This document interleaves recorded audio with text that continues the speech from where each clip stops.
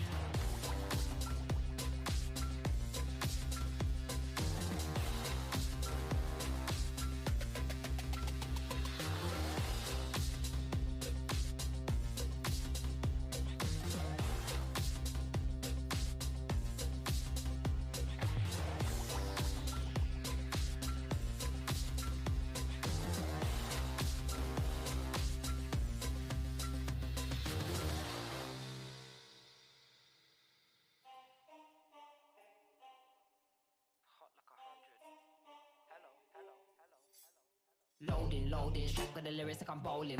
Keep pushing on, keep rolling. Didn't wanna listen, but I told him one more time. Your favorite MC's bonds are silver. These raps here are golden. Cards on the table, there's no folded. Spit bars at the club, zoning. TikTok come to London, get ripped off. Man get pissed off when I start lift off. Sweet like flavors, cookie and biscuit. Round here, yeah, the bars I get ripped off. Picked up myself, yo, every time I tripped up. Little petty the big rock. Me and my G's do everything mixed up. Full circle, now everybody linked up. That's irrelevant, memory like an elephant. Keep it hard, but you know that it's elegant. Get mad, but always benevolent. Always moving up, just leveling. Constantly telling and rhyming, riddling. Cycle through these streets, I'm pedaling. Hibernating and boom, she's back again. Oh, cause a little fire on the track again. Turn the music up, vibe like an icon. Icon, icon, yeah, if you want buff, we can go psycho, psycho, psycho, head to head, bar to bar, turn the mic on, mic on, mic on, turn the music up, vibe like an icon, icon, icon.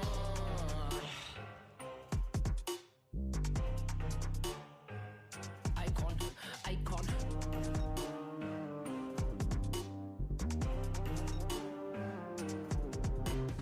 Yeah, it's clear, it's evident. Yeah, I don't mind, I'll do it for the hell of it. Yeah, elevate bars, I regulate. Yeah, UK, wheel up the tune, just meditate. If we didn't get it by now, then it kinda late. Man thinks he's a bad man, but he's kinda bait. Live every day like it's my last. Celebrate, mind on the task, we calibrate. Loaded, strike with the lyrics like I'm bowling. Keep pushing on, keep rolling. Didn't wanna listen, but I told him.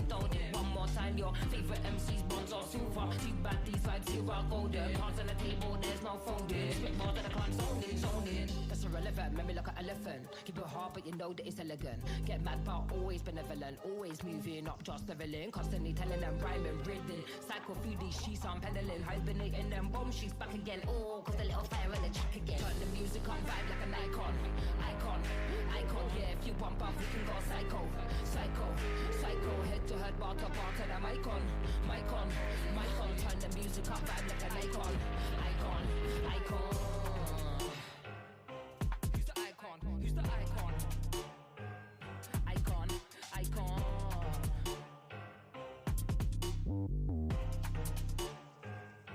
Who's the icon? Who's the icon? Icon, icon.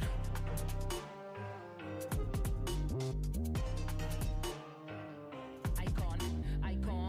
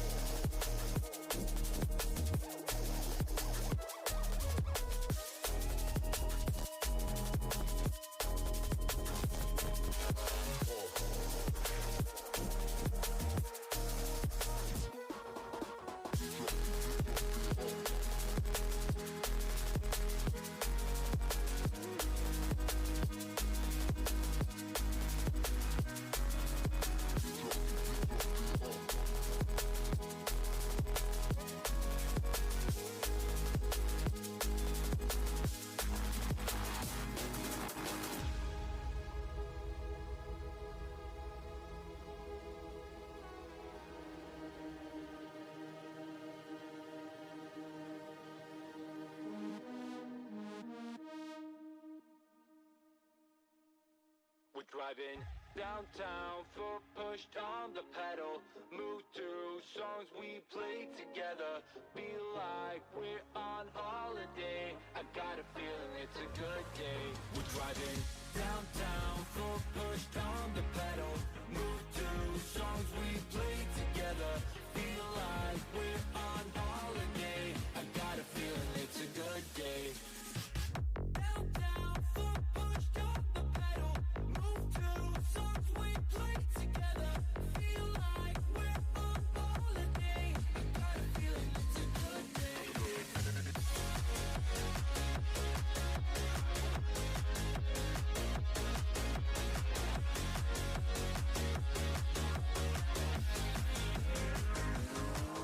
Let's go back to the days, down memory lane. Back to the times when our life was a breeze. Feel the freedom again, my mind was at ease. The sky was so blue when we rolled down the street. So, hey, I just wanna touch your vibe. I just wanna touch your vibe. Hey, I just want a good time, good time. Driving downtown, foot pushed on the pedal. Move through songs we play together. Feel like we're on holiday. I got a feeling it's a good day. We're driving downtown, foot pushed on the pedal. Move through songs we play together. Feel like we're on holiday. I got a feeling it's a good day.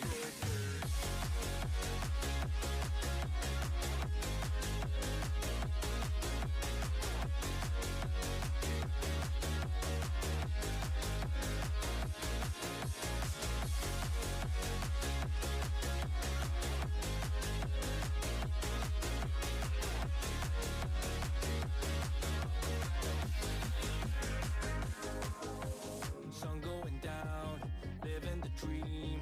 Everything's clear, but the lines are the freeway. Let's do it again, like back in the day. Nothing can stop us from living the feeling. Hey, I just wanna touch your vibe. I just wanna touch your vibe. Hey, I just want a good time, good time. Driving downtown, foot pushed on the pedal. Move through songs we play together. Feel like we're on holiday. I got a feeling it's a good day.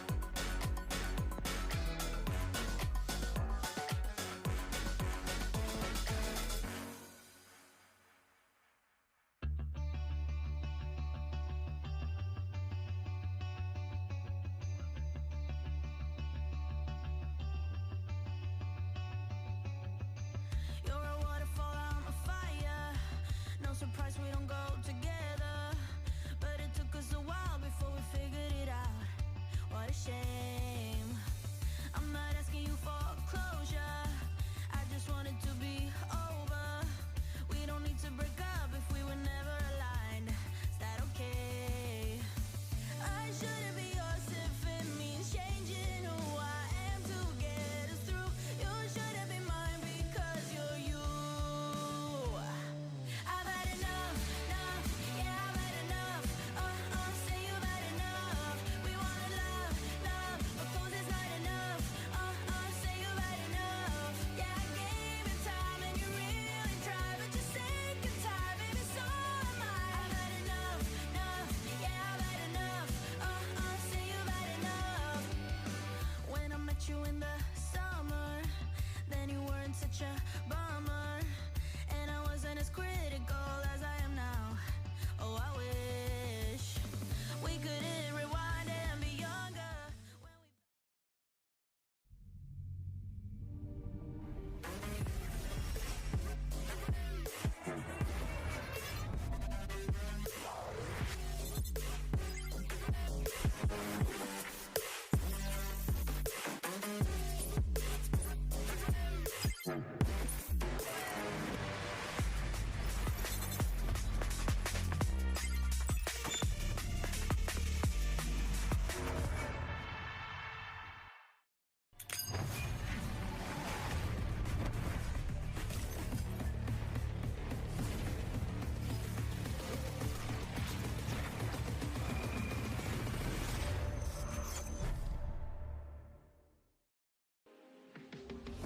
Hello, beautiful people. Welcome your faces back to the Samsung Odyssey Challengers Northeast. It's a second day in a row here as we get things rolling through the qualification games and behind the scenes some elimination games at the same time as teams are scrambling to make their way into the top 8 of these two big regions, right? Get into the playoffs. My name is Pavlos, and of course I have Summer to help me break down all the action for yet another time. Look, we've already got a bit of a taste of some of the teams kind of already reaching that arc. We had some epic action yesterday. How are you feeling about today?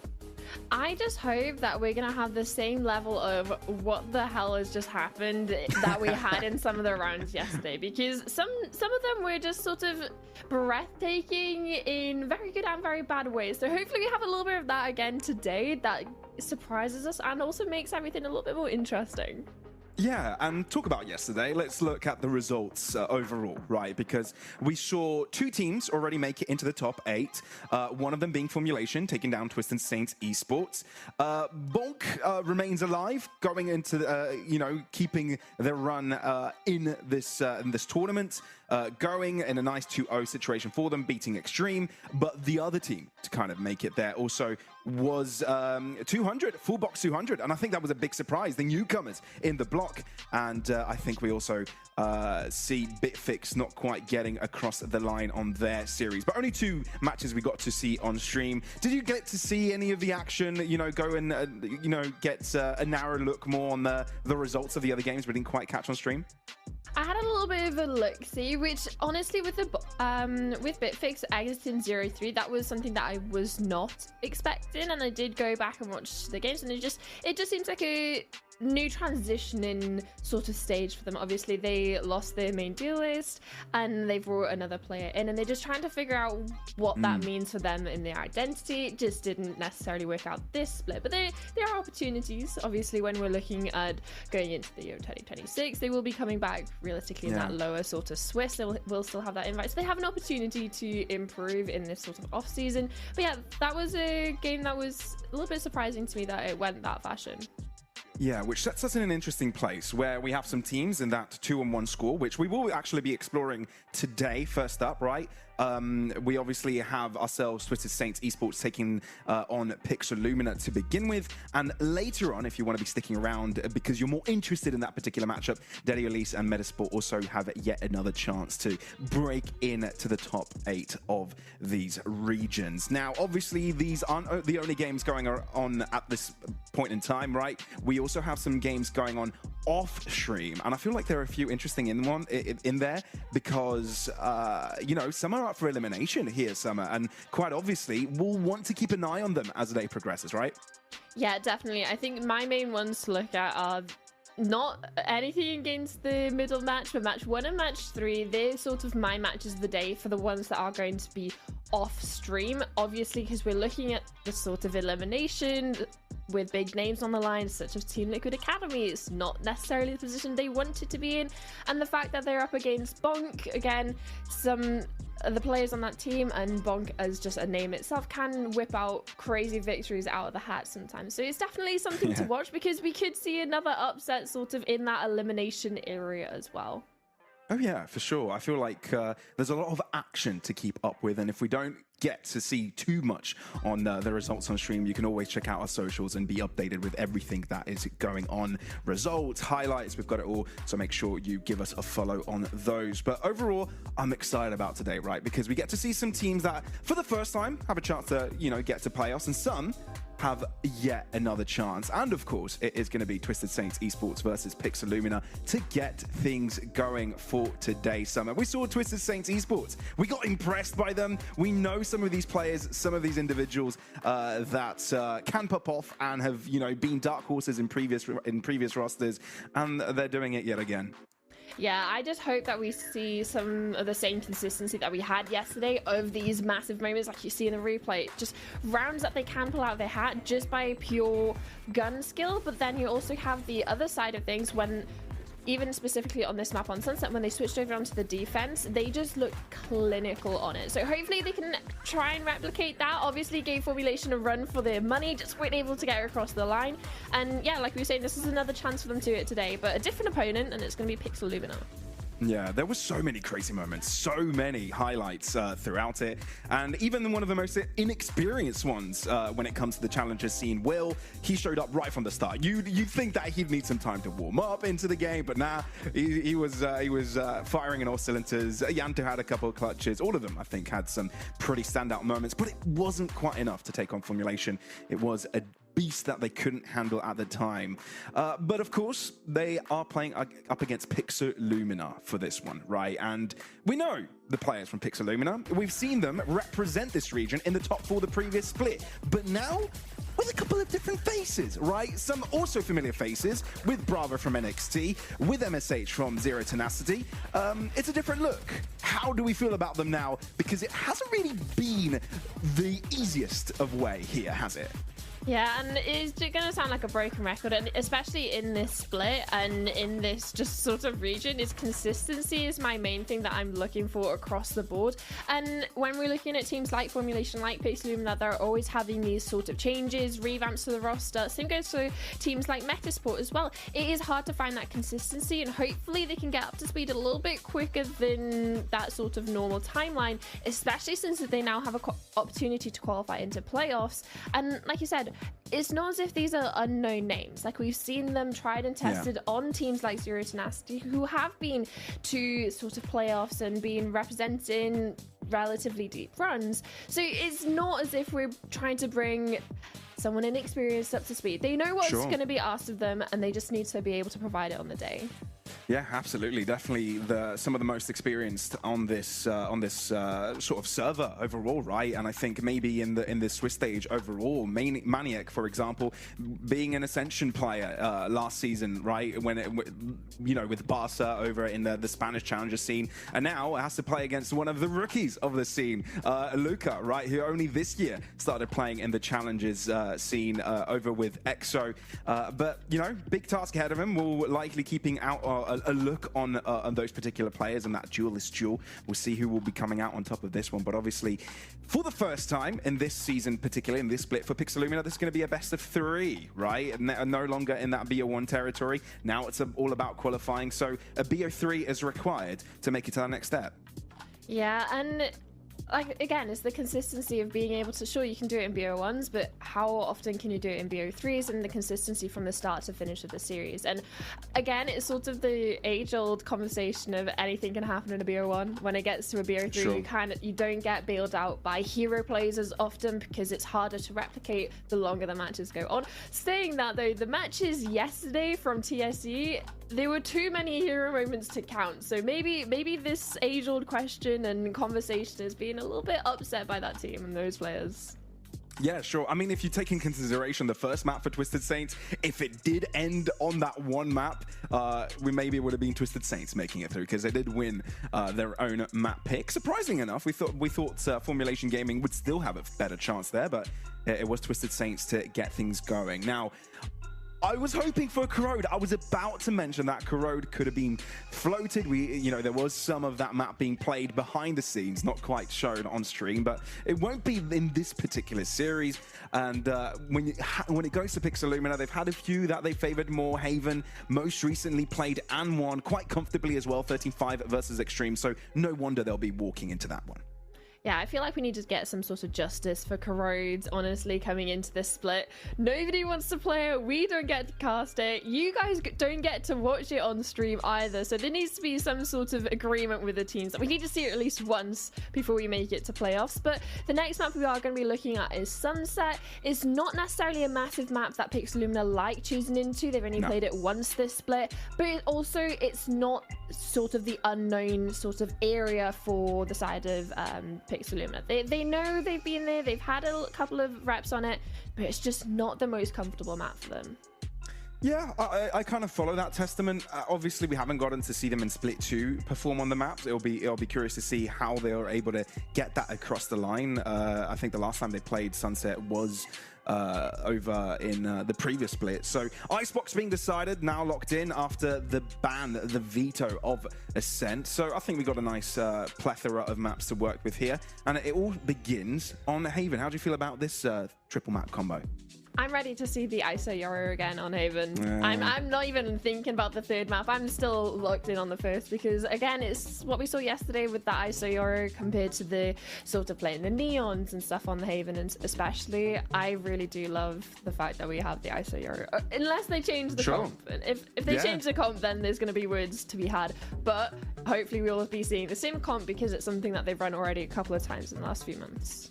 I mean, normally I'd favor Pixelumina in a match like this, the experience, the players, but the changes they've gone through, you're playing up again in 3 different maps. You often don't know your cracks, but also, given the fact the first 2 maps are going to be Haven and Sunset, this is not looking too bad of an ordeal for the Twisted Saints, right? They are feeling very comfortable on both of those maps. Well, very is, a relative term, but given the fact that they were able to beat Formulation Gaming, have a flawless defensive side, as soon as they switched sides, they went 7-0. I feel like, they're coming into this very comfortably. Yeah, I definitely think there's an opportunity for them to close it out in that 2-0 fashion, but it is going to be, you're talking about cracks and not knowing it on different maps. If they do obviously go by the most recent comps that they've had, they have the same exact comp on Haven, so hopefully we'll get to be able to see the punishment of knowing their own issues with your own comp. Sure. And we'll get to see it right away, and indeed it is going to be a mirror composition for both of the sides. The exciting ISO and Yoru, which netted a lot of excitement when we do get to see this, right? Constant duels, constant fights, and the fact that whenever you have that kill contract up for the ISO, you better know it's going to be used on site. Make sure that one of the defenders are no longer there. Create a bit of gap in the space, which your team can then basically exploit and explode onto. So a lot of that to be expected for this one. In anticipation for this though, if you could put a percentage of where you're leaning, I know this is probably your worst question to answer, but after seeing what Twisted Saints did, I'm sure your favoritism might have changed a little bit, right? Well, wait, okay. For Sunset, sure. Sure, Sunset, I think I could see it being favored for TSE, but especially on Haven, I still think Pixelumina will have the upper hand, although it is somewhere that Twisted Saints are comfortable with playing. They have had a decent amount of reps on in the last couple of months. It's just the opponents that they've had up against for a similar win rate to Pixelumina, the opponents sort of, it really does favor Pixelumina. They played against CGN, BBL Pacific, and the likes of Twisted, they played against Wilds, Uniway, Land Dodgers. Yeah, well, all eyes on Luca and Maniac in this head-to-head. One of the most experienced players on the server and one of the least, but still the same role that they have to fill for their teams. It's TSC starting things off on the attack and already tempting their fate towards C. MSH is there to potentially stop them. He's got friends nearby as well, already backed up by a couple of players. And sure, there's a tag from the recon, but it's not like the shots can fly through. But the shot darts, now they can become quite the issue. TAC take the site by force and now have the numbers advantage for the hold. Oh, you're talking about numbers advantage, double it down. But look how far away the rotates are, and it's just so many isolated fights. A lot of damage, though, at least being done by Maniac. Yeah, TSC, a lot of these players are actually quite low. You're right, Maniac did attribute a lot to that, and Bravo is starting to clean up. Viti, though, if you continue finding headshots like that, it's not going to make a difference how much health your team has. And you haven't even gone with the spike plan yet. It's crazy how they were just confident to hold their lines, wait for Pixelumina to just jump into their crosshairs without considering that spike to get planted.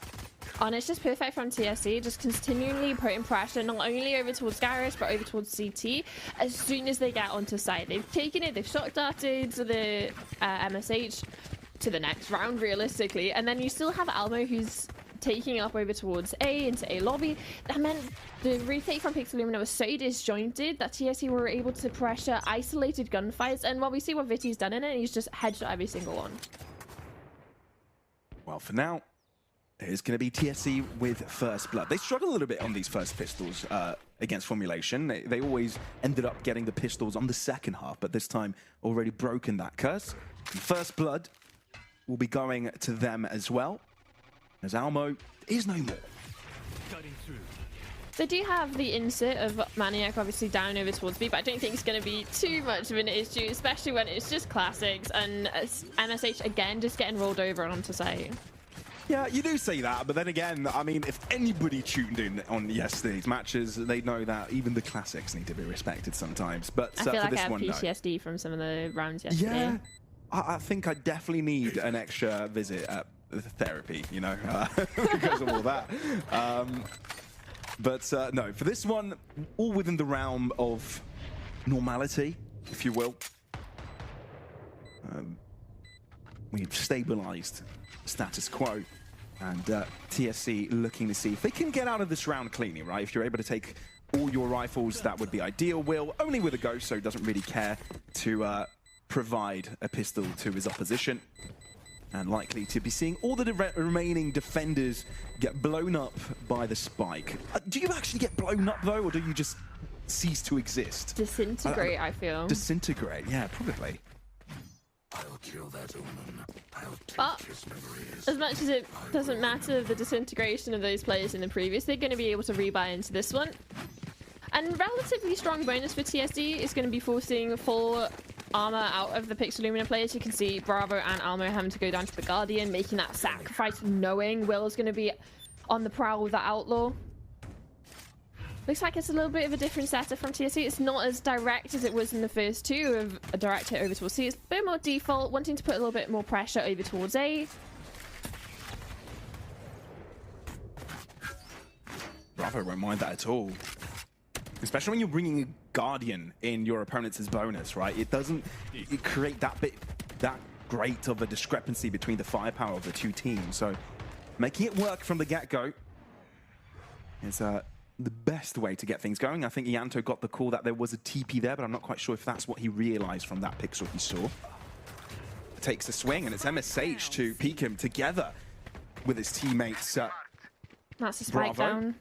Indeed. Full information for Pixelumina, and they're holding it with three players already. Yeah, this is going to be difficult to dismantle. Sure, you have Maniac holding over towards Garage, but yeah, you're just flashing in, trying to get any sort of kill, because it's not as if it's even dropped deep long. It's up over towards cover. You have to fight forward with it. The scary part is that you don't quite know how close your opponents are and if they're playing it from backside or actually in cubby. Because otherwise you can just throw down a smoke, let them spray for a bit, and then go and retrieve the spike. But without having that information, it's a bit of a difficult call to make. So a flawless actually round for Pixelumina. Don't lose a single player throughout the process, I believe. And therefore, a nice way to get them on the board. Dak has an Odin. I just want to pull attention to that. Is that going to be a spam of Garage? I already see a ping there. He's starting to... Oh no, he sold it, he sold it. It's okay, guys. Aww. No, it's not okay, Summer. We wanted to see the No, he didn't. No, he didn't. Oh, okay. Well, people who like fun wanted to see the Odin. Wow, Either okay. way. Garage taken over by Luca early on, and it's respected, never mind. MSH has none of it. No access for TSC, and already on the back foot. Ammo spotted, and on his attempt to retreat, also collected. So back to square one with equal players beside. But it's not like equal spacing that's been gathered, right? TSC have been, sure, they have the trip over towards C. They've only really explored over towards lobby without losing the player. Obviously, we saw Luca die over towards garage. It's going to be a lot of utility that's required to retake any sort of space. And instead, they're just going to take the space that they've already got and push it a little bit further. Yeah, I mean, there are a lot of question marks for Pixelumina. So, yeah, not confident to rotate. Maniac here. This would be a massive fight to determine the round. You've got to consider that Cubby is being taken over. Smoke to block out Cat, and it's Maniac first up. Nicely done. Sticks, great read on the spray. And now all of a sudden this attack crumbles to pieces. TSC don't even manage to get the spike into the ground, and Pixelumina hold their ground. Very diligent, very clinical with their execution, and take over with relative ease. Yeah, and especially with Maniac winning that fight over towards short allows the players on site to have their full attention over towards long. And yeah, Stitch just massive spray through the smoke, awareness of the TP up into heaven. Like you said, it's clinical. Very clean. And it's tough times as well for Twisted Saints. You've only got a hero rifle to work with, so an opportunity really for Pixelumina to be the first on the helm. An opportunity to build up a couple of ults in this round though. Try and put yourself in the best position for the next, but you might not even get an opportunity because this round might be over sooner than expected. Almo and MSH just pushing the issue. It's a bit of a deathmatch round, isn't it? Getting to see the POV of Almo in Garage with players coming at him left and right, and then there's a player with a sheriff over in window because people love their sheriffs in deathmatch.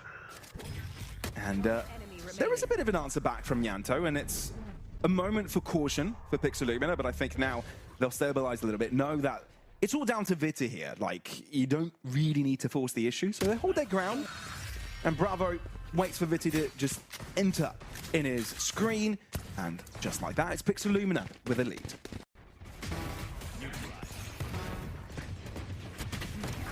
There will be a little bit of a stabilization for the economy now for TSC, an opportunity to bring back the rifles out with a couple of ults online, right? You're looking over towards the kill contract on Will, similar to Almo, only one away for that.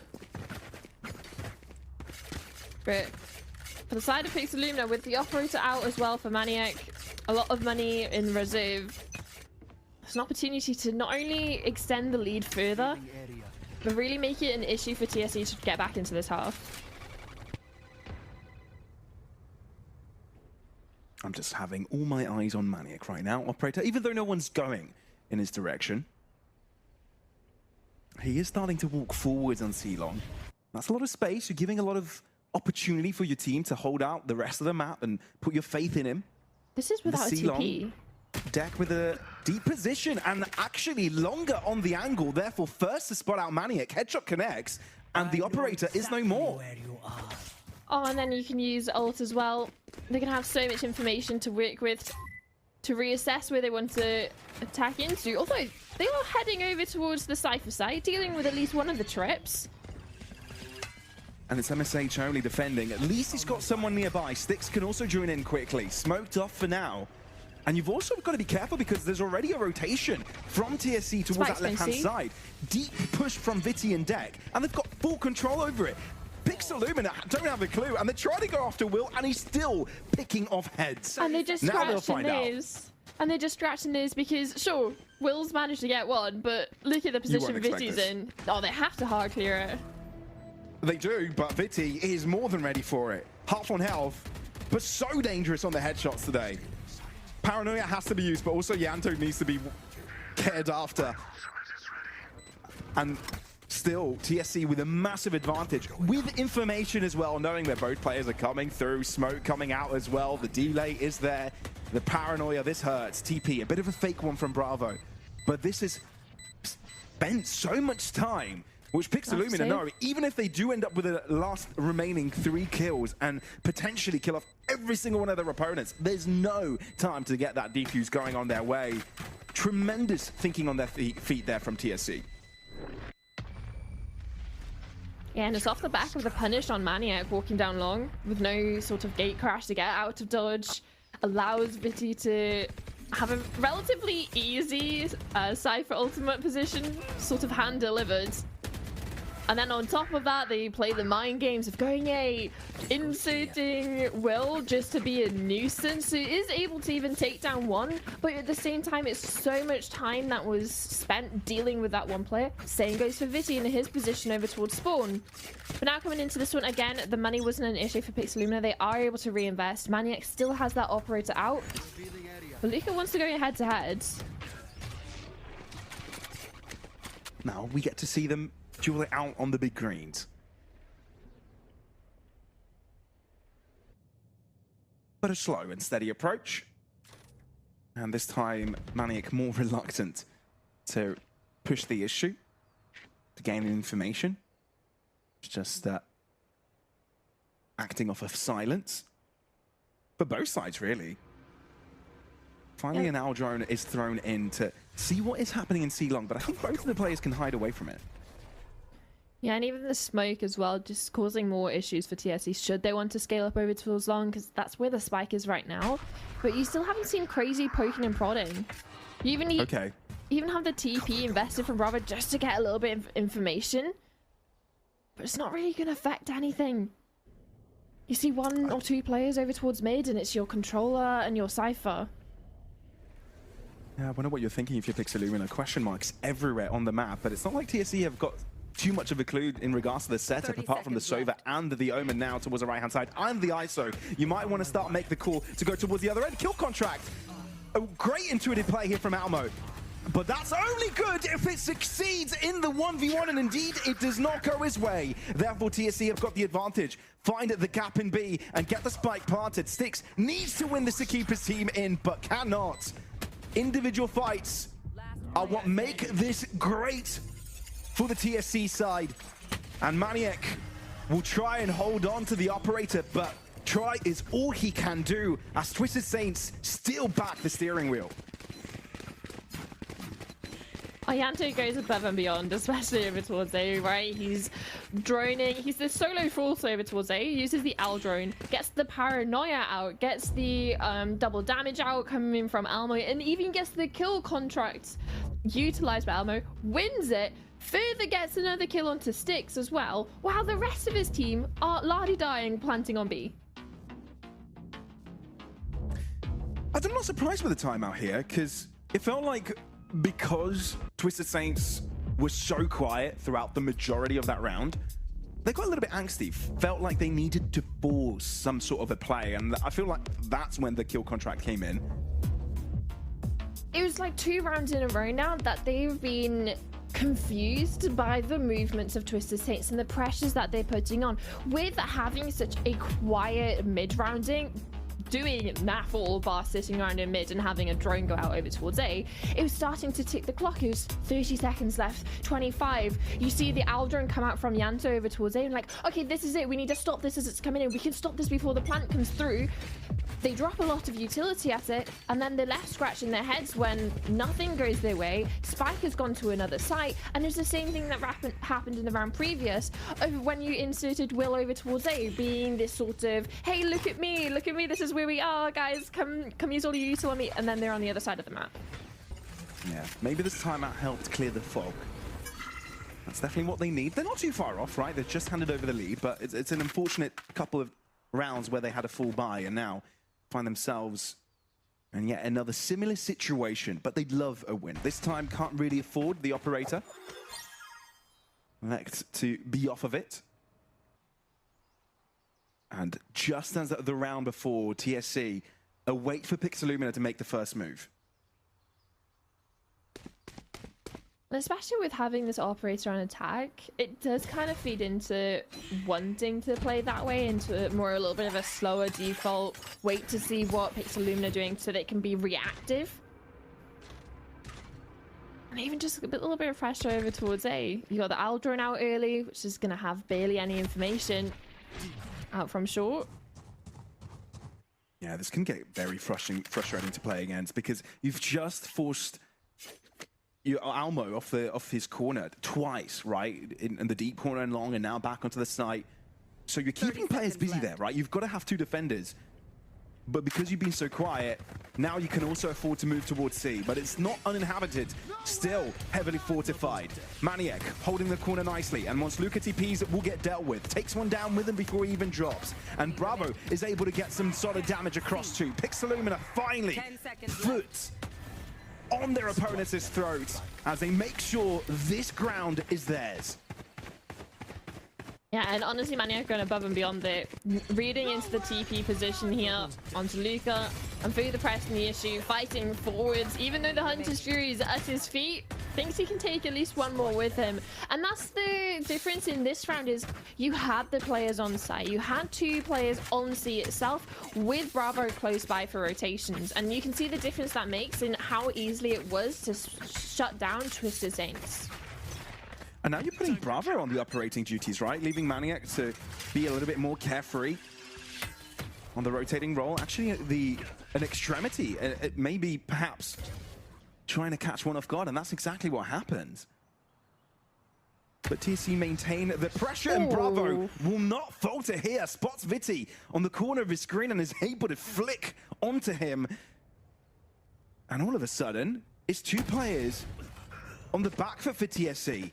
Trading equally will not do it, but they might just have the space for the spike plant. Sticks, wondering if he should push through the smoke, and he makes the right call to interrupt the plant. Sticks with the double will seal the deal in this round, and it looks a lot more comfortable for this Pixelumina roster. Oh, I want to see the replay of this. Thinking he's up on the box. That's a risk breaker. Spike down A.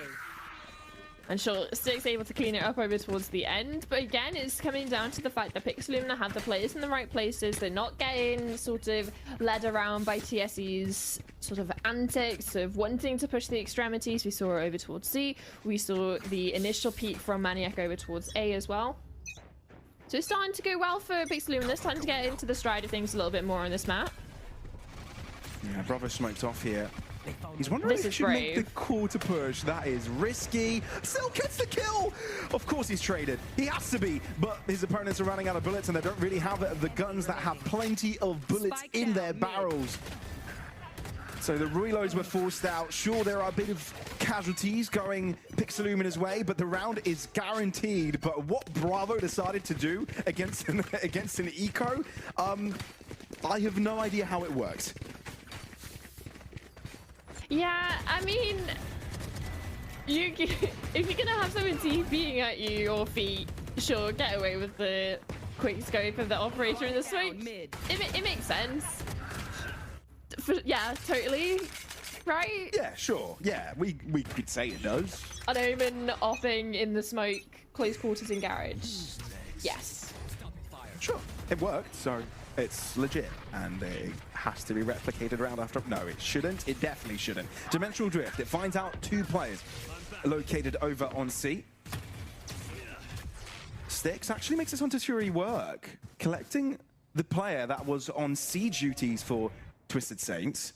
In the meantime, the attacking side has taken over this B side, but they want to go a little bit further, knowing that there's an Owl drone, there is the Sova, and Manic has just revealed themselves, so the information is slowly creating a picture for TSC as they try to get back on site to plant the spike, knowing for everyone will be coming from, looking to isolate, and indeed it works in their favor. Quick on their feet to even adjust on the game plan, walk towards C, and they leave everyone for Pixelumina behind.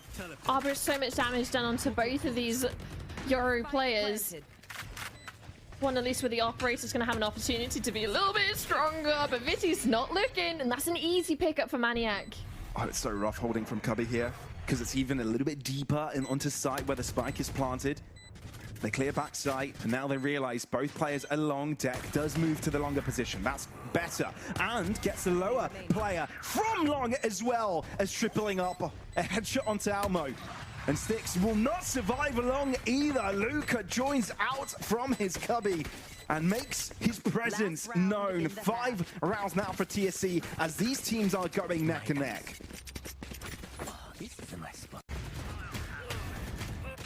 This is the adaptation mid-round.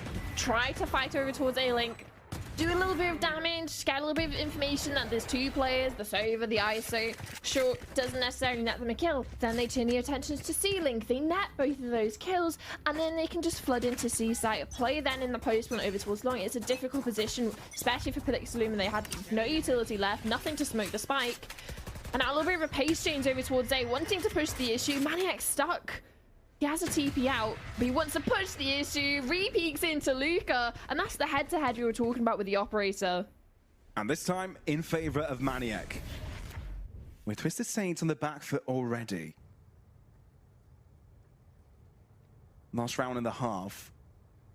And Pixelumina would love to be ahead. Again, this is their own map pick. But it wasn't without TSC creating issues yesterday.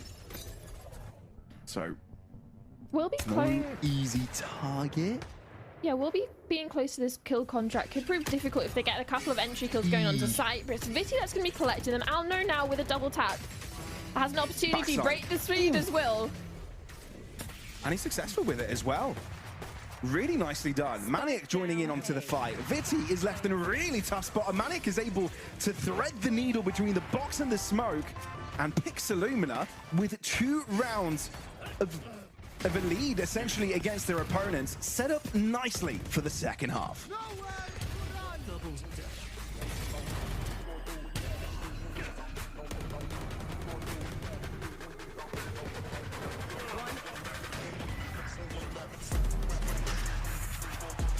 Spike down A.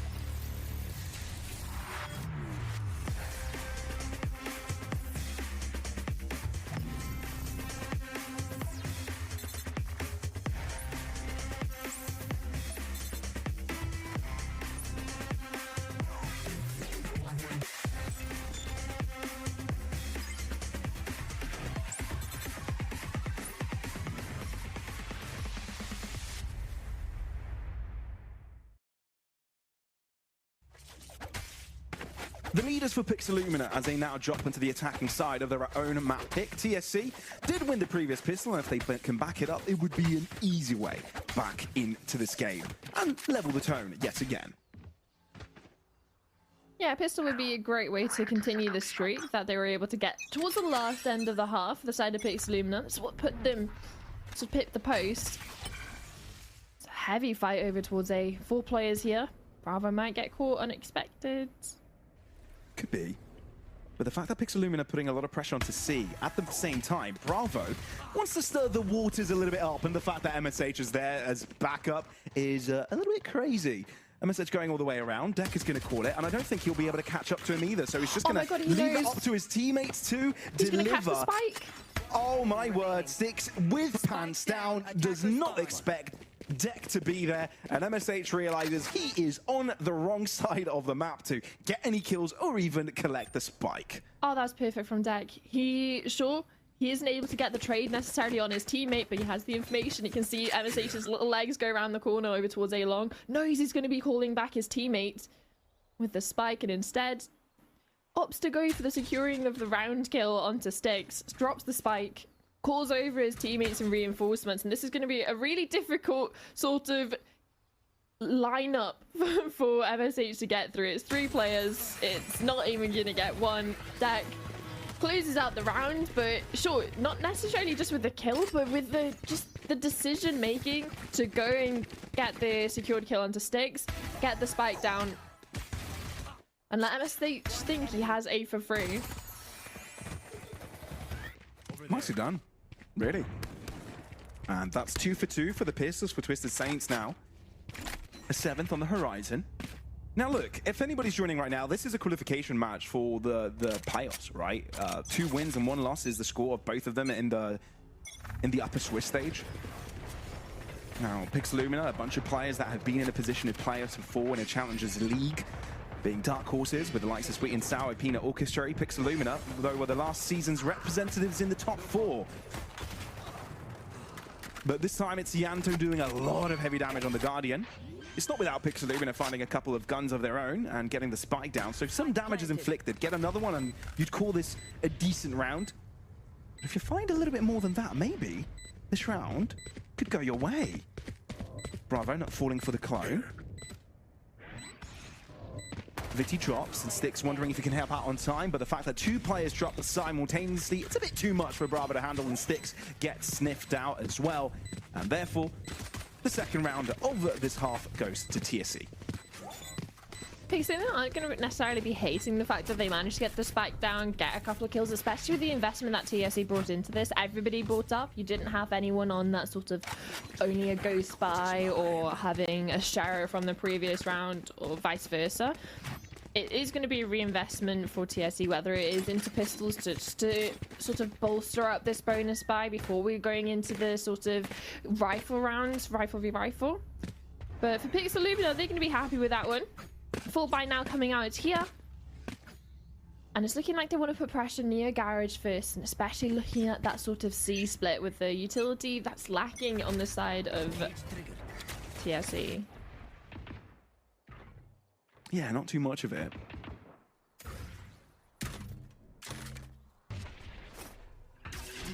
But this would be a great moment for Pixelumina to get into the game. Up against the bonus, you'd like to make it clean as well. Well, actually, it takes a lot of damage early on, down to 10 points of health. There's the smoke fate, he's got to relent. Cutting through. But instead actually sticks around, takes a deeper corner, and that actually might be a good call. Maniac is really close to him. But with one sort of clone into Garage, they've managed to destroy a lot of utility that Veto had. Not only the camera, but one of the trips in Garage. That's just going to be massive question marks for them. Fortunately, they were able to answer at least one of them. They now have a little bit more control over Garage with the kill over onto Maniac. This could get dangerous very quickly. The positive for Pixelumina is that a couple of players of their opponents are low. 1 bullet anywhere on their body should do it. 5 onto Viti, 10 onto Will. And that Pixelumina slowly start to make their way into C. Tiptoe their way in, and now have just alerted their opponents of their presence with the spike dropping into the ground. 4v5, but it feels like it's a post plant on very equal terms. The thing is that the players now defending the site are the ones with the better guns, so a real tough situation for TSC. HP's an issue as well. Oh yeah, and Almo is awaiting the presence, realizes where a couple of players are joining from. The paranoia causes a little bit of problems. Styx and MSH both deliver as well for Pixelumina, but the fact that Twisted Saints are starting to find some more spray down shots, it's actually starting to work. Hunter's Fury, and it tags Styx, so Viti knows exactly where his opponent is, lands on the trap. Again, further information, down to 5 points of health, but Yanto needs to be quick, and Styx connects through the box! I'm sure timing would be an issue. I'm sure it wouldn't have mattered either way, but Styx makes it look scrumptious as hell.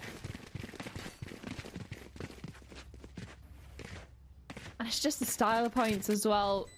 Just to close it out, like you said, there wasn't going to be any time anyway, but the fact that, sure, he gets hit by the Cypher trip, readjusts over towards CT, pops a little arrow down, and it's just a wallbang central to get the last final kill. But for TSC, on a bonus round, doing so much damage is massive, because look at the money for the side of Pixelumina. The reinvestment goes crazy, and they're really on equal footings in regards to both teams need to win this round, otherwise there's going to be economical issues. Absolutely, and Pixelumina do not want to be on the back foot when Sunset is basically on the horizon at this point. Pixelumina entry. There's only one left stranded. Yanto wanting to help out, but will be the sacrificial lamb for Will to survive at least for the one pickup. Hunter's Fury, it's netted so much damage across this game so far. But the spike will go down, and Maniac looking to be sneaky in a little corner. And I think Luca's approaching him and will be able to get the spray across. A bit shaky, but gets the point across for sure. And the high-low setup just seals the deal in this round, with Pixelumina making it work. This is what I was talking about, is both teams win or lose is going to be issues financially. TSE going to be put back on the laurels in regards to money. They're back into pistols, but at the same time for Pixelumina, the money's not ideal there either.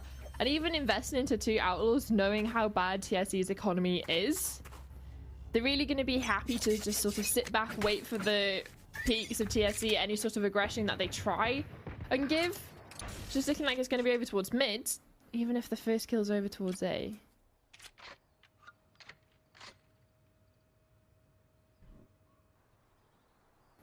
Oh, this is cheeky. It is. But Pixelumina are doing their due diligence to check out every single one of these corners. And even though MSH checked it, it's Luca. That's Quigger. And he's TP'd out. Press mouse 1. They're not going to... Scot-free. Yeah, and they're not going to think about Deck either, because he's managed to stay silent majority this time. My camera is destroyed. Unfortunately, he's not going to be getting anything for this position unless Bravo decides to walk over to Garage. But the issue is it's the site hit coming in from Pixelumina that he needs to try and stave off. Hold on to backside as long as possible for the reinforcements to come in. And the spike hasn't even gone down yet, and TSC are starting to populate the back of the site. This is going to get messy. Very quickly. Yes, it could. Maniac nearly ended up with both there, but he finds information onto Viti for the rest of his team to do the cleaning up. But you need to be quick, because there is that backline being pressured from Deck, but now with that shot being fired, it pretty much guarantees the fate of the round. A lot's been thrown at him. Smoke to deny the access to the site, Recon to potentially find him and spray him before he even gets a chance to approach.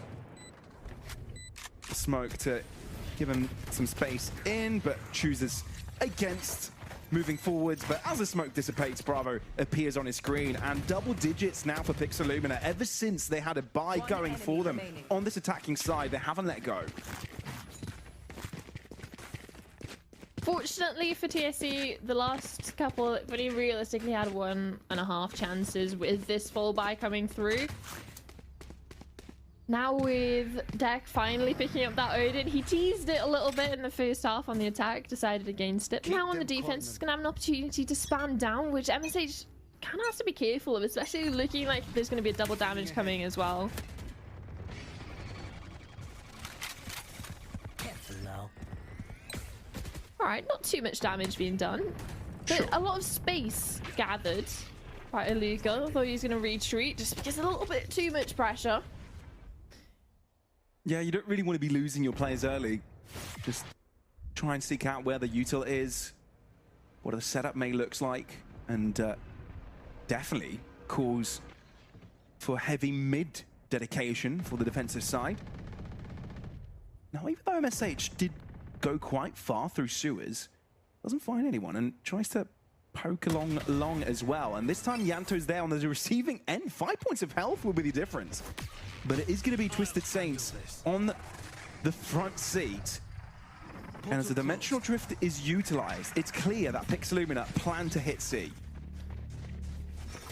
But they're rushing in. TSC didn't even want to let them have this. They want to flood back in, but the only issue is Pixelumina are ready for it. Bravo, Maniac, and Almo each picking up one apiece. And that's just a shutout for TSC in this round, because Deck's low HP. Just double the numbers they're going to have to get through. Might just be time to tuck tail and run. Concede the 11th. Just to save weapons, save face, have enough to fight back in round 19. But right now, it's Pixelumina doing all the fighting. Sure. You kind of get the idea of what Twisted Saints wanted to go for, trying to get many players as possible towards the backside of obviously deny the plant before it even happens, but when you've got Pixelumina with so many players already around and a Dimensional Drift figuring out all the information, that's never going to happen.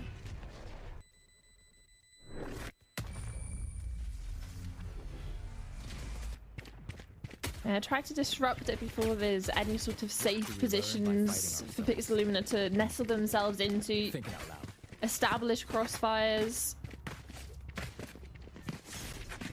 But even if they weren't able to get those crossfires going, settle into post-plant positions, they were just ready to fight forward. Not even chancing to get this spike down. Knowing that their way out is to fight the Twisted Saints esports as they were trying to flood in. And thankfully, with a little bit of a save from the two remaining players, they are able to field a buy. They are, but this feels like the most critical round for Twisted Saints, and already paying dividends with 2 kills to nothing. Coming into this one with barely any funds, knowing that you lose this, you're back to economical square one. You've got a plethora of ultimates available to you, but you haven't needed to use them. Crucially enough, you can make sure those can have a use further on when the comeback is still on. And if you're trading equally from here on out, this round should be smooth sailing. Keyword should. Especially as the players are starting to put a little bit of attention into reading the position of Viti. Get a clean kill and a clean position over towards site. Do you want to use a kill contract on the player planting? Yes. That's exactly what you do. Bravo caught. Will. Oh no! That's the second time we've seen a kill contract not really work out today. But it does end up eliminating one of the players from the site for the rest to just walk in and clear the space. And it was traded. The kill contract was traded. You know exactly where that player is going to pop out. You have a double, one up, one down holding it. There was no way out. And thankfully for TSE, it's a little bit of a stop to the drought that was happening in regards to rounds. For sure. And for the cost of 1 ultimate when they have 4 others up online, you take that any day of the week. And especially looking at Pixelumina's couple of ways short, like you're looking at Styx and MSH, but realistically you're looking to see what Almo can do with his kill contract on their attack, trying to weaken a site, possibly get an early pick. Yeah, inevitably this has put this game in a very doable situation for TSC. Kill contract, this time from Almo's POV, and this time he's the one to succeed. Will close by and wants to make sure that the B site can't be taken so easily, and with the assistance of Smokes as well as Viti's presence, that first attempt is thwarted. Pixelumina quick to switch their focus though. A site is where they're heading. Yanto is looking to see if he can stop them, but Almo's clever, uses his own little cover, his wall to get across, and it does net Pixelumina the space. It's a 2v2 with a spike going down, and Twisted Saints on the back foot.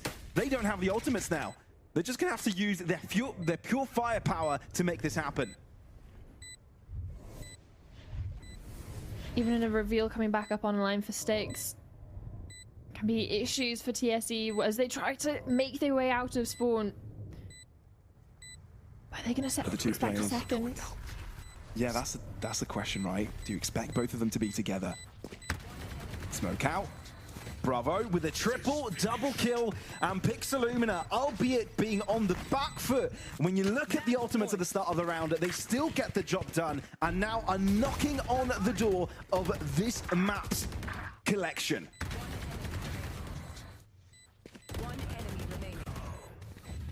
It was going so well for TSC at the beginning of the round. They had short control, they had the ultimate that came out from Viti, they knew exactly what the play was. But still, somehow, Pixelumina were able to brute force their way out onto A, collect the double kill over towards CT, force the TP from the shadows from deck to rejoin with his teammate in CT. And reading into the financial situation, Maniac just picks up an outlaw. And even Bravo goes wandering. It's just a clinical round. There's not really much to say, and especially at 12-8, this is not what you want to be seeing from TSE. You're not giving anything to Twisted Saints right now. Every single individual duel goes their way. Finally, Viti makes sure that this isn't a flawless, but Pixelumina wanted to put a stamp on Haven and wanted to get rid of it, get done with it, as they've already collected their own map pick. Now, it felt like on those buy rounds, especially moving on to that second half, Pixelumina weren't letting go. I mean, sure, Twisted Saints had an easier time given the fact that they won both pistols and follow-ups, but when it came to rifle executions, it was Pixelumina all day. Yeah, especially when you're taking into the context, like you said, that they won both pistols and the follow-ups, and it was still an 8-13 scoreline for them. You're really looking at those rifle rounds that really made the difference for the side of Pixelumina to not only regain the lead after losing the pistols and such on, but like you said, as soon as they switched over towards that second half, it was like a completely different team. And I feel like the final round encapsulated what we saw in that second half of nothing was going TSE's way. It was clinical from the side of Pixelumina.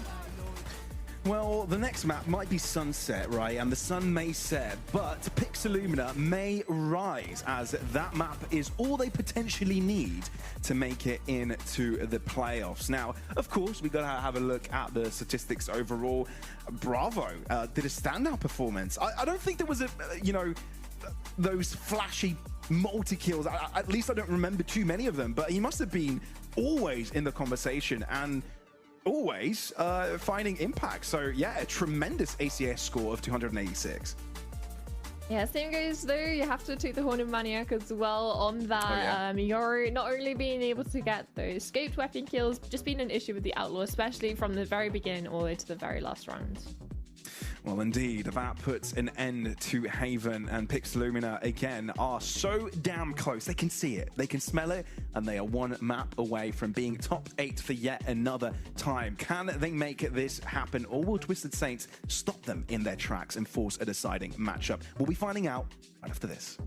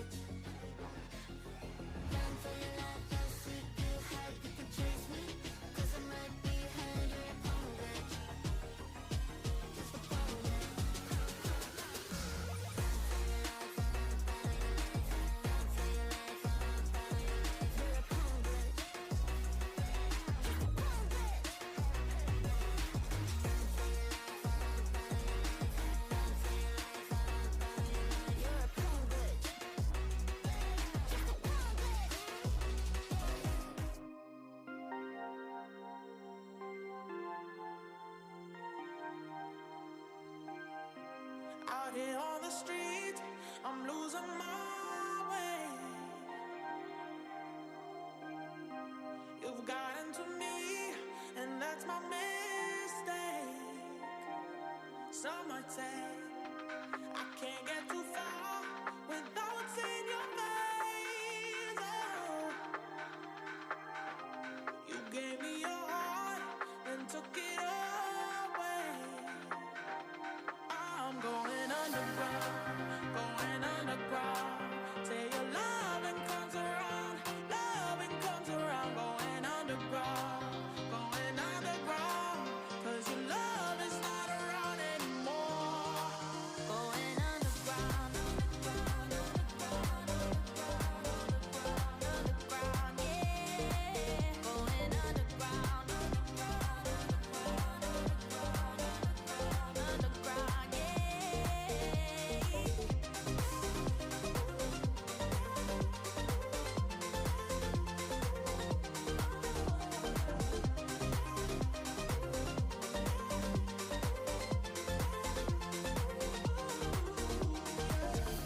I hide in the dark, nowhere to be found.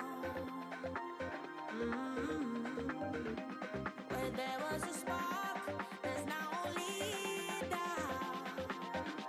No, no, I've said it before, I'll say it again. Oh, I thought you were sure, now you're a losing. I'm going underground, going underground. Till your loving comes around, loving comes around. Going underground, going underground. 'Cause your love is not around anymore. Going underground, underground, yeah. Going underground, underground, yeah.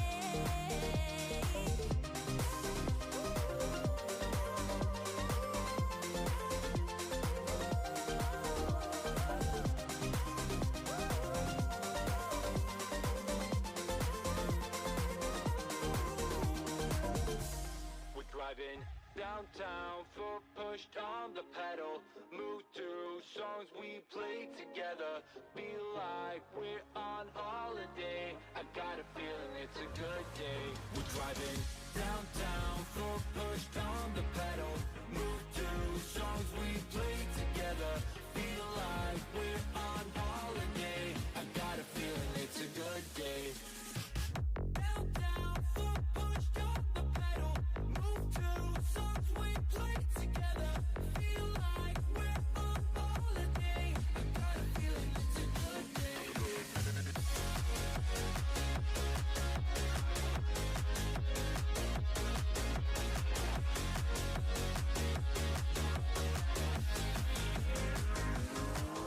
Let's go back to the days, down memory lane. Back to the times when our life was a breeze. Feel the freedom again, my mind was at ease. The sky was so blue when we rolled down the street. So, hey, I just wanna touch your vibe. I just wanna touch your vibe. Hey, I just want a good time, good time. We're driving downtown, foot pushed on the pedal. Move through songs we play together.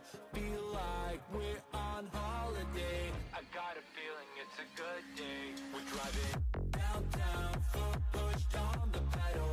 Move through songs we play together. Feel like we're on holiday. I got a feeling it's a good day.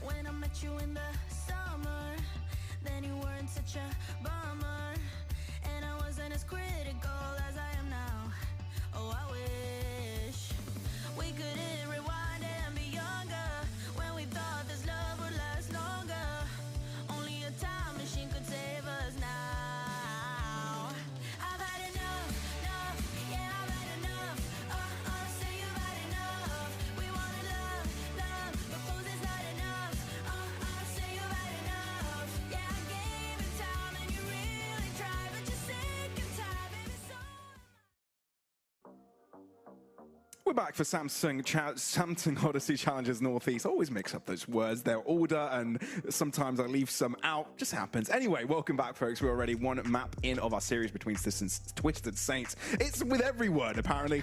Twisted Saints Esports versus Pixelumina. And so far, Pixelumina managed to win their own map pick. It went kind of okay, I think, when it came to their game plans, when it came to their buy rounds. That's where they really took over. And now Sunset comes up, and that's where Twisted Saints were quite dangerous yesterday. But if I do remember correctly, one of the reasons why they were so competitive was by the enormous amount of clutches and individual magic they were able to bring to the table, right? Yeah, and you can't ignore the defensive half, because out of the 7 rounds they ended up playing on defense, they won 7. It was flawless as soon as they switched over onto that defensive half, and it was running that sort of double sentinel with using that deadlock on the Viper. So I'm interested to see how that comes into the matchup today, because unless they change it, which they shouldn't, because it worked so well for them in the last couple of games. They've taken down, like we said, Formulation in it. Bonk even had a competitive game against Spores. So it's a map that they love to play. They played it a lot already, not only just in the last couple of months, but in the East qualifiers, all the way into the lower Swiss, and now in the upper Swiss as well. On the other hand, it's not something that Pixelumina like to play often, and have only played it once in the last 4 months or so against CGN, and they lost. So it's not a comfortable place for them to be going either. Yeah, and it kind of brings back the trauma a little bit for Pixelumina, right? Because even though they were the organization, if you will, the core of players that made it into Challenges EMEA as one of the top 4 representatives of this league, they were dealt a really tough hand in that Challenges EMEA group stage, right? They had BBL Pacific in there, the reigning champs, and they had CGN Esports, who at the time were on a roll, right? They had a tremendous game on their hands in the grand finals of their own region, but now have a different fate, right? Obviously, since then, you'd expect them to change their approach. They've also had a couple of new additions, right? So maybe you'd expect also something a little bit different when it comes to what they can provide on the server itself. Yeah, they've had a little bit of a switch up in the comp that they're running, not running the Breach anymore, and having, obviously, with a couple of different players coming into Pixelumina, or at least this version of it, some of the roles are getting switched around. So Styx is no longer on that Breach, has been switched over onto the Sova, and instead of having that Breach as the flashes, we're bringing in that sort of KO, and Bravo is picking up the mantle for that. And again, a head-to-head between Maniac and Luca is something to have an eye out. Sure, it was Almo that did a lot of heavy lifting the previous game, but and Bravo rather, and obviously you'd want to see this Neon perform well, especially when both teams have a little bit of that spice. And look, Neon was something Twisted Saints had to deal with yesterday, right? And it felt like they always had a perfect answer, whether that was, having the Neon to counteract it with the stuns and, sort of having those pieces of utility to deal with that very annoying agent when it enters your space. So I wonder if that will be translated again into today's match against Pixelumina. Yeah, it's definitely something to keep in mind, but with Twisted Saints starting on the attack, it's them that's going to have to be trying to set the pace, and it's more of the pressure on Pixelumina to disrupt that, because we saw how well Twisted Saints were doing that on their defensive half, with how they were able to utilize the Deadlock and the Viper, and then Luca's ever-presence over the entire site and across maps. But yeah, the focus is on Pixelumina now, on how are they going to be able to stop this composition from Twisted Saints that can go very fast, but is also really well at playing those long defaults and mid control. Shout out to Will. He had a brilliant game yesterday, especially at the start on this map. I'm sure he'll want to replicate that after what was somewhat a quiet game for him, the previous one. Not that he's always in a position to frag, but if he set the bar so high up for us yesterday, you'd want to see that being repeated. Almo realizes there's some presence around, so he does take a few steps backwards and actually calls in for help. You can see Manic leaving that mid side and with his tail beneath his legs, given he's down to 13 points of health. And Ianto, not only did he do that to Maniac, he also finds a pick onto Bravo. So brilliant beginnings for the Twisted Saints, and Ianto continues creating so much havoc single-handedly. Anyone that tries to test Ianto finds his face splat into the ground. And that's on top of already being able to give Maniac a little bit of a dink over towards the start of the round. And yeah, sure, Yanto just mid-presence. So bear in mind, he is on Sova. It's not as if we've got one of the deadlock of the Viper lurking. We have Yanto just sat in mid, gets the first kill, repositions, is aware of the player that sneaked out over towards Petra, gets that kill as well. Puts his attention over towards top mid, gets another one, and then you're just in a situation for the side of Pixelumina. Well, we've lost 3 players over towards mid. We've lost A. Sure, we can get a little bit of a consolation kill onto deck, but that's a pistol round. Another one in favor of TSE. That's the 3rd so far this series. And as you may have just noticed on your screens, folks, it just appeared a little pop-up. Team Liquid Academy have just taken map number 1 against Bonk on their elimination best of 3. Team Liquid Academy, for those who don't know, were the victors of split number 1, but for split 2, nowhere to be found. Didn't even make playoffs, so a bit of a redemption arc is needed from them, but being on the chopping block already is a little bit scary for them. And Bonk, on the other hand, similar end, right? Yeah. But this should be a simple endeavor for Twisted Saints already with first blood, and Deck looking to hold a potential Pixelumina push, but that subsides very quickly. Yeah, it's a nice punish over towards main. Constellation is able to get the orb and also die, so it's at least a little bit of a boost to his ult orbs. An opportunity again to catch players in transition of positions. Almo goes down. Manic might go overlooked. With so many players, is there much that he can do in this position? He can take one down with him and do some damage onto Viti, but that's about it. MSH. Yeah, there is a lot of threads on the ground, a lot of toxins, not something you'd like to deal with.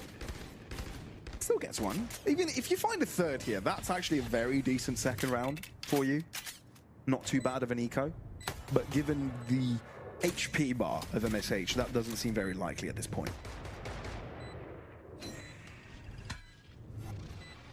Might just go over to try and play for a little bit of exits over towards mid, catch anyone trying to do sort of a double back around. But yeah, even for this round in general, getting 2 kills for the side of Pixelumina with 0 investment coming into this one, they're going to be happy to walk away with that. Just being able to sit in a little bit of sneaky corners, get some right clicks on the classic, and do a decent chunk of damage.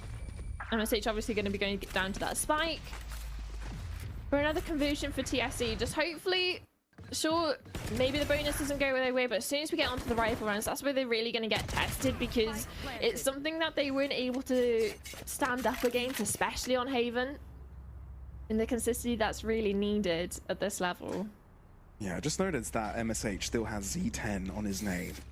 And it's just wild to me how that roster kind of collapsed there, given the fact that they were 2nd in the league previously. I guess that's a discussion for another time, but for now, Twisted Saints continue the trend of winning all pistol rounds and all follow-ups. Even if they get a little bit scary sometimes, it's still a conversion on the board.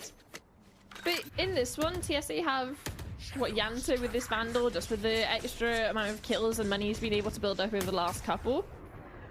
You're looking at to do so much damage and even possibly able to sneak a win, especially if they can overwhelm these players over towards this B site, where there are currently only 2 players in its defense.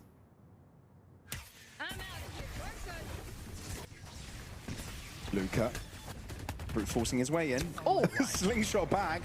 And that actually harms MSH a little bit, even though he ends up with the pick. There is a crossfire shot coming through from main, which has put him down to 5 points of health.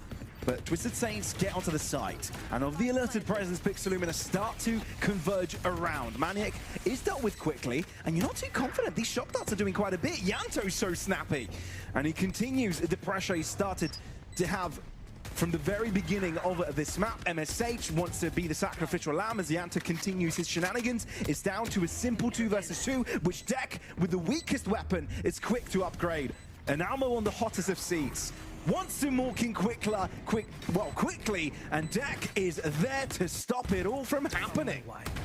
this was a funny interaction. There's sort of the sling back of the neon. But in this round again, it's Yanto that's stepping up to the plate. I think 2 of the kills he's managed to get, it just spans through the smoke.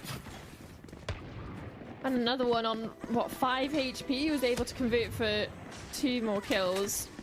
And also, this is what I was talking about in regards to worrying about the bonuses or for the rifle rounds. They've done that with weaker weapons, and they've also sort of stuck it to Pixelumina that, hey, rifle rounds on Haven, it's a little bit of a mistake from us. Now we're here to play on Sunset, our map pick.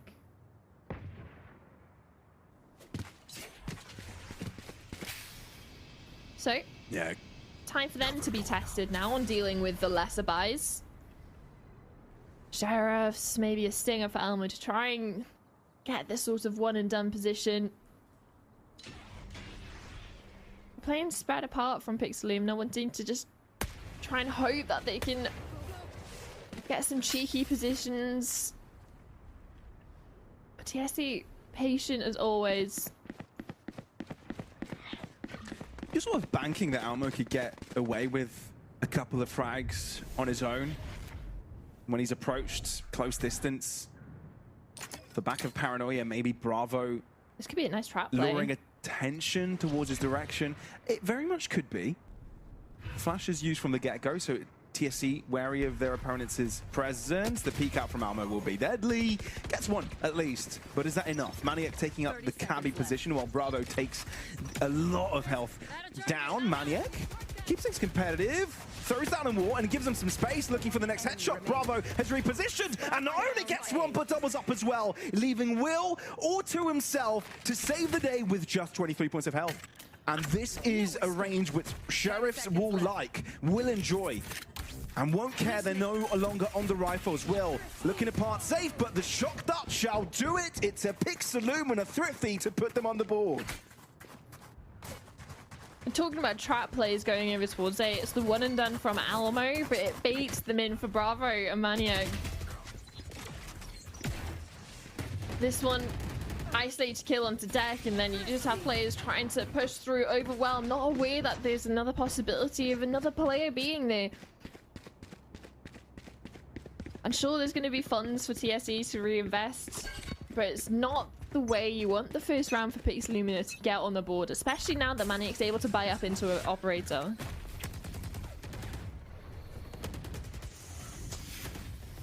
Yeah, I think Bravo is the MVP of that one. Gun here. Okay. And this time, Twisted Saints deny Maniac the opportunity of first blood. Deploying drone. Shock dart's going out to trying to break some of the trips, but with them being over towards market and towards top mid, it's not going to find anything. Although this Hunter's Fury is going to do a lot of damage onto MSH. It's going to be retreating over towards CT, but there's already so many players out on site. The cocoon lands. Bravo will be there to stop it from killing off his teammate. Has to reload, so I don't know if that's actually happened. No, his teammate stays alive, but Styx is all that remains up against the 4. It is ugly, and it got ugly like that very quickly for Pixelumina. Twisted Saints decided, sure, we had a bit of a remote handshake for a bit, but then that's when all the ultimates popped. That's when they overwhelmed, and that's when they decided to just take over that round. It got a little bit scary when we saw Styx starting to get released, and it was a little bit of chaos happening over towards front site. Some shallow smoke is cutting off angles.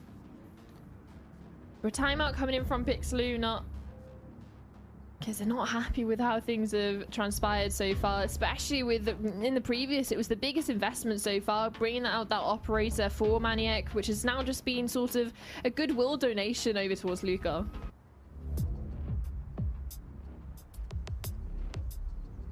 And I don't think it's only because they made a, you know, they're not happy with the status quo, but I feel like this is a very big decision moment for them, right? Because some of them have a partial investment in this round. You could have a couple of hero rifles. You potentially have the overdrive available to you as well.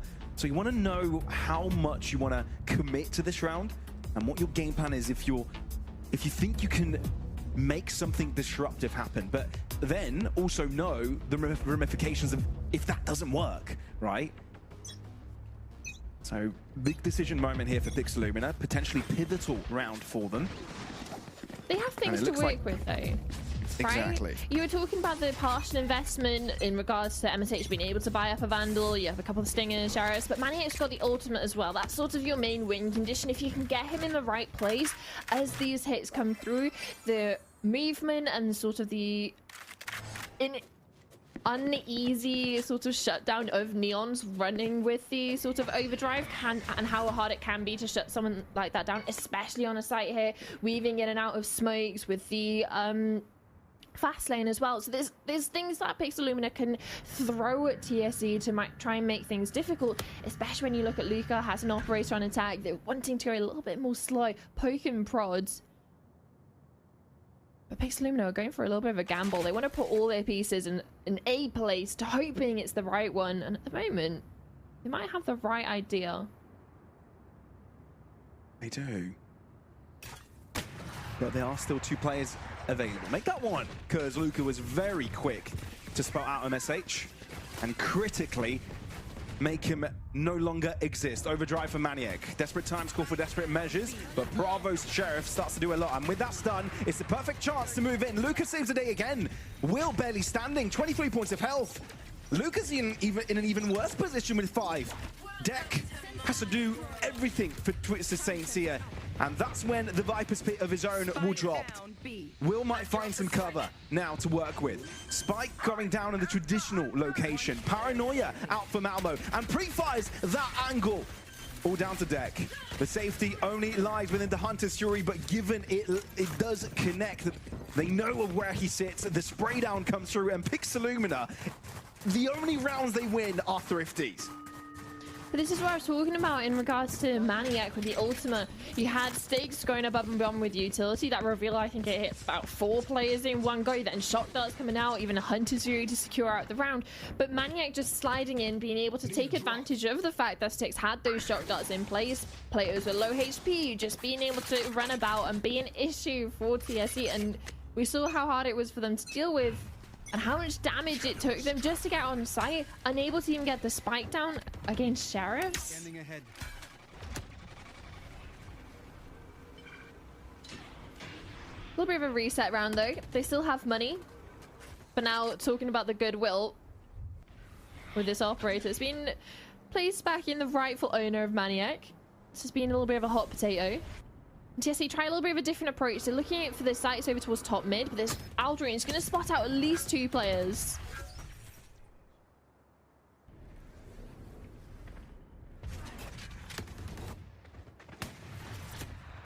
Nice shot from Maniac.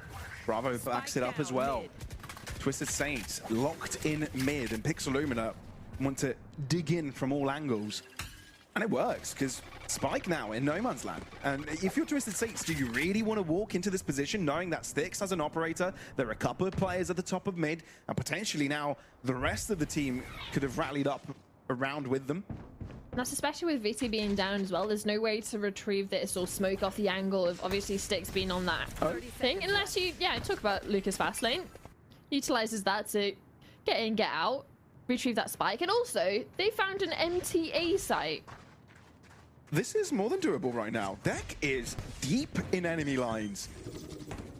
And Pixelumina seem wary of it. Yeah, they're even hard clearing over towards spawn. Timing, you got spotted. Deck no longer having the element of surprise, and the paranoia whiffs, but it doesn't matter because Bravo's there for backup. Luca taking a deeper angle as well. At least keeping the numbers to an even-like level. And they still have a wall over towards CT. On top of that, a sonic sensor as well. So at least that's a little bit fortified. They have to worry about this step-down position, though.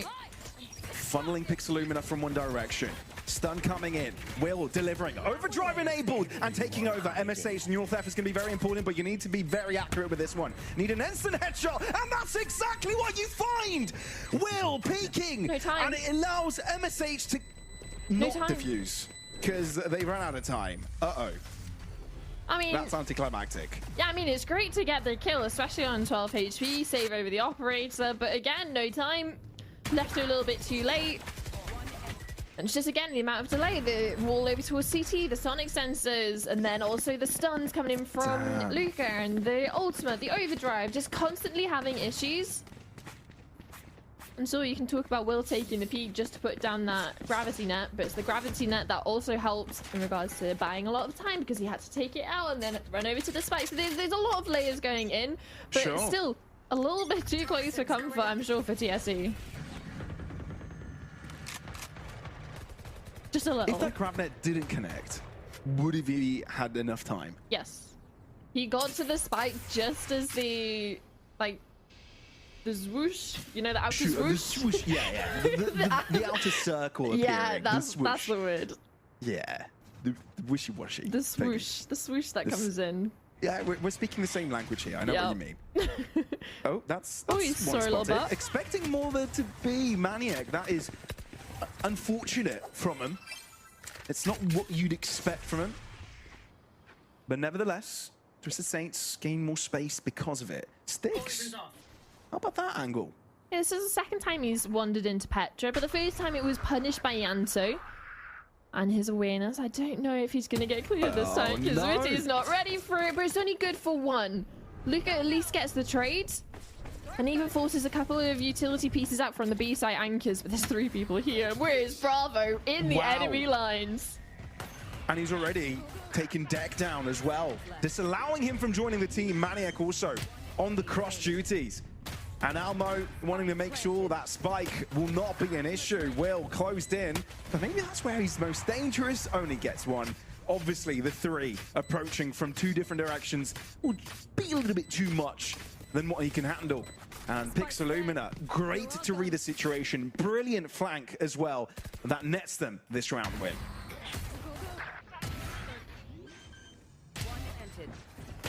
Yeah, it's just awareness of certain positions some of these Pixeluminas can slink into, whether that's the flank from Bravo or sticks over towards Petra in mid, or just not clearing complete angles over towards site, taking liberties where he may not be afforded. And something that they can't afford right now is a full buy. So instead, they want to put the stingers to use for a fast hit over towards A. Luca knowing that Maniac is around, baiting that first shot until he goes for the inevitable swing around. Double stuns, but the one that connects. Oh, look at this committal of the rotate as well. Indeed, 4 out of the 5 are already in the near proximity. Maniac posted up on the right-hand side. Oh, it could nearly have been a collateral. Wait, Twisted Saints are the ones to get most of the kills? 3-1 with weaker guns? How did that happen? Spike planted. A lot needs to be done by Sticks. He at least is able to get in Yanto and gain information on where the spike could potentially be. MSH smoked off, so limited positions he can take, and Deck hiding in a corner, which Vitty will be able to cover once it's peaked. This is very tough. Cage creating more space.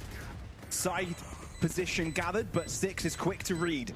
And now it's a 2v2 with limited time available. And you've got to start to act quickly. Recon, it does reveal Deck. MSH trying to get to the spike. Position closed in on by Luca, but now you need to get on it. And Deck knows this. You've got to stick it to halfway, otherwise this is not going to be doable. Again, Twisted Saints forcing it to the final seconds. And even though there are no survivors by the end of this round, this one is won by Twisted Saints Esports. Honest again, that is the Cypher. MSH is trying to close it out. Connects all the kills, but there's no time to close it out. Isn't afforded the liberty of saving an operator into this one. Goes down with the spike, down with the ship. And it's a half by round for TSE, a thrifty with Stingers just overtaking over towards A. Even with the heavy rotates Pixelumina invested, they had 4 players ready to stave off the A site hit. And yeah, it was TSE that came out on top. Lack of utility now as well on MSH. That means there's no trips over towards mid. It's, again, TSE just being able to take a lot of space for free, especially into this one. That exploration over towards A might catch Deck off guard, but the adjustment is there, at least for one. And a gun retrieved. Not too bad of a reaction. And you're right, Almo has found a Phantom, but to what extent can that be used to help Pixelumina's case in this round? I don't think it will have that much of an impact. Especially on 35 HP. Almo dropping down a smoke for his teammate to hide in it. You just don't want MSH to get away with a free kill or two, especially being able to get these isolated gunfights. He's trying to delay Twisted Saints, but there's not much he can do. And a double outlaw pump to gain a swift one here from Twisted Saints Esports. Seventh round now in the bag. And look, you know how we were talking about pistol rounds, follow-ups? You know, it's only 3 to 4 in regards to buy rounds, but the difference is so much greater by winning those first two. I'm not even gonna say it's 3 to 4 in rifle rounds because there's been too many eco rounds being won in this. Okay, there's sort of an asterisk of that. Like, ignore the first two rounds. 3 to 4. No. There's two ecos for Pixel Lumina that they won, and then there's about I'd say 1.5 for TSE because there's one eco, one sort of like half by like bigger investments. So no, Pavlos, it's not rifle rounds. It's Ignore ecos for some reason. But yeah, obviously the pistol round itself, on top of the follow-up, on top of the bonus conversion, gave TSE a 3-0 lead. That when it came into these sort of half by back and forth rounds, that they were able to sort of etch out on top because they already had that bonus at the start. Yeah, you can see Twisted Saints early trying to figure out the frequent spots of this camp to find it, deal with it. Standing ahead. And that they have. And even though they show their presence early on towards B, now a traversal towards the other side of the map, even considering walking down mid. Considering it, but it's still a little bit of a default coming in from TSE. Poking and prodding, seeing what they can get. If they can get a kill on the extremity, can start to shape up the form that their attack wants to take. That one paranoia made TSC so angsty that they are not heading to the A site and are walking into the trap Pixelumina have traded into B. No. Both entrances covered. Styx, Maniac, MSH, Almo. This might be a team ace, but MSH makes it not be the case. Either way, a flawless round for Pixelumina. The cleanest we've seen. Is Almo really that scary? Obviously, I've never met him on the server, but one paranoia. Isn't that the whole point of Omen, right? Being a scary person, right? Scary person. Yeah, I guess. Person of the shadows, hooded figure. No?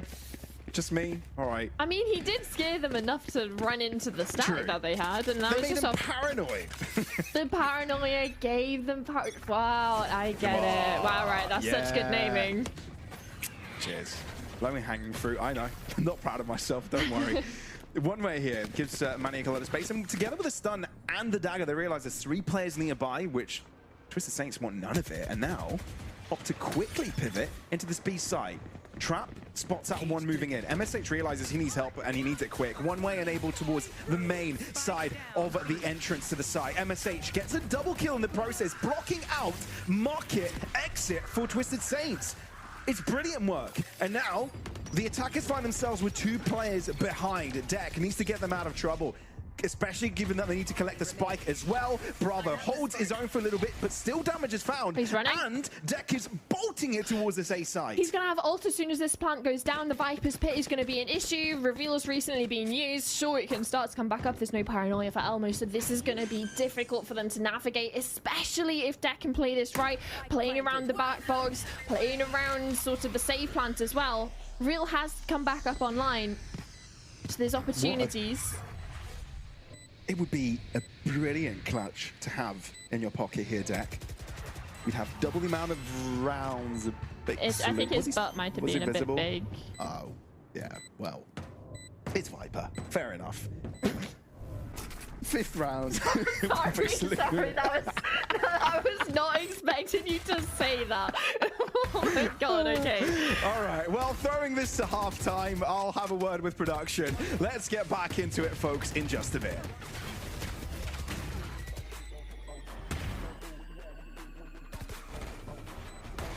Planted.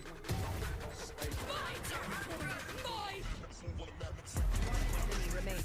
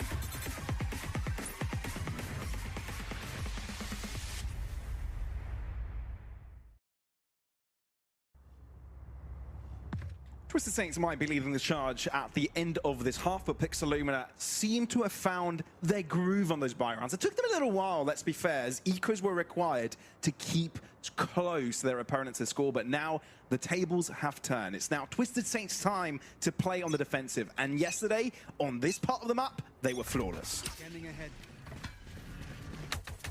Let's see if they can continue their flawless streak of pistols alive, because they seem to be the only one able to pick them up in this series so far. But Pixelumina want to change that because it'll be a great way to close this deficit, getting up to 6 and the conversion likely to 7-7. It's on the cards. But right now, with only mid control, being locked out of A, and with a crazy setup over towards B with 3 players and double deadlock sonic sensors, it's going to be tough to navigate. Yeah, no easy feat, for sure. But looking to bolster up this mid push even further. Sonic sensors are going to prohibit the movement for a little while longer. It's going to have to be respected. Smoke, and it's a flood smoke, allowing exits from multiple directions. And Pixelumina unable to gain the first picks. It's Viti instead to gain the answers. Deck doubles up. It's 2 players that deal with every single one of Pixelumina. Deck and Viti is all you need. I love that reposition from Viti as well. Sure, he's been pressured from market, repositions onto site here. Like, you'd never expect someone to just be sat on this default plant.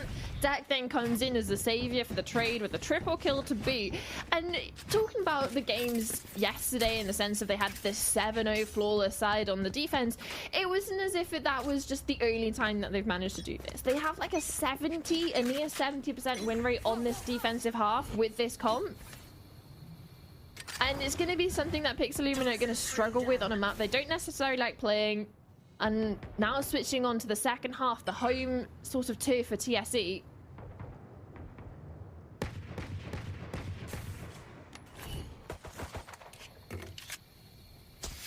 What's up with these pistols and Twisted Saints, right? They've been unstoppable on them. I mean, you can't really afford this setup in Pixelumina all too much. Giving them way too much free space. And also the sort of bumper in regards to round count as well. But I feel like they've made up for it a little bit with the rifle rounds they were able to get onto Haven, but they haven't been able to find the same success here. It's more the eco rounds that they've been able to get on the boards, and especially walking into deck now with the judge. I don't know how this is going to go. Get prepared to brace yourself for pain, misery, anguish. Well, it's just 2. Thought it could be a little bit more than that. Just pain and misery. Yeah, no anguish here. Almo on a bit of a solo journey. 30 seconds left. He's on the quest for damage, right? A kill or 2, a pick here or there would be nice, wouldn't mind it. He's behind enemy lines, so that's a real possibility of him finding a pick. Especially on Sianto. Well, deleted off the face of the earth. That's 2 picks. If I'm Pixelumina, I'm happy with this. That's a good second round to have on an eco. Yeah, that's 3 kills overall. You take a bulldog or 2 and a judge off the boards. Yeah, you take that any day of the week. Nice couple of exit kills from Elmo. Gonna boost up his confidence a little bit as well. But again, it's a pistol conversion for TSE up to 9. An outlaw for Luca. The only one going to be susceptible is Almo. Bravo making the sacrifice of going for that full armor instead of the Guardian. It's a 4-1 setup. Leaving Deck solo B with the shotgun.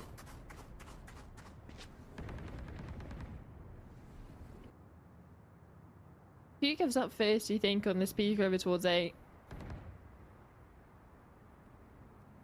Because neither will see each other on this jiggle peak. No, absolutely not.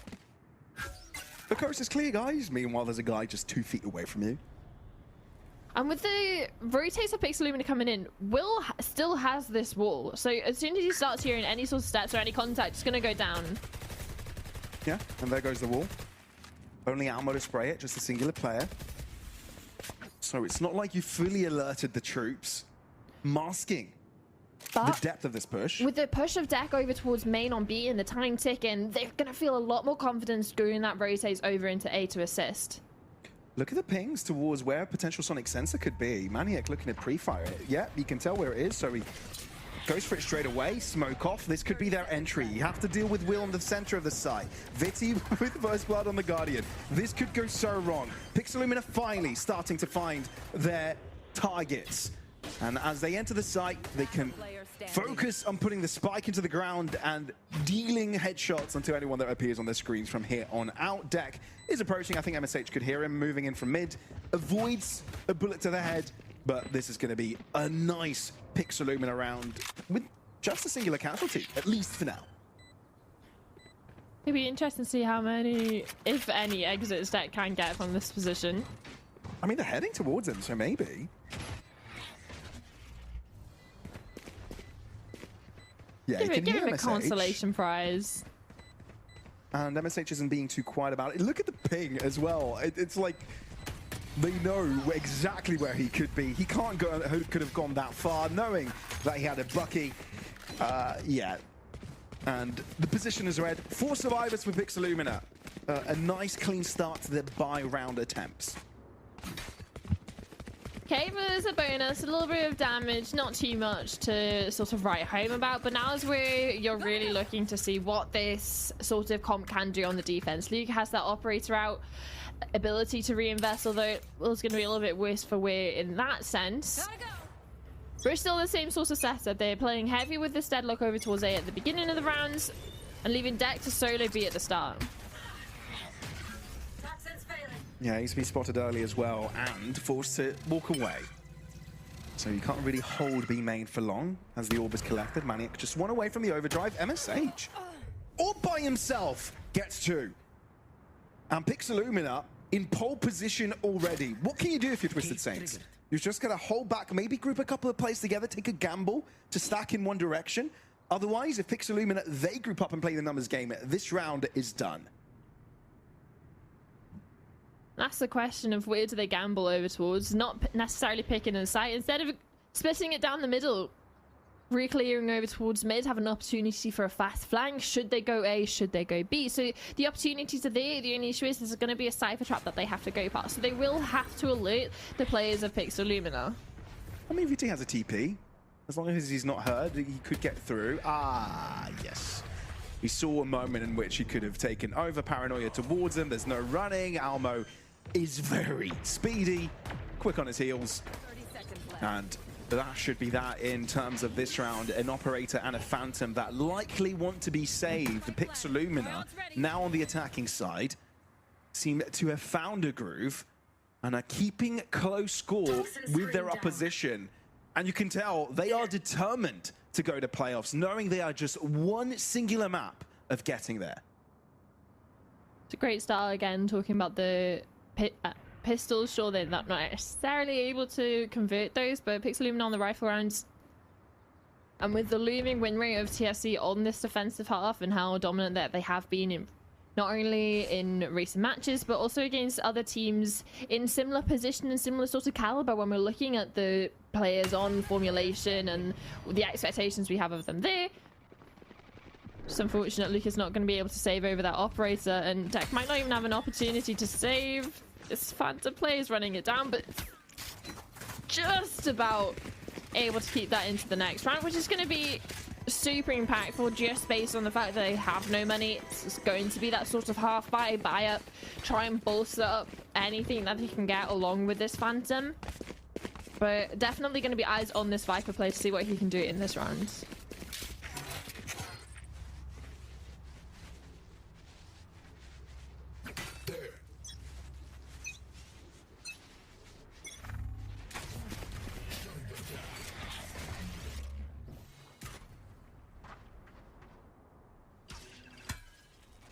Slow down pace for sure. And Twisted Saints bunching up together. And on for a walk. Yanto heading the charge. First round the corner. Flash looked away from. Paranoia looking to walk in quickly. And there's no counteraction from Bravo. All he knows is that he's got to hold his line. And in the meantime, Pixelumina have gone deep into enemy lines. Look at what Maniac is already looking to get into the backside of B. You've got 2 players entering market. Mid is all under your control. And if you're Manic, you can hear all the commotion. So you just turn around. Z10, well, MSH is there on time to help. So the B site is fully under your control, and you're just picking up players left and right. One kill on the exit, but it's not gonna stop the roll that Pixelumina is starting to hit. Closing the gap now, only 1 away from the equalization, but TSC finally have the armory to sort of back up this fight. They've had a couple of different ideas, right, on regards to the fight over towards A main, knowing that there's normally 1 or 2 players defaulting outside the position, whether it's Almo up at top in the box, Bravo holding for a flash, or just MSH up to his usual lurking antics. A little bit of a difference in approach, maybe wanting to fight a little bit more over towards mids or towards B, a little bit of a change in the setup instead. They decide to stick to what they know. Heavy A presence into a fall off over towards mid with an instant drone from Yanto.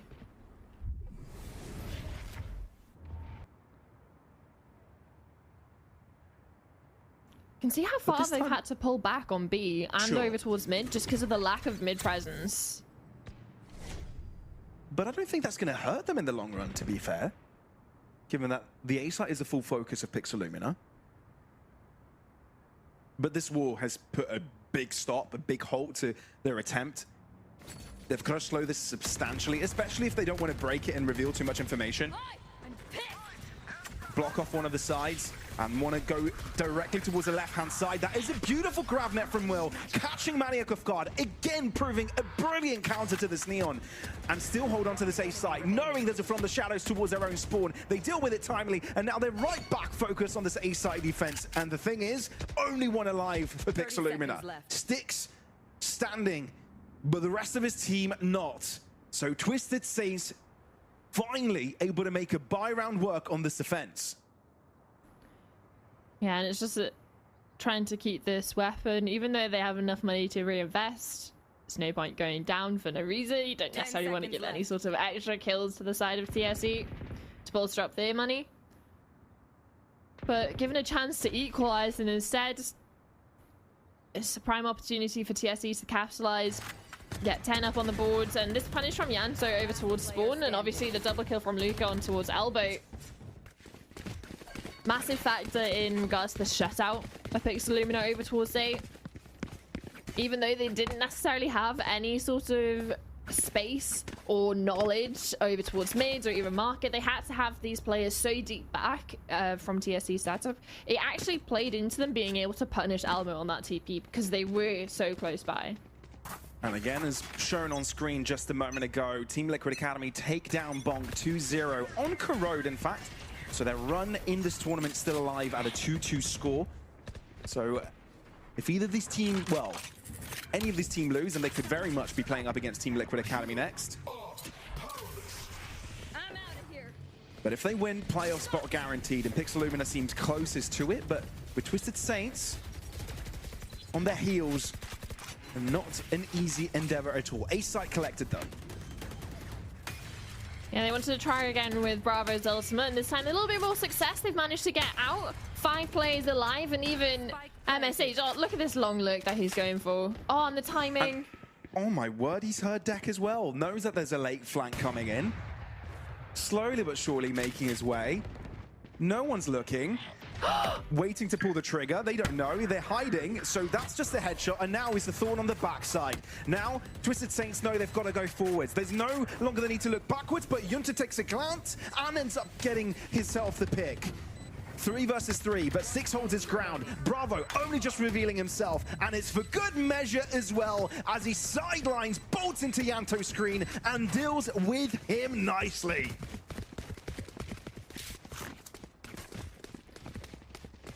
Nice initial hit from Pixelumina going out, right? Like, you have Bravo's ultimate, the null commands realistically helping them streamline their way out on stage, disabling Will's traps. Sure, he has the wall up over towards mid, but that didn't really affect MSH. It just goes the long way around. Still able to net 1 and by a lot of time, that when initially it does come down to that final push into sight, there's too many angles to clear, not enough time to do it. And Pixelumina specifically Bravo, like you said, reveals this position and closes it out. But into this one now, again, a little bit of a difference in approach. Pixelumina want to take the space over towards mid, want to pressure, possibly even looking for a split through B with MSH over towards mid, especially if he can get a pick onto someone jump peeking or the double face on backside. Groundnet doesn't land. Slightly to the side. But with Pixelumina threatening this mid position, it gets a little bit scary because you don't want to have this map split in two. You don't want to make it difficult for these rotations to come in. Pixelumina, that's exactly what they're trying to do, but there's another blockade coming in and it's in market. Paranoia, that might just give enough space, but the stun has denied them the opportunity to use that Paranoia window and cross onto site. MSH is out main though. That position no longer being held allows Pixelumina to cross through. And with MSH inching his way forward, he could start to be impactful. Luca cannot see anymore as he's lying on the ground, but Twisted Saints start to deliver, and Pixelumina realize there are a lot of players around. We might just want to leave the premises quickly. 30 seconds, and Almo on the backside. Bravo making his presence known, but Viti finds both. Almo now has to show up. One to his name. TP's away off the back of the Paranoia. 18 seconds, you've got to move quick, mate. Viti and Deck both moving hand in hand, knowing they need to block his entrance in. 10 seconds, has to get onto the spike, but also needs to create some space for himself to put the spike onto the ground. Viti closing up, and Almo wins the fight, but knows he cannot no longer plant. Therefore, Twisted Saints come out on top due to time. Yeah, perfectly played as well. Knowing the time is low, 10 seconds left on the clock, he has to retrieve this spike. You have to keep people alive. You send in Viti as this sort of almost sacrificial lamb. Like, you just try and get the kill. Just make sure you get him off the spike plan, because otherwise, there's no way. And if you manage to do that, there's no way for him to win the round. That's exactly what happened. Deck's job of just staying alive successfully, and that's 11 up for TSE now. Starting to put a little bit more pressure onto Pixelumina. And the thought of Icebox looming, and especially after MSH being caught off early, but there's a fast play up over towards mid. Maniac is so far ahead. Is he going to be expected this close? He might be, but he's still going to get the kill. But Lucas popped his ultimate, and he's able to connect for 2. It's so damn quick, so damn pacey, but Twisted Saints get at the better end of that one with a spike left in their hands. Pixelumina trailing. Sticks, the one they've got their hopes on. Imagine if we ended up with both picks there. But the high-low is enough. And 12 now on the board, threatening that map collection. Yeah, it's a little bit of an impossible situation over towards the end. One, you have the highest of high and the lowest of low on top of a player over towards top mid as well. It's a little bit too much to ask. But Pixelumina going to be utilizing their final timeout to try and see if this is going to be able to push them over the edge to force an overtime from TSC, who at the moment seem to be thriving under this pressure of the defensive, especially in the last few rounds. Sure, it got a little bit wobbly towards the beginning of the half, but seems to be steadying out towards this end. Yeah, no margin for error though for Pixelumina in this map if they want to make it work. And sure, the timeout last time around did go their way, did kind of work in their favor and put them in the right mindset, but Victorson has a lot on his hands to get this roster prepared for what's about to follow. If they want 3 rounds consecutive and take it to overtime, they cannot make a mistake. Yeah, just looking at the money, Sticks might be able to go half armor, drop a gun over towards Bravo, so everyone's going to be committed for this full rifle. They have to, they're fully armed, just a little bit worse for wear maybe on the shields on some of the players, but for the side of TSC, got everything you want. Deck even opting to go for a judge.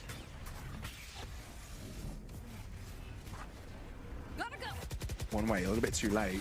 Maniac looking to explode outwards, but doesn't deter the presence of others around. It's Pixelumina that are crumbling under the pressure that Twisted Saints provided. And Bravo is in a bit of trouble. Not where he'd like to be, but he might have just made this job a little bit easier. A 1v2 already isolating the one, knowing that Luke is nearby. And he's going to avoid the A site entirely. And especially since both of these players are split up, there was an opportunity to isolate these ones.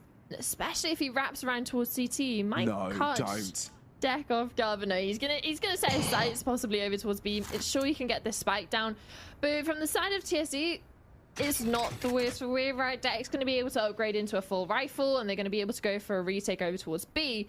The only issue is Bravo has all of his utility, will have the ultimate as soon as he puts that spike down, so you're not going to be able to have like these sorts of snake bites or the smoke up, especially over towards B main, if that's where he decides to play. 30 seconds left. And if you're Twisted Saints right now, you're thinking, what's the game plan, right? You want to stick your players together and have Luca potentially just zoom past the corner. If you figure out where Bravo is, confront him together. Door closed. They know where Bravo was, at least, for a moment. I'm pretty sure we can hear the action. I'm pretty sure we can hear them approaching from main. Wall. Providing the space. Spray down. Now you know, but that's a great spray down. And now you also have brought it down to a duel. That's a great nade. And that's going to deter Deck off the spike, closing up the distance, and headshot connects Bravo!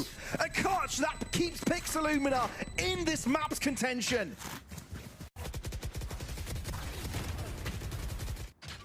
A 1v3. Just to keep the chances of a 2-0 alive, just to keep the chances in this map of overtime possibilities on the cards. And yeah, Twisted Saints timeout after that one, realizing the damage it's done to the money.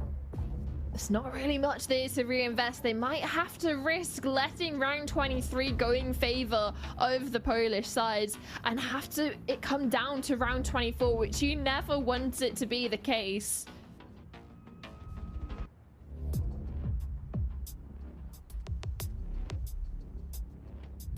Twisted Saints in a bit of trouble. They know they're in a rough spot. And again, Pixelumina, alongside Twisted Saints, have the chance to reflect, but no chance to continue the momentum. It's going to have to be 2 rounds all over again from the start. But at least the first one might be easier given it's against the pistols. You can't think that, though. You've got to play it safe. There's still things they can invest into this one, right? Yanto, Will, Viti have a little bit of cash to spare, but it's not going to be much. Sure, you have a couple of stingers. Invested into the utility more than anything.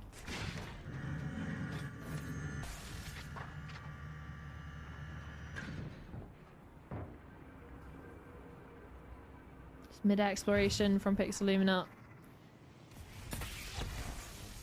Oh, Maniac's actually slipped through the cracks. And will find Will, even on the weakest of the weapons, knows that there are going to be half shields involved in this. Classic for Deck. No. Finding Bravo and Elmo as well.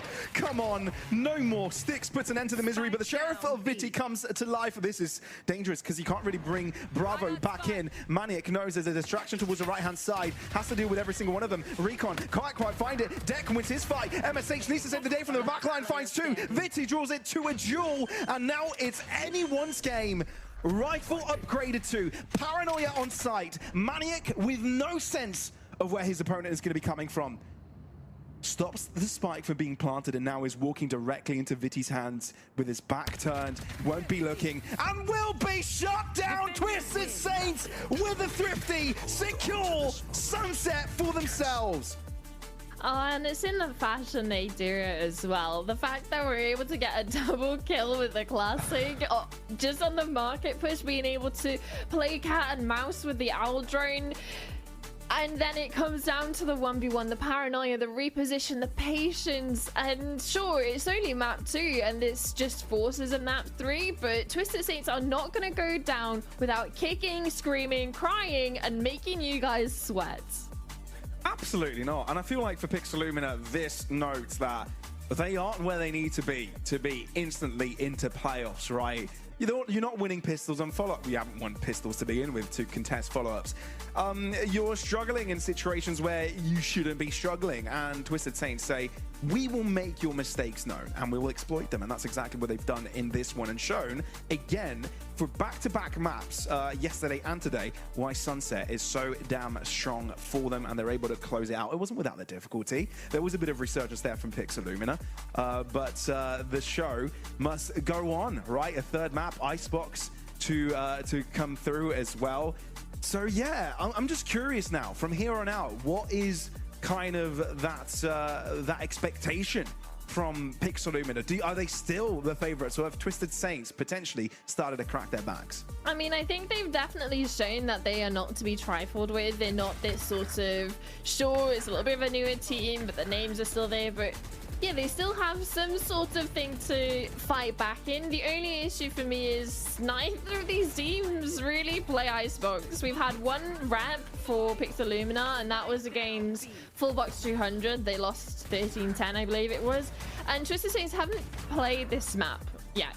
So there's a lot of unknowns going into that one, but from what we've seen of how well they've played on Sunset, in particular on a map that they're comfortable on, if they have that same sort of comfort and they can show it on Icebox, we could be in for a treat of a decider. Indeed, 13-10 is the score. Very close by the end as Pixelumina had a bit of a resurgence towards that very end. Bravo continues to be at the top of the leaderboard, just like it was at the map before, but this time on the receiving end of an L.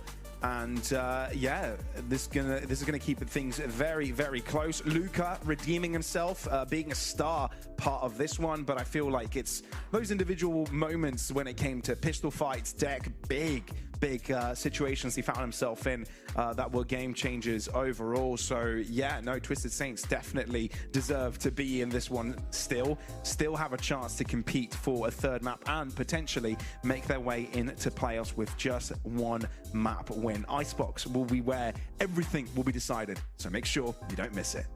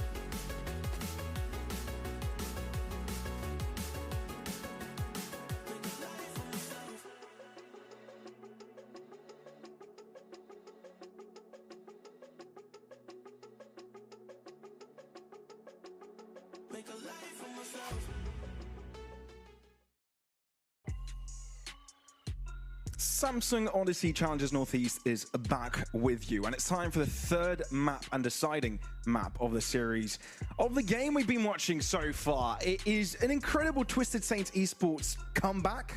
The second map is theirs, drawing us to Icebox, while Pixelumina were successful on Haven, and it all gets decided right here, Summer.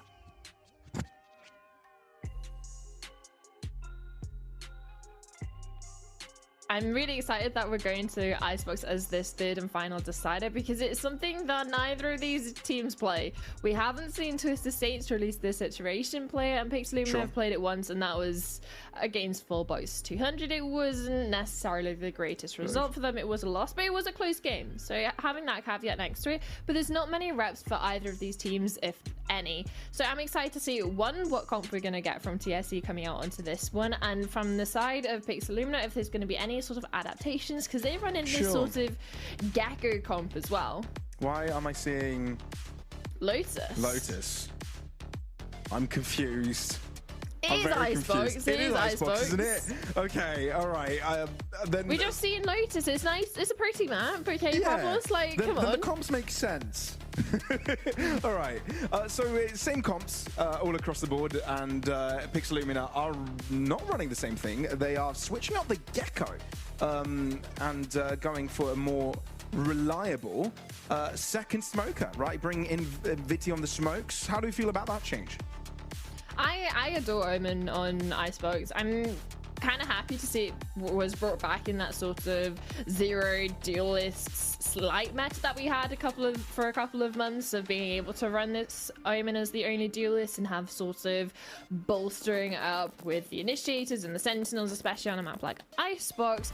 But they do have a little bit of help on both sides. You still have your normal go-to jet player and your duelist of Maniac and Luca going to be that spearhead, but having that sort of second follow-up of Brava and Viti to really help initiate on this attacking side. So I is definitely on the TSE players for that one. Indeed. It will be an interesting one. Pixelumina need to break the curse of losing pistols, to be honest, to give them the best chance possible to winning this game, because those rounds mount up. 8 total rounds. This series has been attributed to the pistol rounds and follow-ups, and indeed, only 3 rounds were the difference in the previous map. So fine margins, and pistol rounds must not be underestimated. Twisted Saints moving towards the A site, the least inhabited of the two, as Pixelumina are quick to traverse towards the backside, and Deck is on the lookout for them, looking to get close. Toxic screen, not enough to conceal his position. Maniac with first blood, and even though TSC have got the plant, they're thinking of going back. Yeah, but are they going to be ready for 3 people on the flank? We'll at least connect onto Almo, so they're aware of more people possibilities of this flank position, so they decide, you know what, we don't have to worry about flank, we'll just push into spawn. But the only issue is Styx is there, and he cleans it up all by himself. I do like the fact that TSC adapt on the fly, right? They realize there's a strong flank coming, you want to be pushing and forcing the issue on a different side of the map, but it's a tough one, especially when you're being traded out equally, and it wasn't just an equal trade out, was it, from Pixelumina? Instead, the fights were quite one-sided. Styx taking 2, Maniac taking 2. So 1-0, and finally Pixelumina breaking their pistol curse. Yeah, it's the first pistol they've been able to pick up so far in this series, and for it being on the decider, it's definitely going to give them a little bit of a boost coming into this one. And with the money situation, lack of investment from TSE, they're just happy to, with a lack of spike plant as well, it's not really extra money to reinvest into them, so they are happy to just have the one sheriff on deck. Don't count them out, but there are plenty of Pixelumina players ready to deal with the overwhelming pressure of the TSE pistols. Bravo holding closely to this toxic screen. And sees a chance to just walk out. For a moment there, I thought the second one wouldn't have gone his way, but he does collect the pieces. And Dak falls at that longer distance, and the world closing in on Luca as well as Maniac It's quick to dash on his screen, and Pixelumina get the follow-up to the pistol as well. There's a little bit of a difference we're seeing, obviously, now. It's going to be TSE that's going to have the pressure of converting this third round. And with the buy that Pixelumina are coming into this one with Maniac on the scoped weapon of the Outlaw, you have Marshall as well on Almo, you even have the Vandal on MSH. This is a very scary round, especially when Pixelumina are on the defense and are able to take these sort of long-range gunfights towards mid that you're likely to see Maniac peek under tube. MSH being the solo defender over towards B.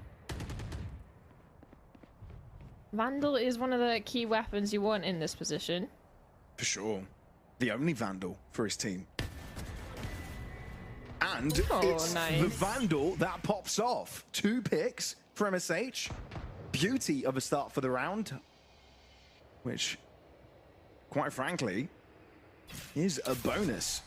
In which TSC would love to get. Yanto hoping he can change the status quo by getting 2 kills of his own, but Maniac denies it with the Outlaw in hand, and that Vandal could potentially be retrieved. So he's calling Sticks over to go and upgrade. But other than that, it's 2 versus 4, and TSC majorly behind. Yeah, and Spike in full control of the Pixelumina players with Maniac up on his elevated angle as well. It's just gonna be a little bit of a difficult one for TSE to find a way back into it, but it does always start with a kill, and Deck might be presented with an opportunity. 30 seconds left. First time switch is not a Vandal, instead a Guardian is found, and then having to take some extra time to focus on collecting the right gun. Maniac seizes the chance and lines up a bullet to his opponent's heart, and Will is just chilling, hanging out, cooling 10 down seconds left. on this icy terrain. Yeah, you want to keep this Vandal alive. 10 For seconds sure. left. No spike. Players closing on your position. They have a good idea of where he's going to be at. Here. He just has to stay tucked. Yeah, it just starts off with this double kill from MSH. And sure, he eventually does go down, but then the trade is there because of the reposition from Maniac. Whereas the initial double kill, as the only Vandal on the side of Pixelumina, shuts the door at TSC to try and convert a third round, get their first round on the board. And instead, they buy a lot of time, force TSC into a grounding halt. And sure, a weapon saved over, dropped into the hands of Luca, hoping he can spearhead a way into this. He might actually be able to do a lot more than we expected. Initial pick onto MSH, the hero of the round previous. Gonna have to watch from the sidelines. Almo. Oh no. This is a tough position. You don't really want to give away the Vandal, so if you find 2 there, it would be okay, but instead, it's a trade in which TSC handed an upgrade. And lacking the numbers, Pixelumina, they're gonna have to be really clever with where they want to position their players. Not much margin for error. Luca even pop in the Blaze Storm so he can drop the Vandal over to one of his other players. So this pack of 3 over towards B is heavily equipped to fight the weapons that Pixelumina players are going to be coming in for the retake with. Manic is only 1 orb away from potentially getting his Blaze Storm as well. Luca not connecting at that distance. Albus to conceal his teammate as well. Here comes Bravo though, showing where he is. Again, you need to be careful of your back lines because Will is just poking and prodding there and will forever be a menace. Sticks is well aware. Recon to force him out, flush his opponent out from that position, but now you need to start focusing on this side push. Get towards a spike.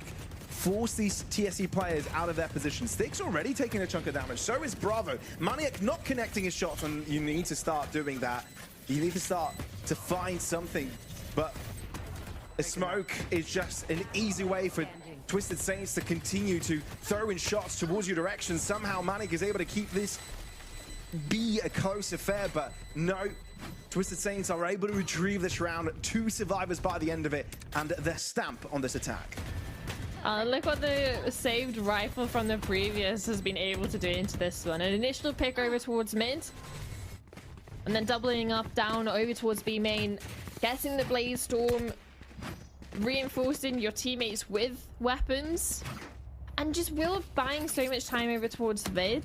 initially doing a little bit of chip damage onto Styx, keeping him away from the initial site retake, so it slows things down for Pixelumina. On top of that, he was able to regain with his teammates, pop a couple of nanoswarms down, and again, it's just buying a lot of time, forcing Pixelumina to fight forward, in which we inevitably saw them lose those fights. But coming into this one, there should be an opportunity now, especially with the operator out for Maniac, to really let him thrive on this defensive side of Icebox.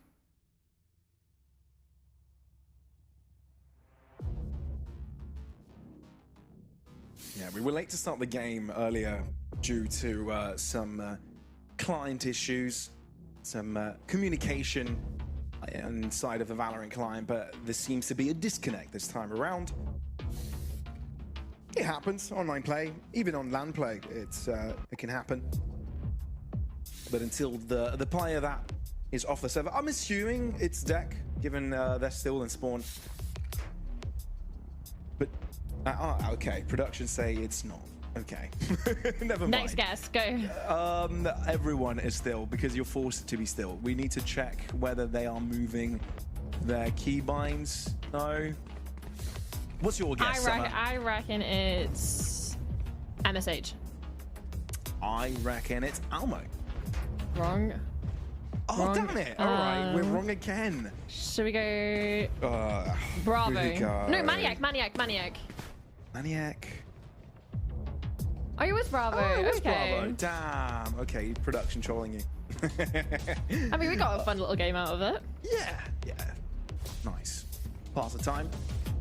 So far, so good for Pixelumina, I'd say, but I feel like a small mistake has kind of given Twisted Saints a way back in, and I feel like it's those small mistakes that Twisted Saints are able to convert upon, right? And we saw that a lot in map number 2. We saw a lot of interruptions and punishes across the board, which inevitably put them on top on that scoreline, and it feels you've just given them the same way back into this game. I mean, it's early doors. Sure. But yeah, it's definitely but a way back if you win your into. bonus, then that could be a 4-0, you know?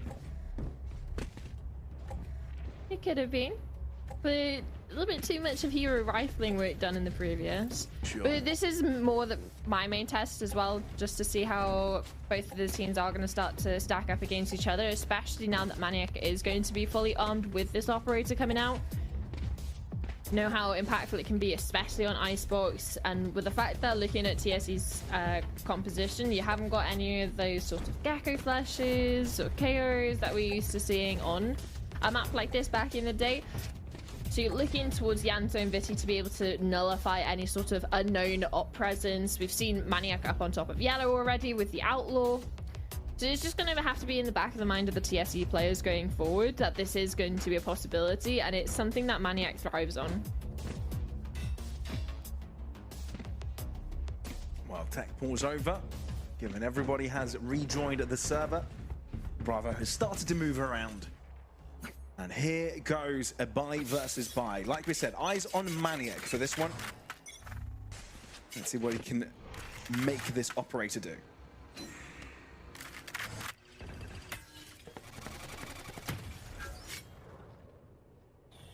Not going to find too many players over towards A. Instead, it's the main pack of TSE exploring towards B main. There are a little bit of reinforcements for MSH this time.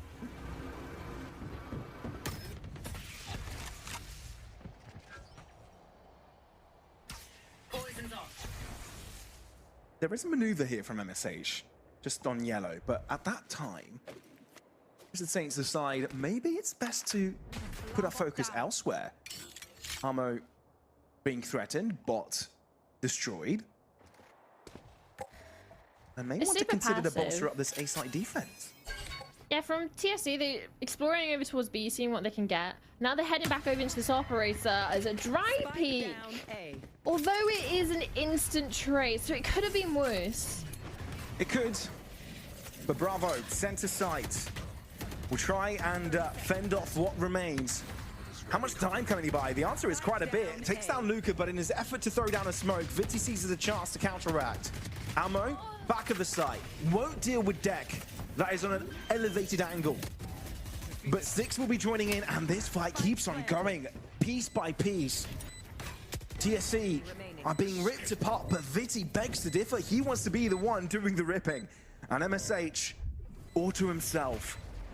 Two to deal with, knowing that Viti's around, but the TP will be used twice to find another angle. Will nearby, but MSH moving out of the smoke there will make this an easy target for Will, meaning that Twisted Saints are quick to gain a second round and chain two together. Yeah, I got a little bit precarious. You have to be feeling for Almo on Will's decision to go up into Nez, back and forth, and then he just takes the opportunity to try and connect the kill. But unexpected movements from Will alerts the rest of the TSC players to his position, and they deal with it relatively cleanly. A little bit of worry of the fact there's such a safe plant. We're aware that they play ahead, close to the Viper's wall, but coming into this one now, still with the operator out for Maniac to have enough money to reinvest, and it's Luca that was able to pick up the one dropped in the previous. So it's again this sort of slow, sort of default, exploring over towards B, keeping someone posted over towards mid for any shenanigans. And it's this Killjoy double setup of you have the alarm bot watching anyone who's pushing lower. Will's tasked with upper. I start to float on over towards B, collect the main force of the TSE squad.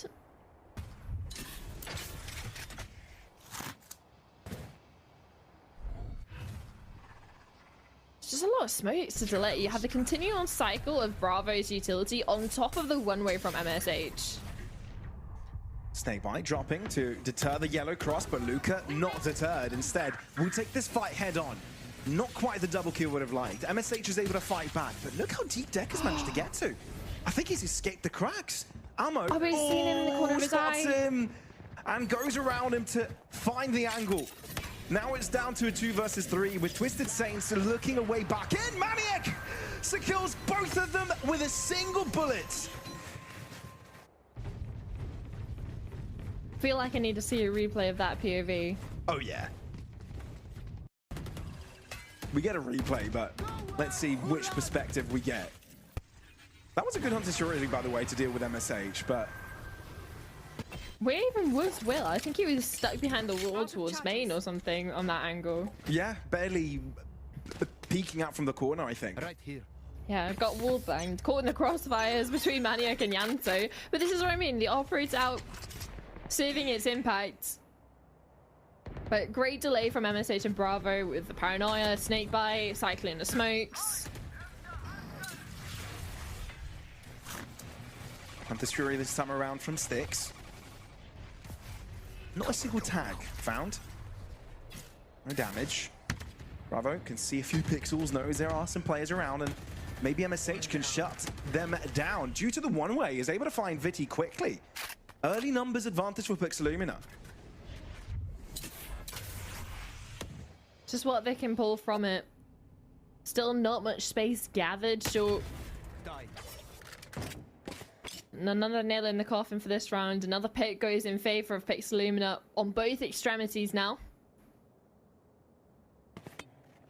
I guess you get what Deck was trying to do. You know, you kind of flooded that left-hand side and were hoping that Pixelumina would have adapted by sending an extra player there, but no, Pixelumina haven't budged. They knew they dealt with that push there and then, and they're happy to keep with their original defenders towards A, but now they've got more friends around, more people to join in on this party.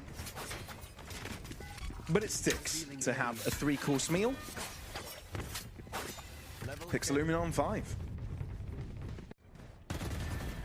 It does feel like it's sort of this default standard of Valorant that Pixelumina are playing. There's nothing crazy going on. Sure, they're getting a little bit cheeky with positions that Bravo can play in over towards B main with TP out, especially with MSH's assistance.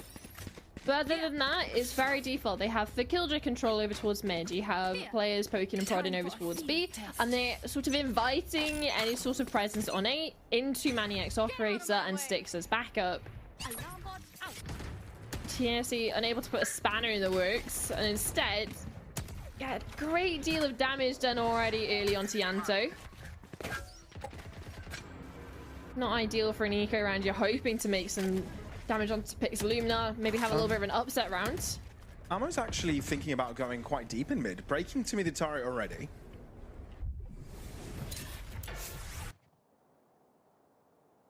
And with that, you need to be careful of your back line. Sure, Will is expended towards that right-hand side, but Pixelumina need to be worried about a few too many angles here. They've only got too many players to do it. Blades out from Luca. Viper's Pit required to make sure the space is under their control. Spike plant attempted, but it's just a tease, just to figure out where the sprays could be coming from. Viti is the one with first blood, and now Manic wants to close in the distance. It's an important first blood because that was a Viper, and a Viper's Pit is no longer online.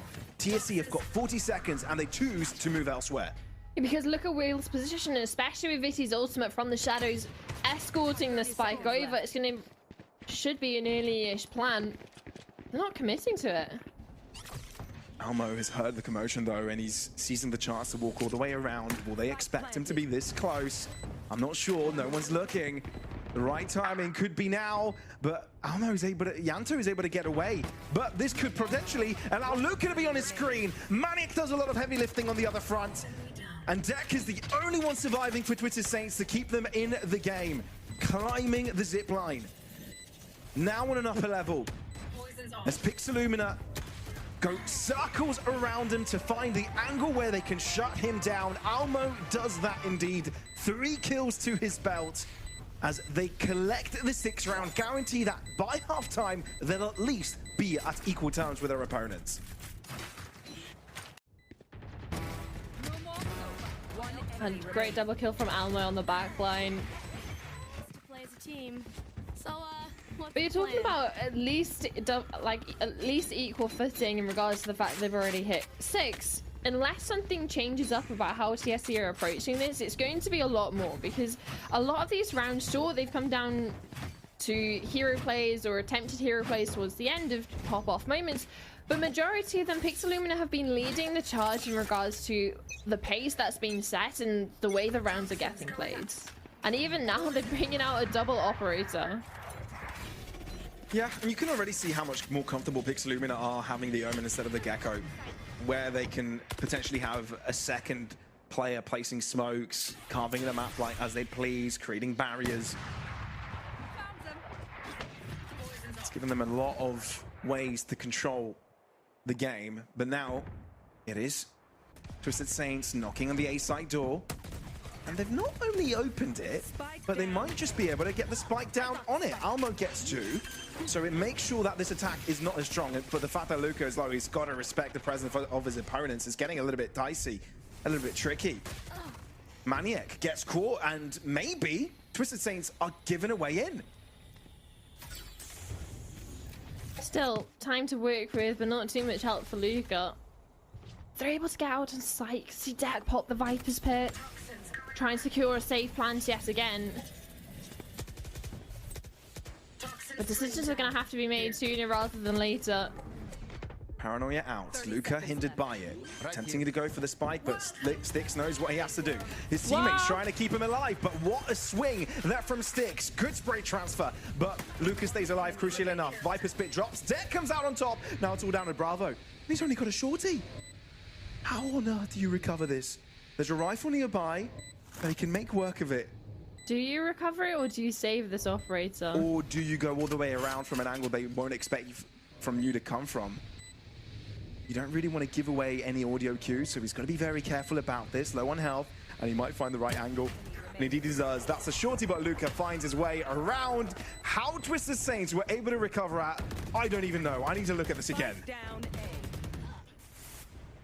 It's a crucial kill coming in from Luca, and obviously being such low HP, the Viper's Pit helping to conceal his position. But yeah, that kill up onto Yanto, it felt a little bit personal.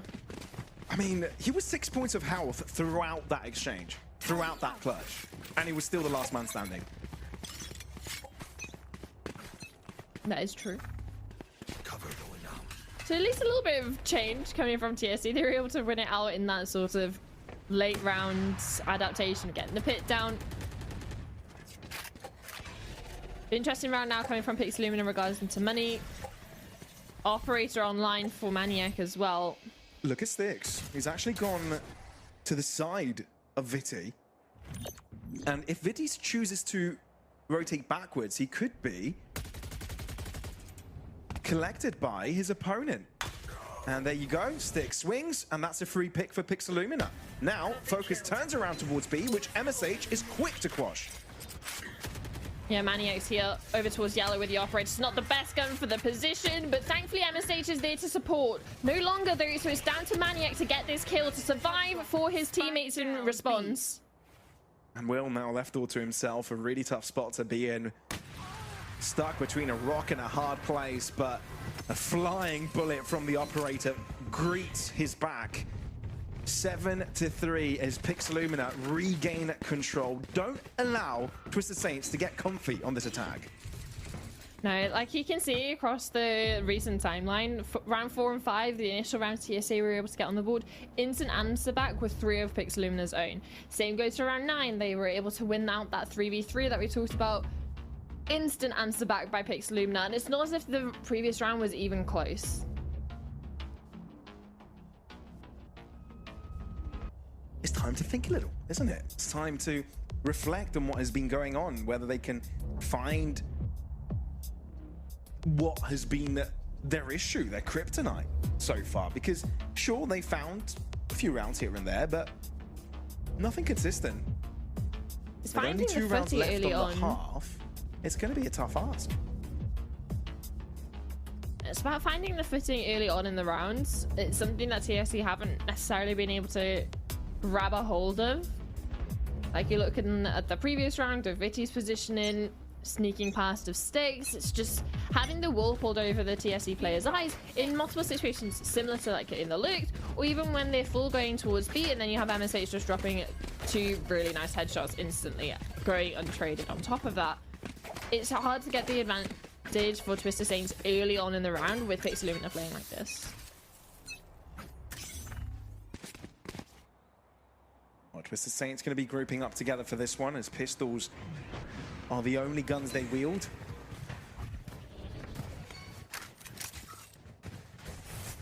It's Luca to lead the charge and dash instantly to the back of Yellow.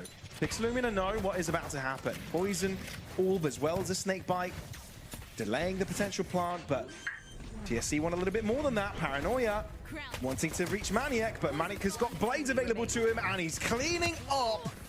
The spike isn't even allowed to go down, given the assistance of Styx, and it's as clean as it could be for Pixelumina. Yeah, and you have to look at Maniac, man. He's going 19-3 currently.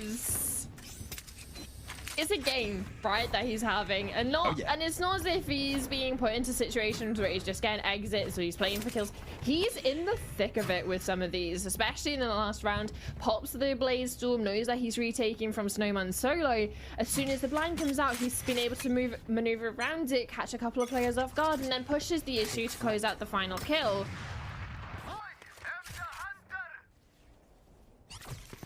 And sure, Yanto wants to get him off the board early with a tag with a drone. Utilization of the Hunt is through, but instead it's only a tag onto Bravo that he's going to be gifted with. Found them. Killed my bot bomb. Damo uses nano swarms to deter any presence, but Tang walks right past it. Of course he's got to go down. There's a lot of damage that went his way. But nevertheless, Twisted Saints may have just found access to the B side, but they don't want it yet. They want to make sure it's completely clean, and the lockdown is expended because of it. That's at least going to give them some assurance of space over towards Orange. And maybe bait in MSH to that flank. Will completely ready for. So this is a positive situation for TSC. They have the numbers, they have abilities in the post plan. We have Will, and you have like the Paranoia from Viti. But you also have Maniac still alive. You do indeed. And Yanto's recon could be available any moment soon. Luca getting the first one in this late round exchange. Bravo needs something more than just a couple of picks. Finds the first one and deters the attention of the around players. Viti has got a flank ready for it. An 8-4 will be the score of the half, as it does seem that TSC close up the distance just a little bit to give them the best chance possible to come back for this second half of this game.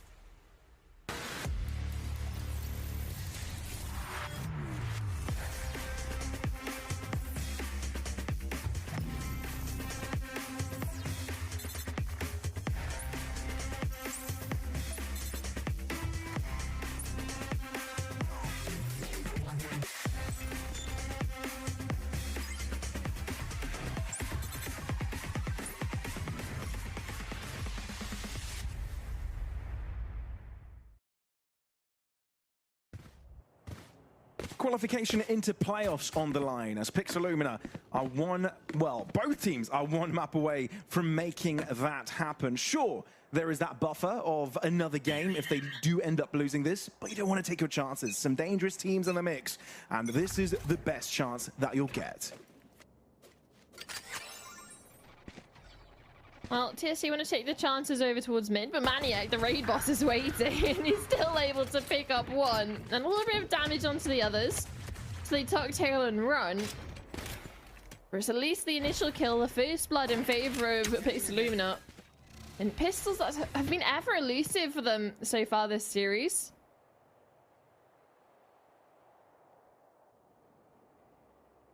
They have. But now the traversal towards this B site could be something that unlocks this round even further for Pixelumina.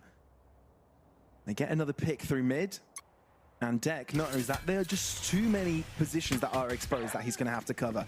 Deals with Almo before turning his attention towards B. Feeling the need to go for a hero play because of the numbers disadvantages, and yet he just makes it where his Bravo picks up an easy kill through the smoke. Now it's double advantage for Pixelumina, make it quadruple. Luca, the player who tried to open up this round with a push through mid, bested by Maniac in the opening engagements. At least is able to pick up his counterparts. Have you heard of the story where Luca wins a pistol in a 1v4 fashion? No. It wasn't today. Maybe another day, but not this one. Imagine that. Pixelumina don't win a single pistol round the first two maps, and now they win both. And on top of that, in the first round, in the first half, they were able to get a 3-0 lead with that pistol round they were able to pick up. So, Right. If patterns follow, at least in this series, they should be able to clean up this round 14, get double digits on the board. And talking about double digits, Maniac might be 21-5 right now, and the next person on his team has 10 kills. Yeah. Well, that is He will stay as on quick as a 21 caster's kills. curse can be. Instantly eliminated, but still a good way for Luca to get himself on the board and give his team some breath of air to work with. But again, Pixelumina with plenty rifles around. Job's not done just yet. Yeah, it gives him a little bit of a buffer in regards to numbers and taking down, obviously, the raid boss.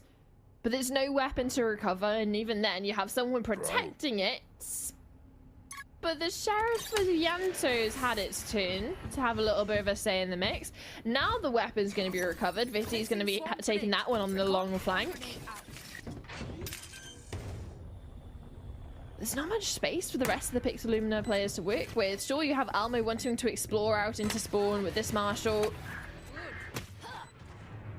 But he's only good for one. Player standing. Wow. Well, it seems a follow-up will elude them, though. Zero Tenacity not given a chance to gain consecutive rounds at the start of this half. A brilliant comeback from these pistols of Twisted Saints. Not something you'd expect, but it all started with that first pick from Luca, and every single one of the rest were able to isolate some fights. Incredible. Yeah, and the re-aggression of the sort of pack of TSE players over towards Spain, allowing Yanto to get another pick over onto Bravo, Vitty to pick up the weapon, go for the flank, just be an extra thorn in the side. Pixelumina players, they did feel like they needed to make a play. Almo trying to push out CT to get a couple of kills, to bring at least into more manageable numbers, because a 3v5 is not ideal. No, And instead, not. starts to slip even further away. But for TSE, they might be able to regain a grasp on this match, especially going into the defensive side, denying a conversion of Pixelumina.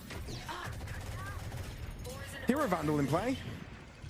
In the hands of Almo, and Manic might have just not passed. I don't think Deck will be aware, but the fact that Vitty's closing in is going to make this a little bit simpler. Almo finds success with the Vandal, and I think Vitty will just miss the timing on Maniac. Wait a minute, not two back-to-back thrifties, surely not. But look at the guns they've recovered, right? Almo already has his hero rifle, but you've got Maniac with an Odin, Bravo with a Guardian. At least Almo, the Vandal's been taken care of. That was very important from Vitty, though. That was crucial for Twisted Saints. But Bravo, like you said, is continuously being a menace. Maniac want to make sure that the defuse isn't stuck with switching up the position and trying to buy time for reinforcements to arrive. Bravo will close up the gap as well from the back line. Sticks joining in, throwing in a recon, making sure no one's on the spike. Maniac, even in a corner, even when he's trapped, there is no stopping him. But Vitty begs to differ. 2 points of health is all that remains for Bravo to deal with, and indeed he does. Through the chaos, Pixelumina prevail. 2 back-to-back thrifties, but this time it's Pixelumina to do it. And it's the timing. Vitty stops to put a smoke out to support his teammate from the pressure coming from B main, but inadvertently allows the wraparound, allows an Odin to be picked up by Maniac. This game has taken us to a different dimension. One of pandemonium. Pandemonium is a word for it, but another word for it is Luca's got an operator, so that's going to be a little bit of an issue. He is over towards B though, so positives for Pixelumina. They might be able to nullify his existence in this round with their heavy pressure over towards A, but the only thing is the rotates can come in relatively fast, especially the fact that the fact that Luca's over towards B and you still have the utility from Will up over towards mid. That's a good outro. You spot out 2 already. MSH thought it could have been hidden within that smoke, but that is, in fact, not the truth. Paranoia there and ready for the defensive squad. Maniac choosing to move towards this left-hand side. Deck ready. A bit of a crossfire now set up. 2 different angles holding this position. Maniac dashes through onto the side. Paranoia thrown. The question is Maniac able to draw enough attention towards him so the rest of them can start moving in? The answer is yes, because he's already found a pick, but the fact is Twisted Saints have got a lot of players to throw at this problem. Bravo turns around, so smart to look behind him at that moment. Almo catapults himself forwards, and Luca puts faith in his blades. With limited points of health, needs to compose himself to save the day here. I think his spike is down. Bravo can't just wait around and wait for Luca to peek. He has to retrieve this. 8 seconds left on the clock. Oh, is he hidden enough to go for the plant? I think he can. Luca closes up the distance, and as the spike goes down, the turnaround from Bravo is there. Luca can't converge onto his opponent's head, and Bravo will take advantage of it. 5 HP, not enough. Had the play, had the reads. have the patience to deal with Bravo. So unfortunately unable to connect the final blaze storms towards the end. And even though he had 5 HP, Bravo just adds a little bit of spice to it. Goes for the headshot anyway. And that's 11 for Pixelumina. What a swing, what a turnaround, what a flick. That is a bit of a yikes moment as well for Twisted Saints, to be quite frank. A little bit of a catalyst to what could potentially be Pixelumina's win in the series. And the main Swiss run started so well, a 2-0. But now into that 2-1 bracket and potentially 2 rounds away from being knocked down to the 2-2 with teams like Team Liquid Academy in the waiting. Yeah, we were making the conversation about TSE and the game against Formulation yesterday. One of the realistically easier chances they'd have at being able to convert a playoffs position, especially like we were talking about the teams that they're expected to meet in 2-1 or 2-2 brackets. It's getting a little bit scary for this team.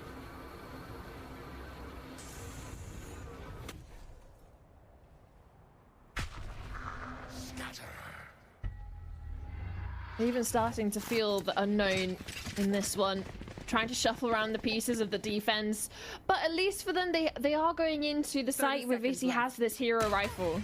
They've left it very late though, 25 seconds on the clock, and only now Pixelumina make their move towards this ace site. Chunked down in health is Maniac as an operator, well at least the Sheriff. All Vandal has done quite a bit of Viti. What a way to bring your team back into this. And sure, there's a lockdown. Sure, it could provide you with some safety, but you can't get the spike down. Surely not. 6. We'll give it a go, but he's up against 4. And knows there's no chance on getting the spike down, so we'll try and get some players down with them. Instead, Will is quick to find ahead. How did Twisted Saints win this pistol round? I have no clue. But they did, and they're still in this fight.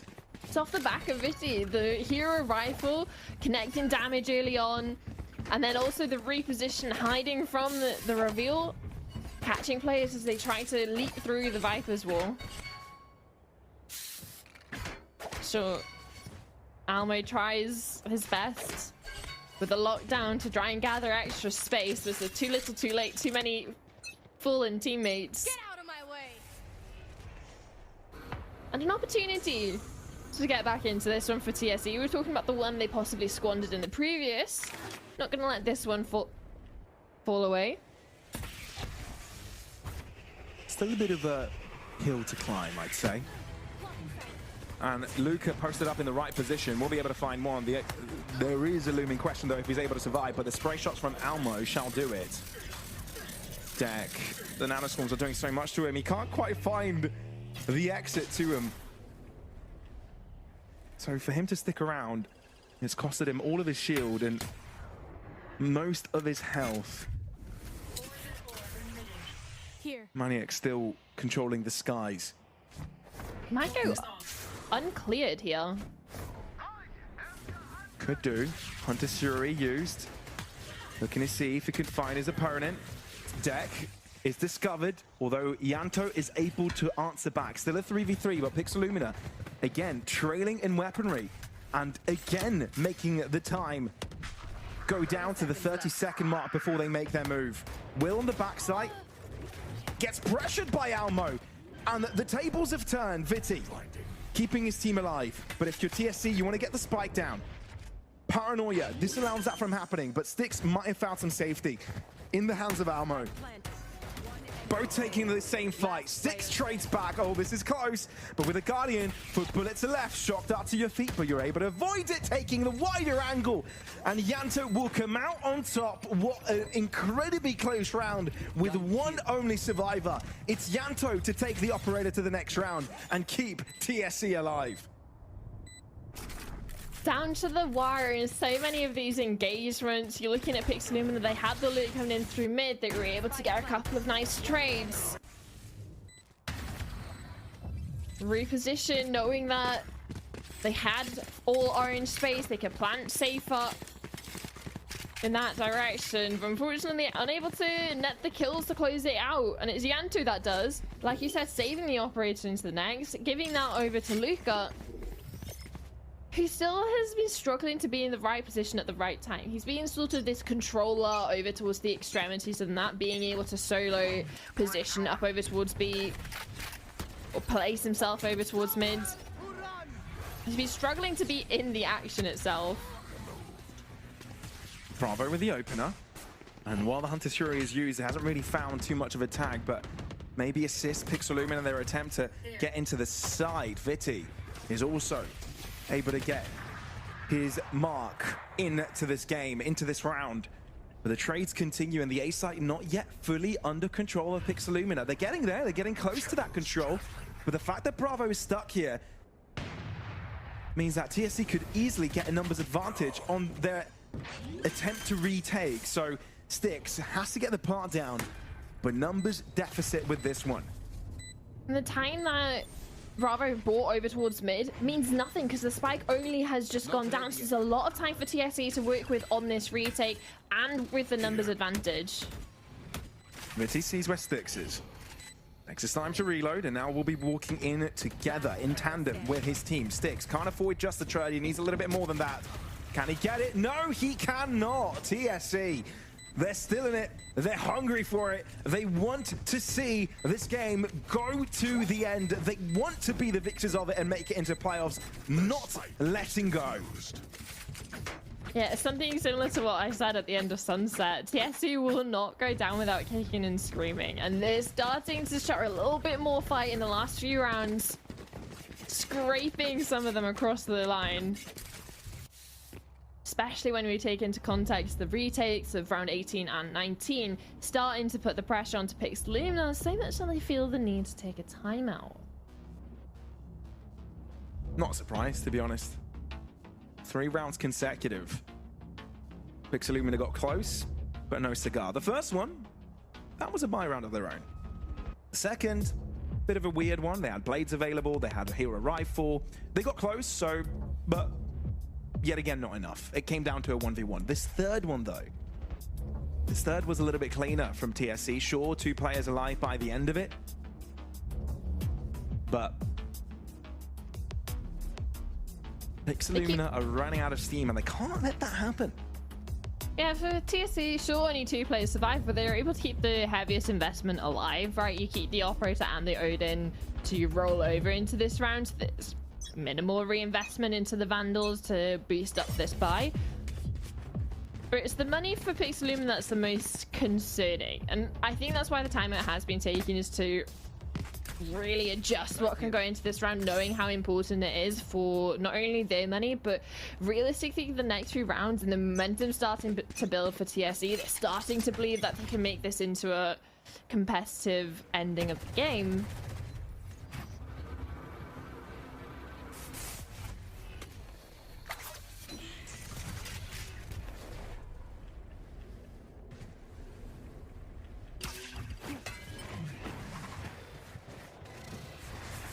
A little bit more of a direct approach this round from Pixellumen. They've just decided B is the play, and no one is home from the side of TSE. That's right. Oh, this Odin is good, though. The angle of it not only gets Maniac off, but does a lot of damage to the back line. Does it matter, though, as Pixellumen amp up the pace? Just walk through smokes, keep it going. Instantly collapsed this defense.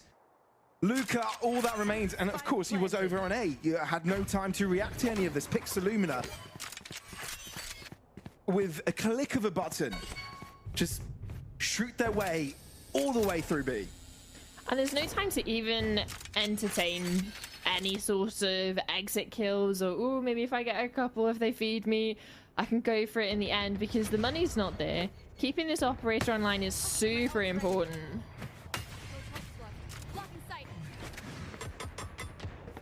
Looks like Luca will be able to do it for a bit. There is a chase towards him, but won't be able to survive with so many bullets flying left and right, every single direction taken on. Match point. Pixellumen 12-8. 1 round, but 4 consecutive for the Twisted Saints side of things. Yeah, I'm worried about the money. They take it to overtime. Yeah, money is an issue. Yeah, obviously Luca is going to be able to drop one over to a teammate. Play with for the Blade Storm. You still have Deck playing with the Guardian, Will playing with the Guardian.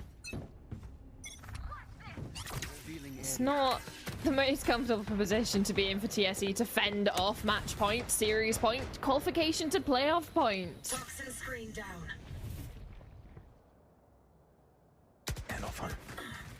Veto with first blood, discovering where MSH is. Balmo ready to drop a lockdown onto this A side, but instead wants to make sure he takes it a little bit deeper. This could guarantee the spike plant, not just area take for them. But you can already see TSE are respecting the space control, already holding back, thinking this can be a 5 versus 4 retake. Aldrone revealing where Bravo is, so I don't think he'll want to stick around any longer. This is going to be a fast collapse. In they go. Paranoia does allow the first flood in. Maniac able to find the one, but these pistols are actually doing a lot. Almo, all that remains. This lockdown can keep everybody at bay, but he needs to survive a while longer. And 3 are actually caught. Make that 2. Can he find them? Can he see where they are? Viti is the only one not caught by it and keeps his teammate alive and TAC's hopes in the game. Yeah, using the From the Shadows just to get out of range, out of dodge over towards rafters.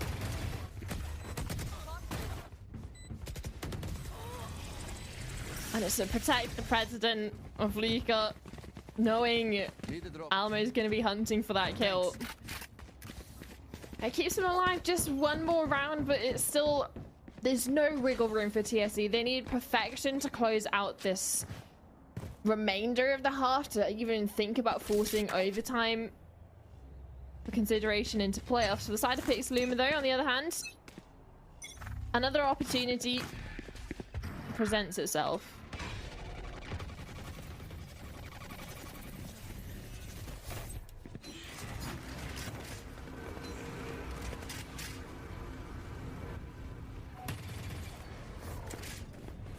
Aldrone will allow Maniac to slowly cross in with the safety that the corners are being cleared. Bravo first in with the shots though. Pixelumina get first blood, and this is where things get troubling. The Paranoia is strong, but MSH has an alternative angle to this. They might have overstepped their welcome though. The lockdown has come through. You can't stick with the plant. You might actually be in risk of being caught here. Maniac could be in trouble. Indeed, one is caught. No, Almo is the one that falls under that fate. And now it's a 2v3. With Manic only got 24 points of health, do they try and retake this A site? You still have the Killjoy utility up over towards mid, bolstering that even more with Yanto's Aldrone out to try and see if there's anyone hiding in the smoke. Trying to cross over. And instead, it's respect given from the TSE players, knowing they have the numbers and the health advantage. Shadows traveling. Bravo, there's a gap he can work with. Even though Deck pre-aims it, he's not quick enough. But again, both players a little bit low. Yanto with a wider angle. Bravo not expecting his opponent to be there already, so it leaves Maniac all to himself, and Yanto makes clean work of that. Oh dear me. This is taking Twisted Saints into double digits. And the money for the side of Pixelumina, I'm expecting either a timeout after this one or just before they get the rifles back out into the next. Because it's not looking pretty. Now they're starting to feel the pressure. This is exactly what we saw on Sunset, other than the fact that TSE managed to win the full eco. So if Pixelumina can make a little bit of an upset like that happen, then fine. But this is the last timeout for Pixelumina to convert this in regulation. Oh dear. Bit of an oopsie whoopsie, isn't it?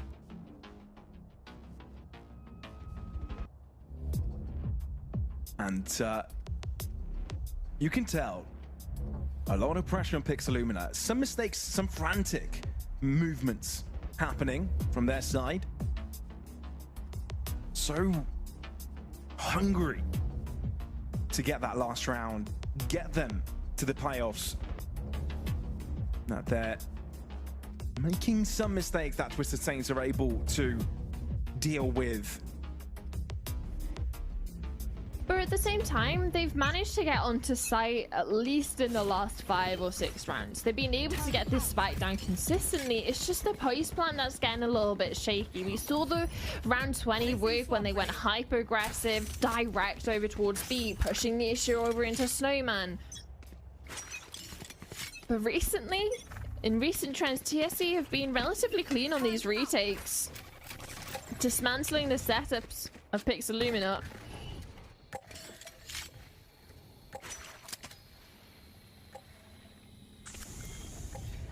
Now, an opportunity to do damage. They're going to have money into the next. But any damage they can do will be impactful because TSC's situation with money also isn't ideal. Especially making large reinvestments into Odins or operators. Really is going to come down to the wire. Toxic screen. Giving Pixelumina some space. Luca finding an angle in which he can get a kill onto Almo. Maniac getting up close. It feels like this round's fate lies on how much damage Maniac can do. And that's it. Just the one for now. Luca knows of where he is. So he drops back. MSH gets some damage across as well. Maybe this could get a little bit more dicey, a little bit more scary. Bravo with a Guardian. Double kill for Bravo. And MSH closes it out. It's a Thrifty. In classic Pixelumina fashion. It will be a 13-10 off the back of a Thrifty round.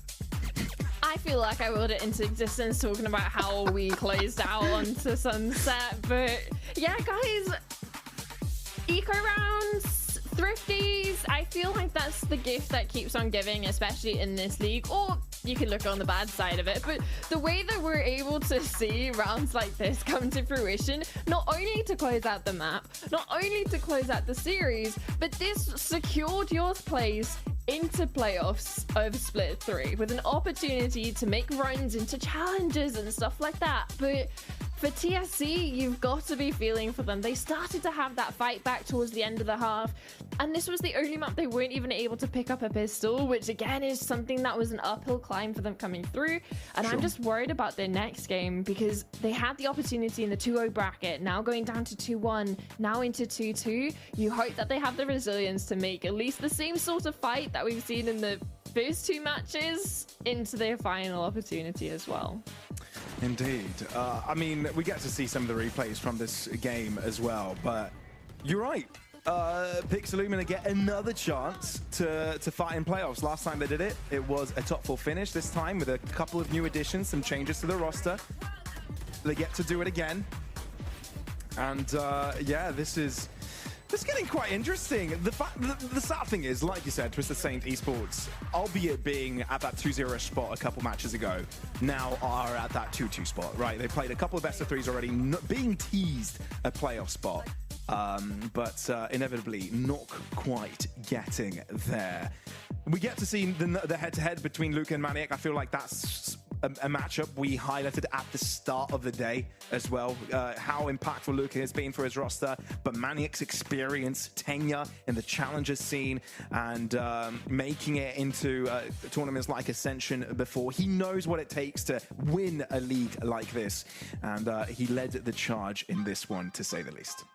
Yeah, we were talking about being sort of the raid boss in the final matchup and getting the MVP as well, realistically across the whole series, because he was just constantly a thorn in the side for TSC. And you're talking about the matchup, same goes for Luca. He was an issue that the side of Pixelumina had to deal with, had to maneuver around, especially when you're talking about those ecos and the sheriff shots that we kept seeing. So there's positives for TSC. Again, my just concern is going forward into the next 2-2 matchup to make sure they keep up the sorts of morale of the team, that they can make it. They've just been ever so close both times. Indeed, indeed. This was a very, very entertaining game, and I love for the next one to be as entertaining as this, maybe even more. But for now, we have to congratulate Pixelumina for making it into playoffs. Well, TSC need another try, another go at making it into the top 8. But up next is another very important matchup. Dead Elise versus Metasport, who a bit of a redemption story for both as they try and make their way into the top 8 as well, is coming up right after this, folks. So don't you miss it. That one's going to be exciting. We're looking forward to it.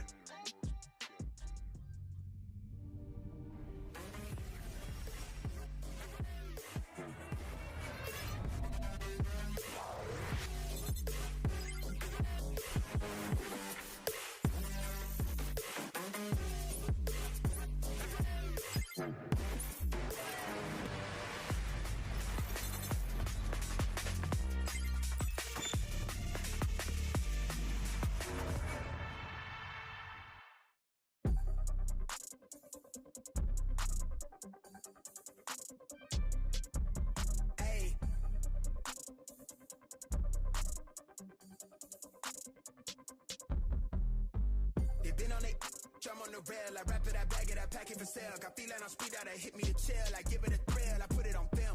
If I get applaud, that ain't real. Come to my section and flex, we can tell. I got a show and she dipping them nails. I'm flipping my L's, I know they can tell. I did it too major, they hit me for favors. Been him since the cable was cut in the cradle. What's up, only right that I do it. Colossal until I'm a puzzle, they want me to fail. Look, we prevail. Jump on your tail. Know that they talking, they telling them tales. Just know how to tell, that for the sale. Hey, they talk like they got it, but they need to stop it.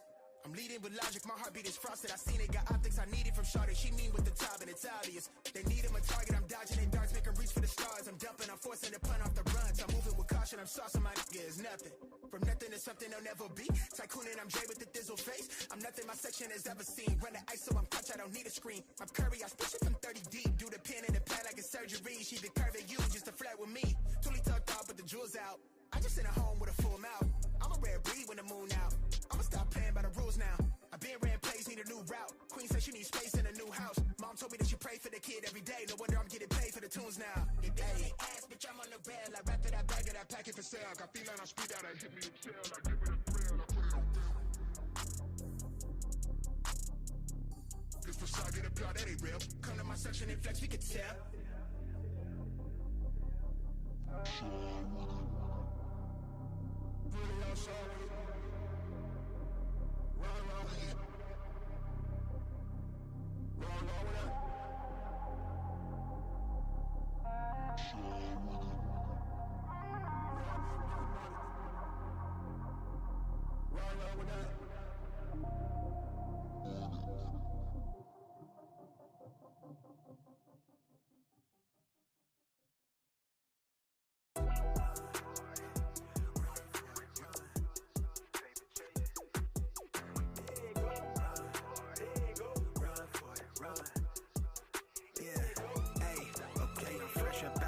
Sign my deal, I pay my dues, affiliated to this paper. I need freedom from my family line. Draw my life design up like fine art. I'm jumping out just to unfamiliar coordinates. Topped off the porch like I could touch the sky. Red is not one trillip. The ism talk the water out your faucet. Look at me flossing. I'm so wavy, I could change the tide. My intuition sense the hatred in your ways. You imitated, forging lines, claim meaning means that's just to justify. West side, born maritime. Creole baby, my bloodline. My lungs clouded, my thoughts crowded. Say all I see is these dollar signs. Finna make a play and that sign delay. On mamas, I testify. Run for it, run for it, run. I'm out here paper chasing, looking for the funds.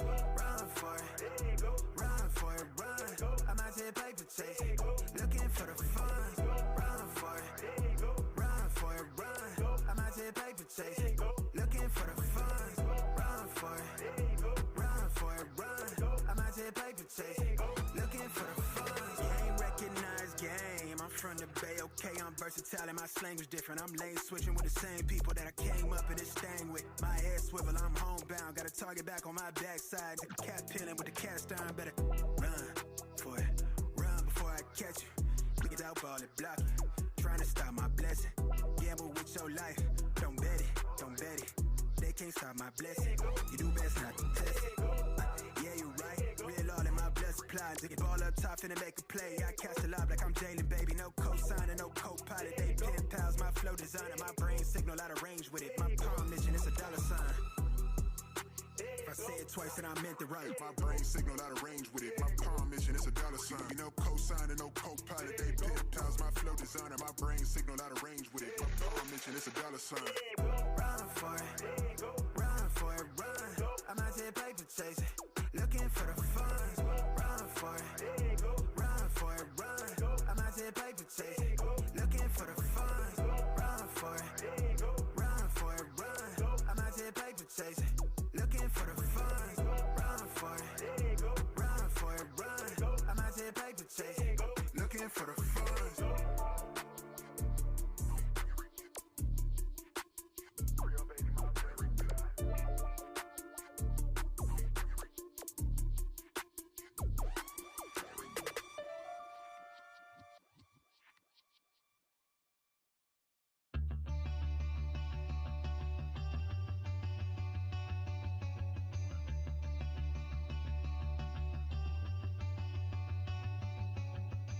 You're a waterfall, I'm a fire.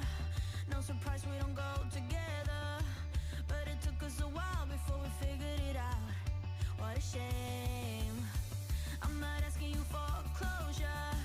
I just want it to be over. We don't need to break up if we were never aligned. Is that okay? I shouldn't be yours if it means changing who I am to get us through. You shouldn't be mine because you're you. I've had enough, yeah, I've had enough. Say you've had enough. We wanted love, but 'cause it's not enough. Say you've had enough. Yeah, I gave it time and you really tried, but you're sick and tired, baby, so am I. I've had enough, yeah, I've had enough. Say you've had enough. When I met you in the summer, then you weren't such a bummer, and I wasn't as critical as I am now. Oh, I wish we could hit rewind and be younger, when we thought this love would last longer. Only a time machine could save us now. I've had enough, yeah, I've had enough. Say you've had enough. We wanted love, but 'cause it's not enough. Say you've had enough. Yeah, I gave it time and you really tried, but you're sick and tired, baby, so am I. I've had enough, yeah, I've had enough. Say you've had enough. I've had enough, say you've had enough. Yeah, I've had enough, say you've had enough.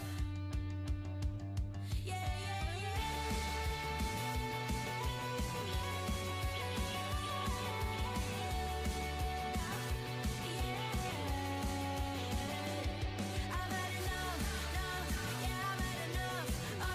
Say you've had enough. We wanted love, but 'cause it's not enough. Say you've had enough. Yeah, I gave it time and you really tried, but you're sick and tired, baby, so am I. I've had enough, yeah, I've had enough. Say you've had enough.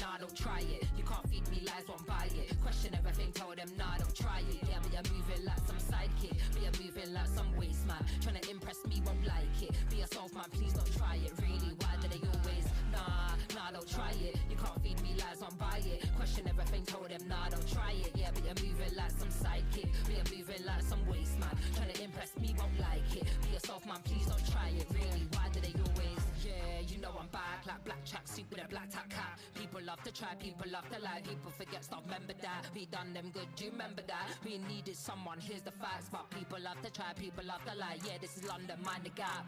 Living life just multitasking. Smile like a horror movie, I'm laughing. Motivated and focused, crafting. Dash something in a break, all your eggs in a basket. Can't handle it, why you asking? Can't handle it, why you asking? Can't handle it, why you asking? Please don't try it. Nah, don't try it. You can't feed me lies, won't buy it. Question everything, told them, nah, don't try it. Yeah, but you're moving like some sidekick. But you're moving like some waste man. Trying to impress me, won't like it. Be yourself, man, please don't try it. Really, why do they always? Nah, nah, don't try it. You can't feed me lies, don't buy it. Question everything, told them, nah, don't try it. Yeah, but you're moving like some sidekick. But you're moving like some waste man. Trying to impress me, won't like it. Be yourself, man, please don't try it. Really, why do they always? Yeah, you know I'm right. Vibes are here when I am outside. Born for the flows to keep the flows tight. Tell me why they love to lie. Soul is dark, but the mind is bright. Nocturnal, we live for the night. You wanna try, but yeah, not quite. Monster with the bars, yeah, I might bite. If I have to, I tighten up the mic. See me, I don't do it for the likes. Keep it Air Max, yeah, like my knives. Ooh, I like to plan before I strike. But what do they know? Frequency's high, it never gets low. But yeah, what do they know? You're dripping in drama from head to toe. Nah, don't try it. You can't feed me lies, won't buy it. Question everything, told them, nah, don't try it. Yeah, but you're moving like some sidekick. But you're moving like some waste man. Trying to impress me, won't like it. Be yourself, man, please don't try it. Really, why do they always? Nah, don't try it. You can't feed me lies, won't buy it. Question everything, told them, nah, don't try it. Yeah, but you're moving like some sidekick. But you're moving like some waste man. Trying to impress me, won't like it. Be yourself, man, please don't try it. Really, why do they always?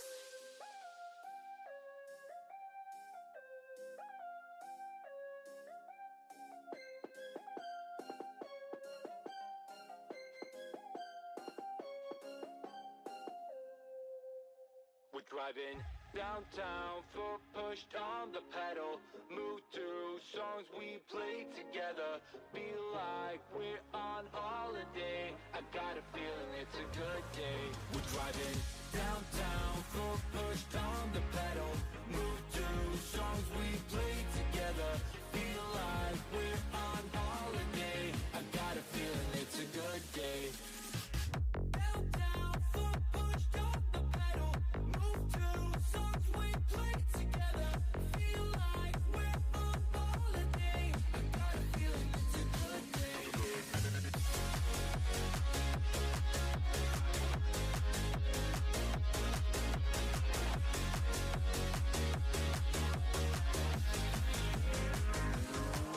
Let's go back to the days, down memory lane. Back to the times when our life was a breeze. Feel the freedom again, my mind was at ease. The sky was so blue when we rolled down the street. So, hey, I just wanna touch your vibe. I just wanna touch your vibe. Hey, I just want a good time, good time. We're driving downtown, foot pushed on the pedal. Move to songs we play together.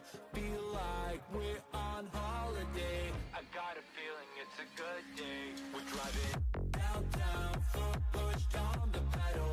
Move to songs we play together. Feel like we're on holiday. I got a feeling it's a good day.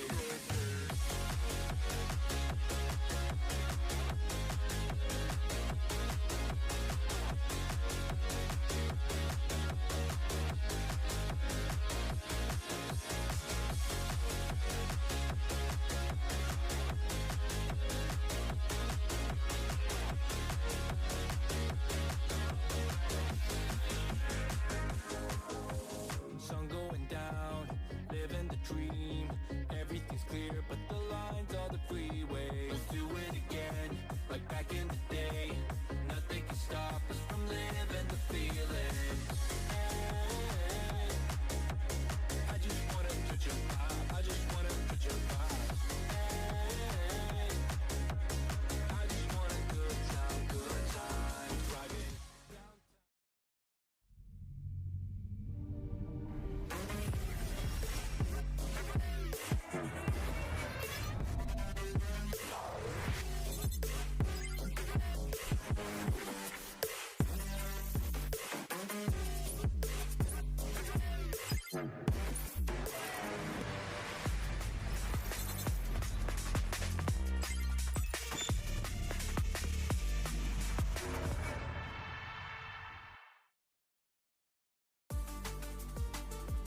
The climb to the top continues here at the Samsung Odyssey Challengers Northeast Tournament. And look, so far we've had 3 teams make it to playoffs, lock their spots in.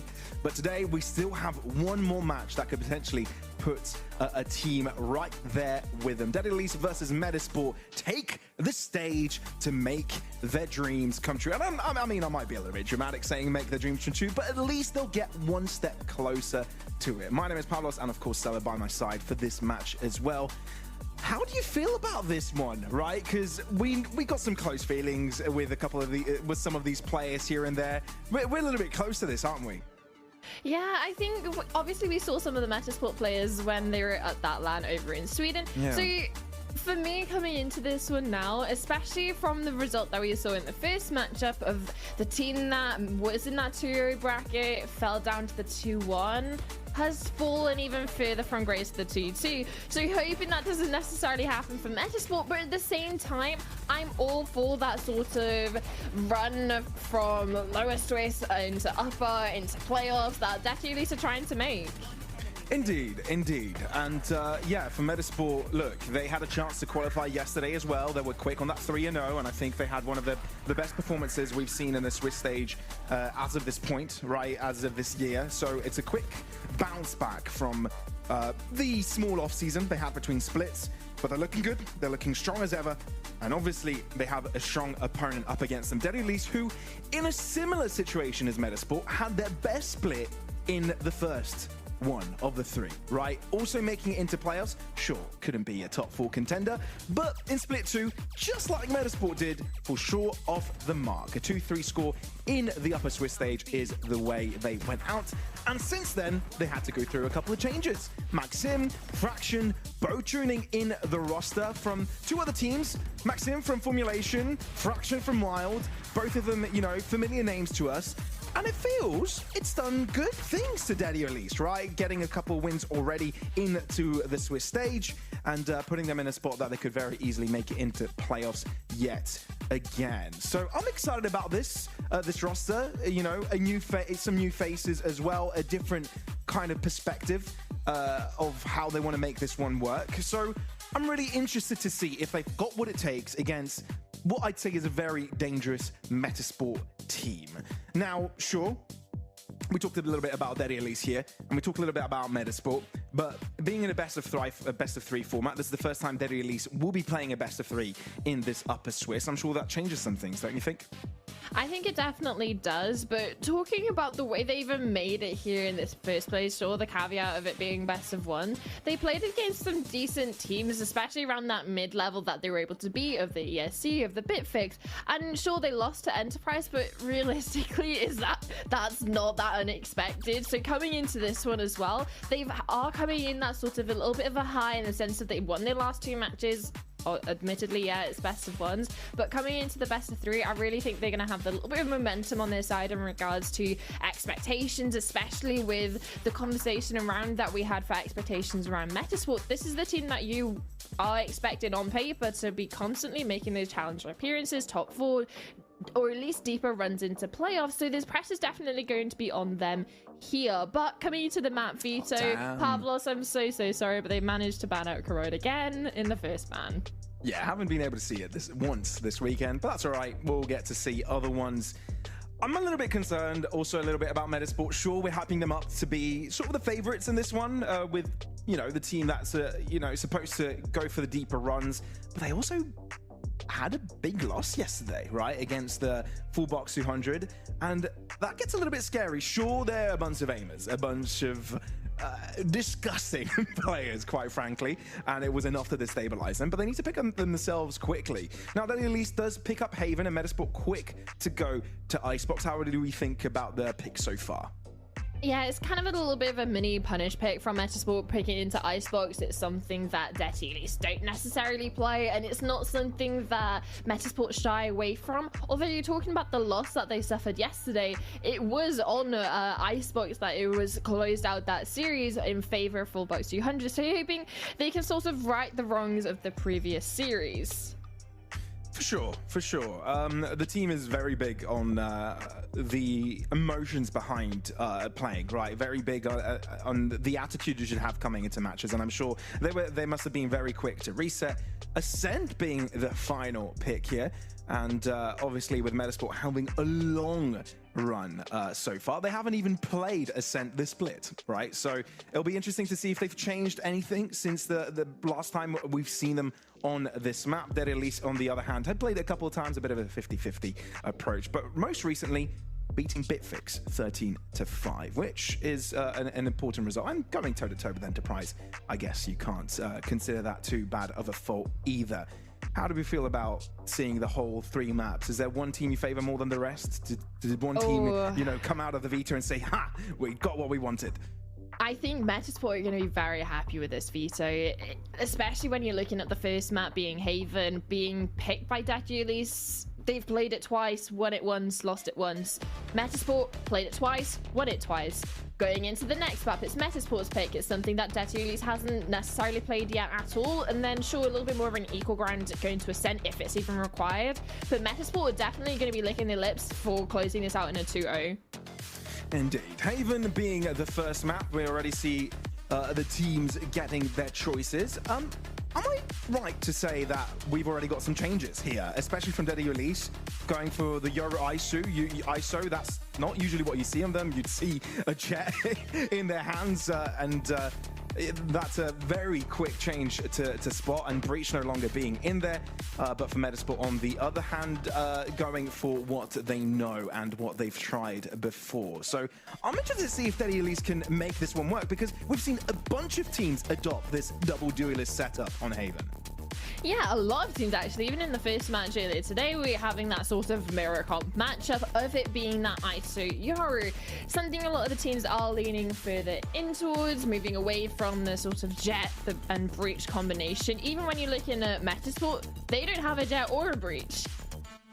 Yeah, that's true. That's true. They've got their own little composition with the Neon, which we saw work okay in the past, but I guess this gives us a little bit more time to talk about what one team is trying to achieve versus what the other one wants to achieve. Well, maybe 30 seconds. What's the plan here for Daddy Elise? What do they want to be doing, and how will they find most success with the comp that they have? Is it too crass to say win? Shoot back, win, get stop the spike XD. Going down. Are you new to Valorant, Pablo? It's like it's kind of like the aim of the game. Like you stop the spike going down, or you plan to, you know, like shoot back, use your utility to help you be more favored in gunfights. Yeah. All right, got it. Yeah. I'm a fraud. Shouldn't be casting. Don't know these things.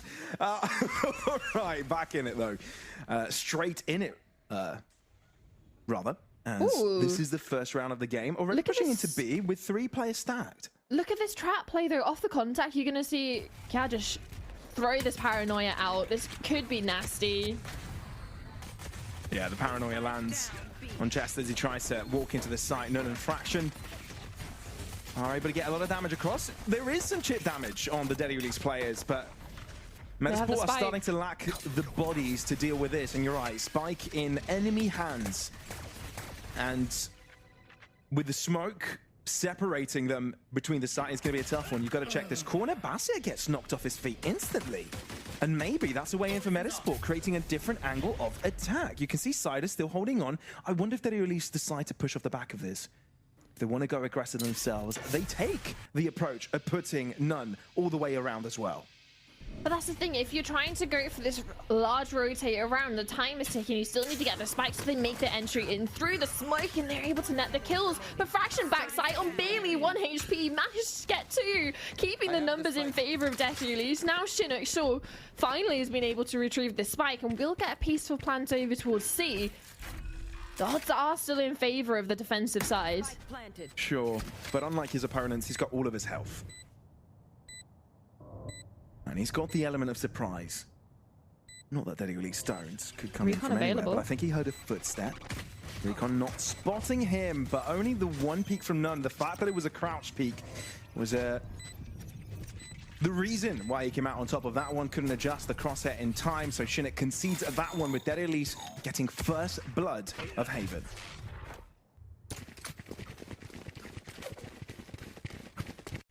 I love the little trap play over towards B. You can see it unfolding as the TP came through, paranoia gets sent out, spike in your hand. Sure, they were able to retrieve it in the end, but so much damage. and kills being tipped in your favor just off the back of a little piece of utility. Reading into Metasport's favor of going towards B, especially on the pistols. Had a perfect counter setup.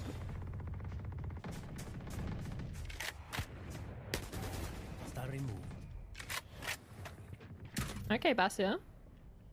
Nice span through the smoke. One way to net yourself an entry kill. But especially on the round, right? You just want to make it as clean as possible. Everybody's invested stuff on the side of Desi at least. But Nun's already gone down over towards C-Long, trying to press the issue a little bit too much with the Outlaw. Yeah, imagine getting spammed off the middle box of the site from a Sheriff miles away. Well, that's exactly what happened. And Cesta gets the first pick, for his team at least. But they regroup. Yeah, kind of need to take a gamble here, to be honest, if they want to win this. They might actually pick the going into the right side, especially with the Bastia already being spotted out over towards C early on with that initial kill. Going towards the least defended site. Kia throwing down the paranoia, and it's just in time to prevent Cider from being able to see, but there's one in kind. Oh, that shot, that was dirty. Follows it up with a ghost. He killed players in 3 different ways. That round makes it look beautiful on his side. Still expensive for Detulis. Thankfully, a well-timed shot dart, giving him enough chance to readjust onto the ghost and take down his counterpart of Chinook. They're still going to have a decent amount of weapons brought into this one, right? You have the Odin for fractions. You have Bastia with a saved Bulldog, and then obviously Maxime has his Stinger.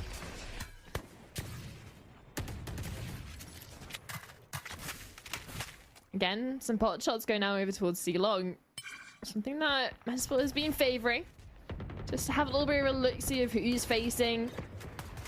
Trying to figure out if Bastia is playing towards that C site or not. Give him a little bit more information to adjust this default. But more often than not, they lean towards A.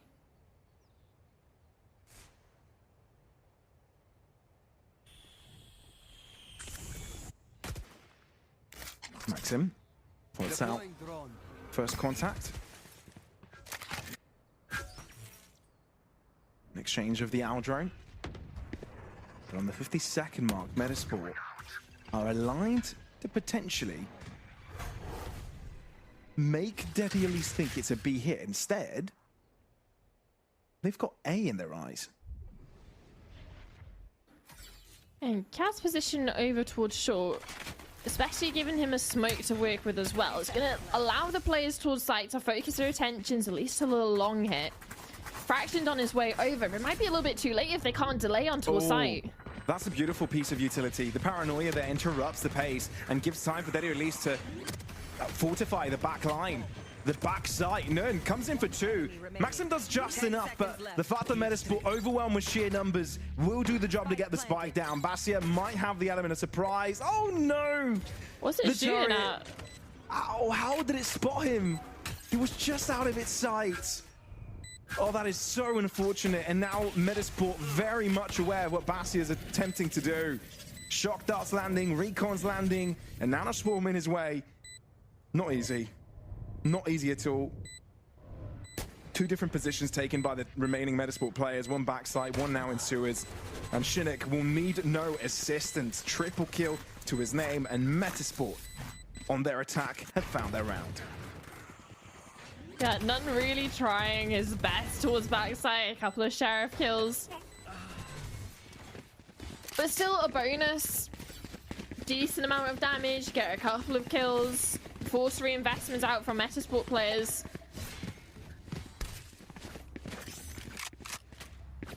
I'm just looking at the buy coming in from Metasport. It's not convincing. You have Cesta going for a judge on attack. Maybe trying to do something aggressive. Over towards Garage, get up close and personal with some of these players. This is another time Detu at least are facing towards mid, and it just does not go their way. No, instead it's Metasport that's are able to make this one work. And they cut noise, completely stop what they're doing. They got the numbers advantage and say, it's down for Daddy Elise to take an action here. We can just wait this one out a little bit, force them to make a mistake, and then we can start making a move. A drone trying to clear up some close corners over towards A. It's a group up over towards B. Bastia's gonna be challenged. How many can he get? Can he make it believable for the rest of the team, rest of the players to come in for this comeback? Yeah, that paranoia is a tough one. And even though Sessa drops in his own teammate's stun, Bastia walks in, does his acrobatics, denies a spy plant, and might have just turned this round on its head. Chinook puts a stop to it, but you've got to be cautious because mid is definitely being challenged now by 2 players from Daddy Elise. At least you've got clear ground control to go for this spike. You don't quite know where Anguist is though. Oh, sorry, where Kia is. So you've got to take your time. You've got to be diligent. 18 seconds on the clock and still wanting to clear this full B backside. Finally realizing the spike can be collected, but with 10 seconds, you've got to commit to the plant on B. Spike planted. At least they know with one player is stuck over towards site. They just need to find Chinook. He's going for a wrap. Kia's holding for it, but how long does he hold? No. Does he turn away? He does. And now both Maxim and Kia looking the other way. The perfect time for Chinook to swing past them, collect the final 2, triple in the entirety of this round. An equilibrium found on the score sheet. Bastia really trying his best. Jumps onto site, even deals with a sliding Yusu.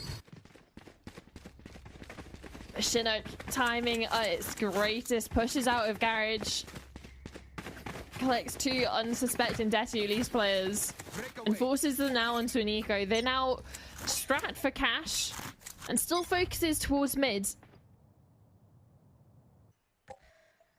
Steps too long here. Bastia preparing, calling for reinforcements. Yeah, he knows what's coming. It's the calm before the storm. And indeed, Fraction will arrive. Try and be of some bit of assistance, but you've got to hand over the space. You've got to give it over. Yeah, Fraction has just revealed where he is, so Yusu will just spray in his general direction and find the head. Moment by moment, this is becoming easier, but as I do say that, Maxim does connect with the spray of his Sheriff on the box to find one. But you need a little bit more than that. You need a couple of kills to go your way. A couple of upgrades would be nice, but Anguist has got this all under control, even though his teammate fully blinded at the center of the site, felt a bit helpless. Anguist has got his back. And Maxim closing in, at least from garage. With a fully telegraphed position, he will be taken down. And Anguist, how about that for a quad piece in a round? Sure, it was against the eco, but they make it clean nonetheless. Keeping it clean against the ecos is something I've been asking for the last couple of days. And especially how important it is from how we saw Metasport in the matchup yesterday. Getting a little bit shaky against half-buys, against Sheriffs. It's nice to see today a little bit cleaner, building up their economy of their own. And that's a 3-round streak that they've been able to collect. A chance for Daddy Elise to stop this though. Now they've got their rifles back out. Full buy opportunity and a couple of ults to work with as well. Only Kia's missing.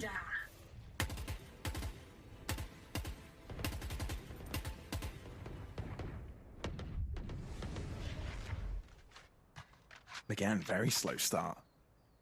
Similar to what we've seen a lot of in our past games, right? It feels like the meta, at least early doors, making sure there aren't any side pushes, some extremity control, pieces of aggression from the defensive side.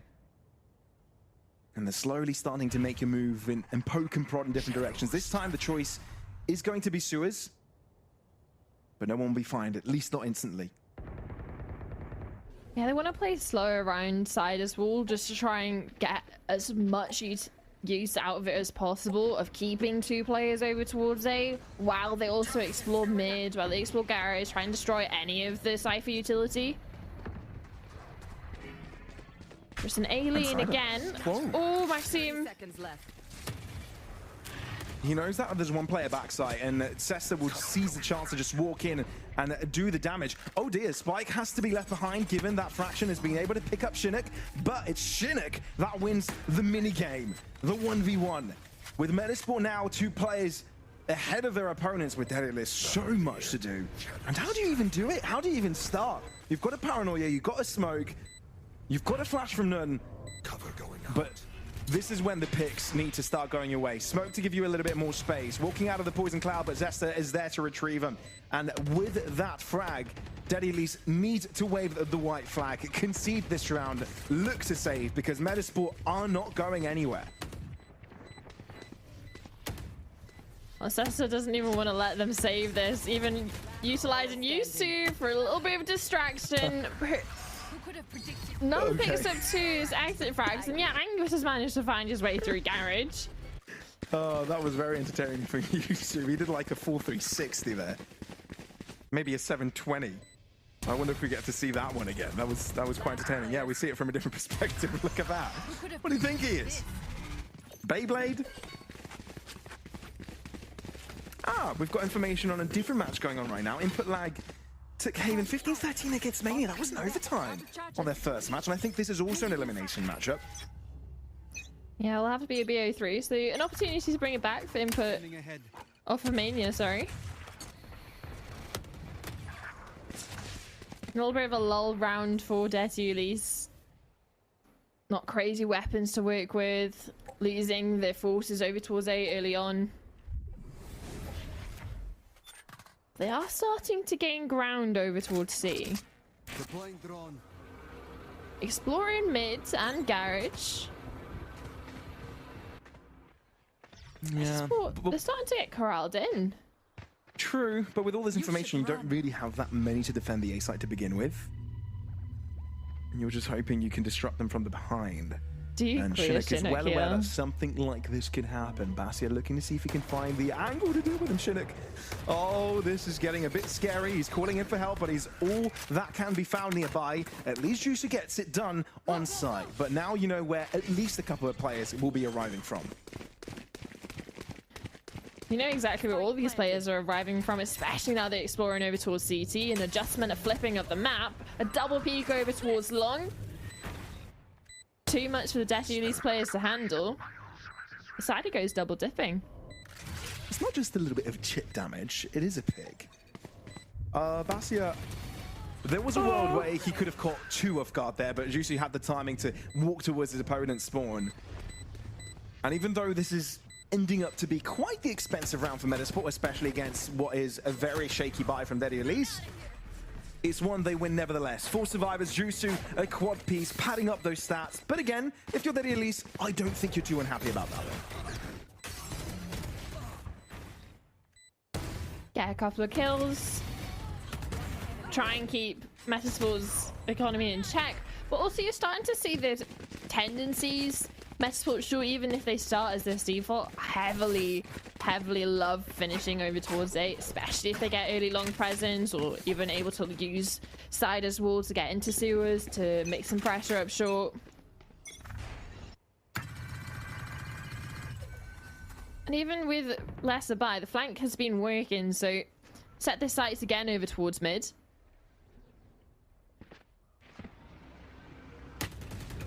Oh. None tried to get greedy there, to be honest. And Jesus was there and waiting. Early numbers advantage for Detulis, and it feels like Fraction has a sense that he needs to go for some heroic play, but instead thinks against it as Metasport completely hold their positions. With an entry, Metasport can just sit and wait, hoping a Detulis player does try and make a play or make some exploration on the extremities. That's exactly what Cesta's checking for. And Metasport don't know it yet, but they're sort of choosing the right site to execute. The majority of the players over to the safe site. A Viper Spit dropping to B, that will delay the spike is going the C. movement. It is moving C, and it's just an obfuscation. Fascia gets taken down, and I think now that he at least will realize Kia spotted by the turret, so there will be attention towards him. Cider, does he know how many are around there? I think that's the big question. I feel it's already quite hard for Daddy Elise to take this one back, but it's about taking players down with them, I think, at this point in time. And indeed, Cider stays quiet just long enough, and this just might be a flawless round for Metasport. That's if they can find him. But yeah, Maxime wanting to keep this Odin into the next. Cute skin. It's one of the best bundles, I think. Yeah, I think so too. Look at that. Is it a little bunny rabbit or a mouse? What is it? I think the Odin's the mouse. Or the bunny. No, the Spectre's the bunny. The Odin's, I guess, the mouse? Yeah, it looks like a mouse, yeah. And look how it gets angry when it's scoped in. Gets really cross. I mean, I'd be really cross if I was Daddy Elise right now. This is your map pick. You win the pistol in a relatively good fashion. Win the follow-up. Again, keep 3 alive. And then nothing. 6 rounds in a row for Metasport. A reclaim over the sort of process of how this map is going. The momentum's definitely in favor of Metasport. They've gone through thick and thin. They've been tested a couple of times with eco rounds, with full buy rounds, and they're withstanding a lot. Even with Maxime's Odin, hasn't been able to find the impact that Ulis were hoping for just yet. I've noticed a lot of discipline from Metasport. I know Cider was struggling with this at the start with this project, right? That you've got a lot of individuals that are capable of a lot, and he was trying to reel them in, but also give them that freedom. Well, it seems they may have found the balance. Still early doors to know that it's at their best, but this setup from Daddy Elise looks very strong, and Metasport might want a 180 off of it. The Dimensional Drift reveals the positioning of so many, but it also spots that they are on the retreat. But with the Metasport not having any space anywhere else, 50 seconds left on the clock, it's likely that it's going to be a re-hit, especially with the own utility that Metasport have to go into this, hoping that Shinnick's Hunter's Fury can find something. A lack thereof. Oh, this breach A into B. wraparound. 30 It's going to be a split into A, but not from short and long. It's going to be from CT. Or it's just going to be a B takeover, because you realize you don't need to overcomplicate. If you can get the spike down, you can play post-plant, and you've got everybody available. Oh, no, that Cider is just locked into this corner. Light goes down, and no one has to check it. Ooh, no, not quite what Cider would have liked. Falling asleep on the wheel there, maybe. But then again, Metasport do get the spike down, but it's just the numbers disadvantage they need to be careful of. Slowly but surely, Daddy Elise start to make ground. Smoke towards main, and you can see that they have no information on the map. Even Bassi is taking his time to hold his corners. Kia is looking behind, but this time it was well thought of. Spike touched. Recon broken. Sesta needs to be careful with the smoke fading. And little by little, Metasport are losing all of their pieces, but Shinnick can't do a thing about it. Daddy Elise, they've got every single one of their players alive. This was as clean as a retake can be. And of course, it's a flawless to put Daddy Elise back on the board. 6 rounds from Metasport, relatively uncontested. And it's a shout back from Daddy Elise in that one. Flawless to put the 3rd round, trying to close the gap. They need consistency. They need back-to-back rounds to make it believable, to make this half redeemable before they switch onto the attack. Let's choke them.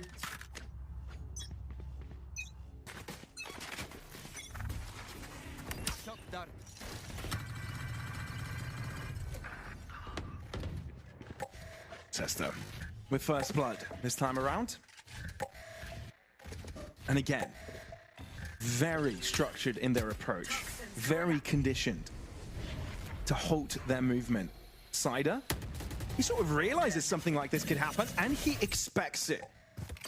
And that's 2 picks to nothing. Fractioned, especially at this time, must think he needs to do something special to make this one work. But Metasport give him nothing. at least deny a little bit of information with the turret, but you already have Angus in its position to take place and hold down the garage push. The only issue is, sure, you have a trip deep sea long, you can get early warning signs to rotate back over, but like you said, the numbers aren't there. You kind of need someone to be that hero player over towards site, getting some like a miraculous triple kill or a multi-kill on the entry. But a gamble of Detulis over towards A. It's going to have them out of position as this hit comes through from Metasport. Indeed. And they find C quite barren, open for the taking. They just walk in, make it their own. Recon instantly broken, so not even given a chance to breathe in that attempt. Basia, with only 70 points of health, you got to run, mate. You got to hide, especially if you want to save the Vandal towards the next one. So Metasport a little bit angry about the previous round and how easy they let it go, and now bring a flawless on of their own, not dropping a player. Yeah, it's sort of the instant answer back, right? Detulis managed to clutch around a flawless round at that. And the instant answer back. Metasport take a flawless of their own.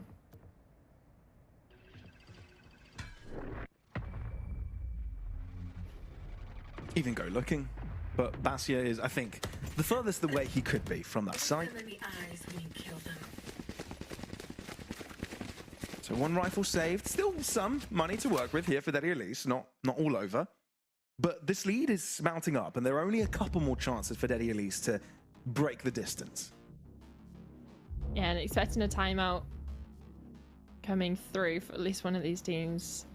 Expecting it to be Detulis, and it is, because out of the last 7 rounds, or even 8 rounds at that, it's only one gun round Detulis has managed to put to their name. And it's a troublesome scoreline and a troublesome stat to think of, especially when there's only 2 rounds left in this half. Money is not necessarily ideal for Detulis in regards, so you're going to make in some sacrifices for weaponry, especially when you're looking at shields as well, that players are going to have to go down to that half armor. Caveat is you've got a couple of ults, but they're not very heavy hitting ones.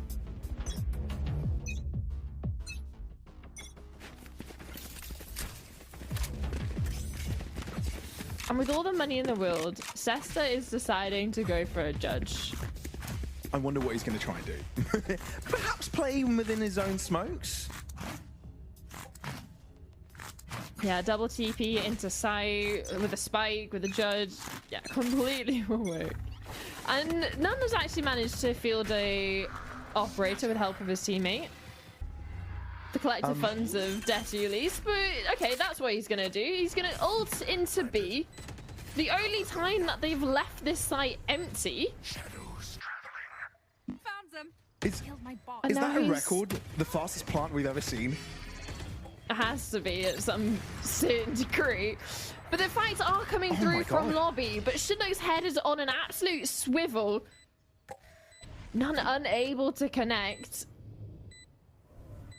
Oh, And it's man. likely going to be a save. They haven't got the money to reinvest into the next one. They're That is so conceding rough. 8. That is so very rough. It's one of the Metasport. very few rounds Detulis have started 0 players on B. You've seen how many times they've liked walking down, they send none into window, or Fraction likes to take up the place underneath window. And yet, in this one, Last round in the half. a perfect read coming from Metasport that they can just full send it. Omen TP into sight with the spike. And it's just a complete shutout. I wonder if this was off the back of the timeout, right? Because you go into the timeout and say, all right, let's do this plan. They're likely going to leave B like that. Worst case scenario, someone's there, they break Omen, or Omen spots them. But that was a quick play. A nice read on what Deddy at least like to do in moments like this. And now you see picking up the operator. Given it's the final round of the half, sure, invest in operator. Got the money and the roof built to support it. A little bit of chip damage though, but unfortunately Bass is unable to connect the kill. So it's just sort of warning signals to Metasport that they are wanting to explore over towards C. Yeah. No one needs to do something here. Obviously, it doesn't seem like Metasport would want to cross into Garage right now, but if he sees the chance to break into the backline could be very impactful. Metasport making their move into B. Knowing where Kia is important, knowing that your backline could be infiltrated like that. But the spike on B goes down yet again. This time, of course, not with it from the shadows, but a nice entry for Metasport.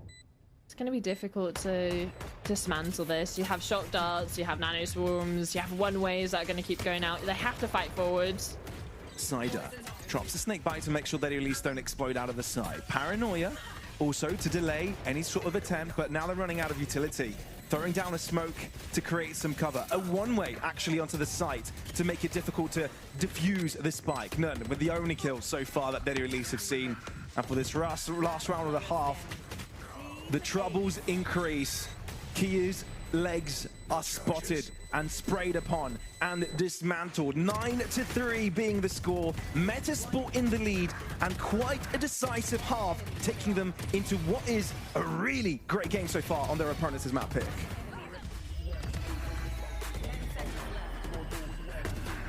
Last round before the switch.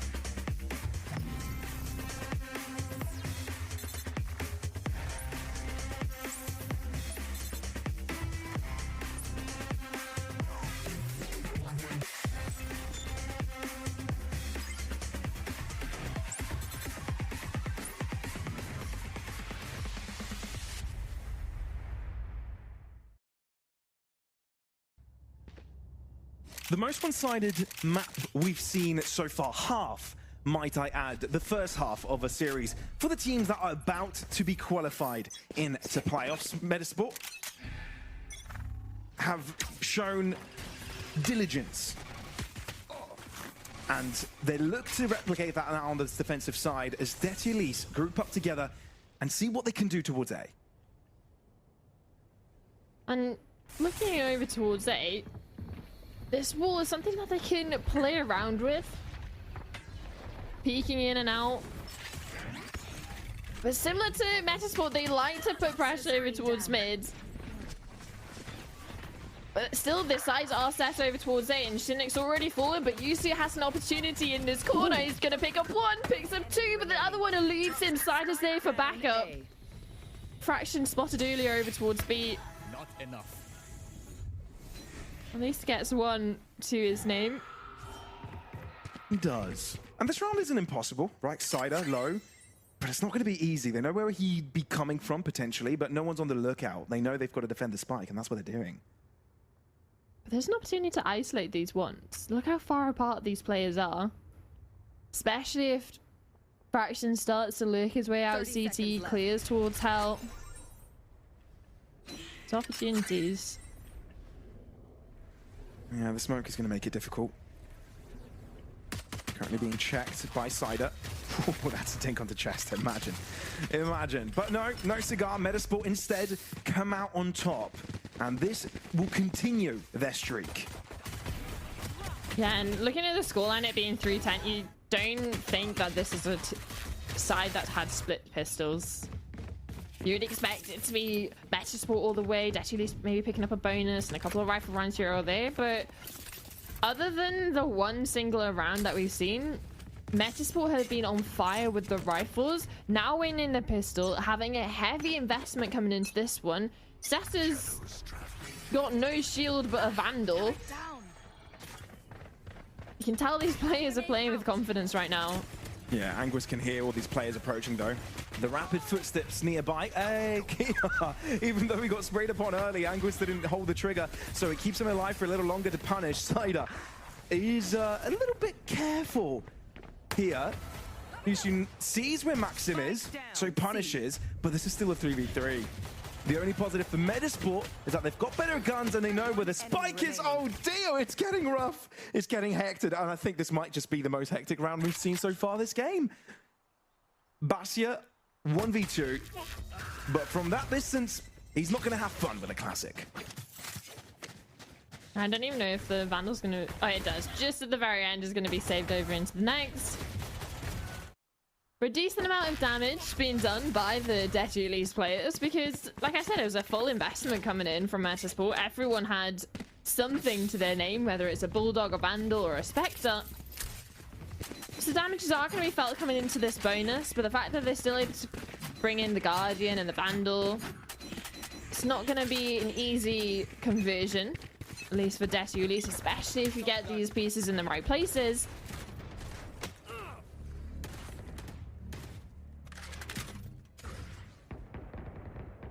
Well, we just saw on the bottom screens as well that input lag took down Mania 2-0 in their series. So Mania, their run is now over. Input lag continue. See what they can do. And this upper Swiss. Now this bonus from Metasport is still quite scary. A couple of rifles are judged from Cider. You've got to be careful if you're Detu Elise. Screen down. Especially with Chinook's repositioning up over towards long can go overlooked. But fortunately for Detu Elise, they're wanting to explore elsewhere, especially with this spike.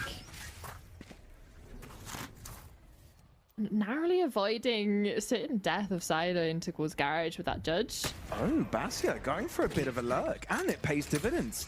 That's the A side opened up, and now if you're Detu Elise, you've got a decision to make. Do you continue to try to move into B, or now that you've consumed this A site position, you want to take over? Sessa, that is so smart.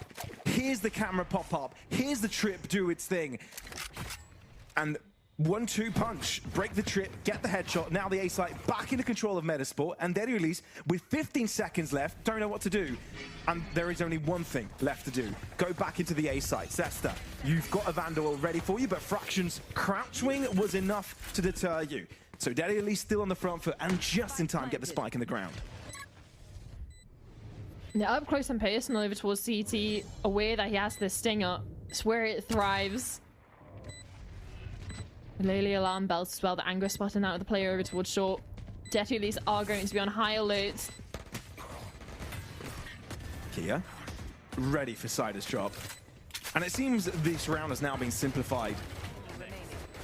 And that's exactly what happened. Fraction closing up the distance because he can. Jusu holding on for a little while. Maybe you think to keep a couple players more busy.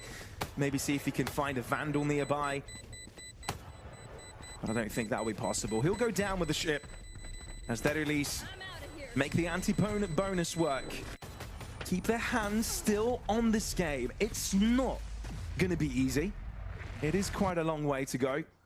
But it's not like we haven't seen upsets before. Metasport just 2 away, and now potentially will be being a full force buy round. Yeah, that's the concern as well coming into this. That was the bonus of Metasport, and still they're able to make it into a round that's believable for us to expect them to have the sort of percentages in their favor of closing it out at certain points in the round. But they do have their full rifles back out now. Everybody almost on in the server, almost on half shields.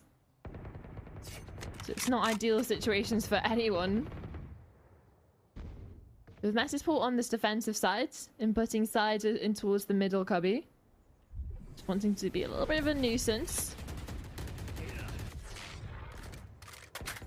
dealing early with the Killjoy utility actually over towards C, specifically getting that turret offline.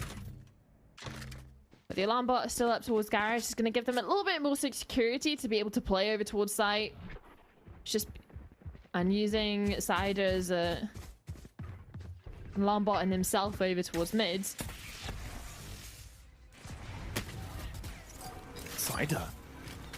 He got his first one, but can't quite get his gun out for the second. Kia, now he's turned the tides of this game. The thing is, do you know where the rest of the players are? Metasport quick to try and close up the distance towards B, thinking that might be where Daddy Elise are looking to hit. But with that smoke going on in window, Sesta realizes this actually might be a C hit, and indeed it is. Taking up control from Long, he can hear the commotion, not going to get spotted by the recon, and he jumps in to surprise his opponents. Just the one though. Is that good enough? Shinnick approaching from spawn.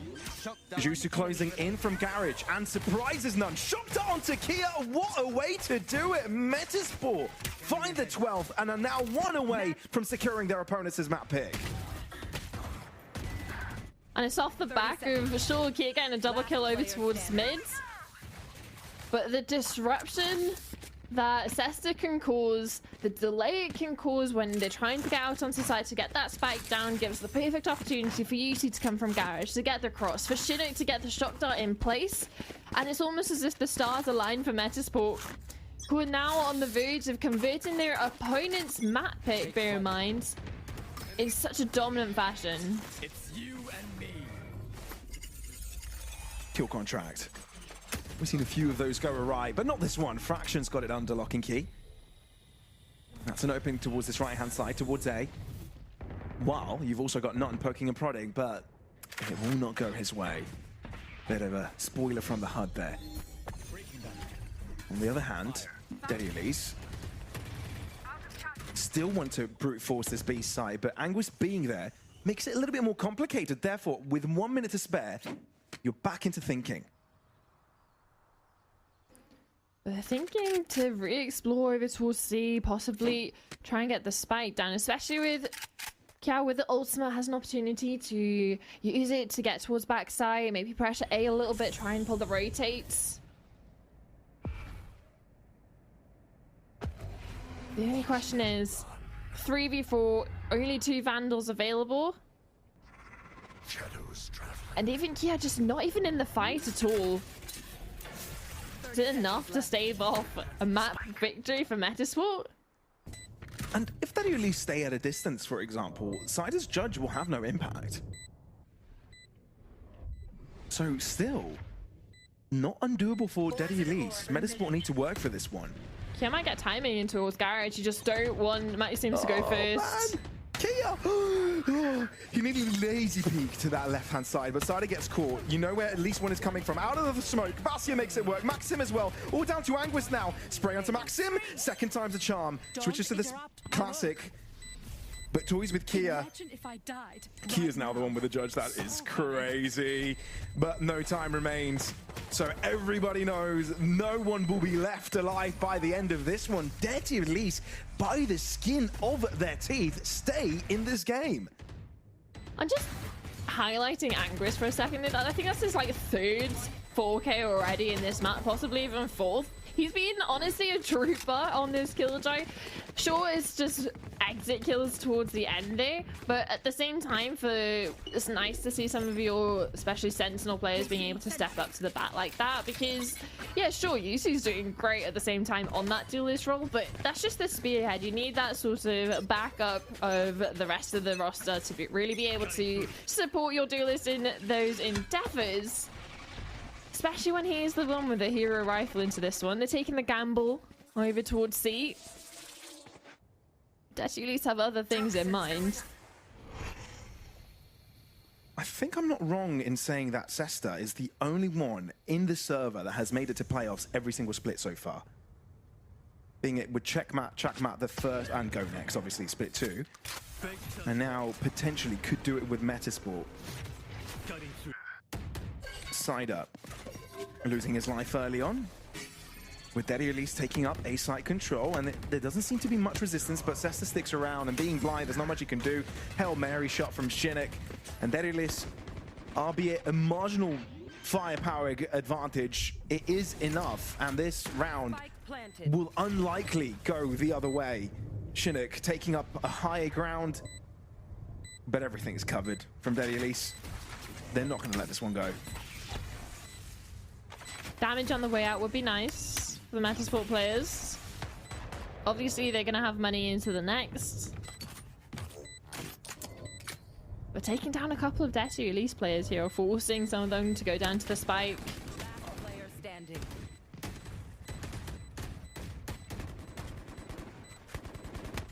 How did Anguish just avoid all of those bullets? How does he have all of his health? I don't even know. Yeah, won't be interrupting anyone here. Oh, he might have the timing on one. Indeed he does. Goes down, but takes one down with them. Not too bad of an outcome. But 3 rifles taken over for Daddy Elise, but this was an eco from Metasport. They had the buffer.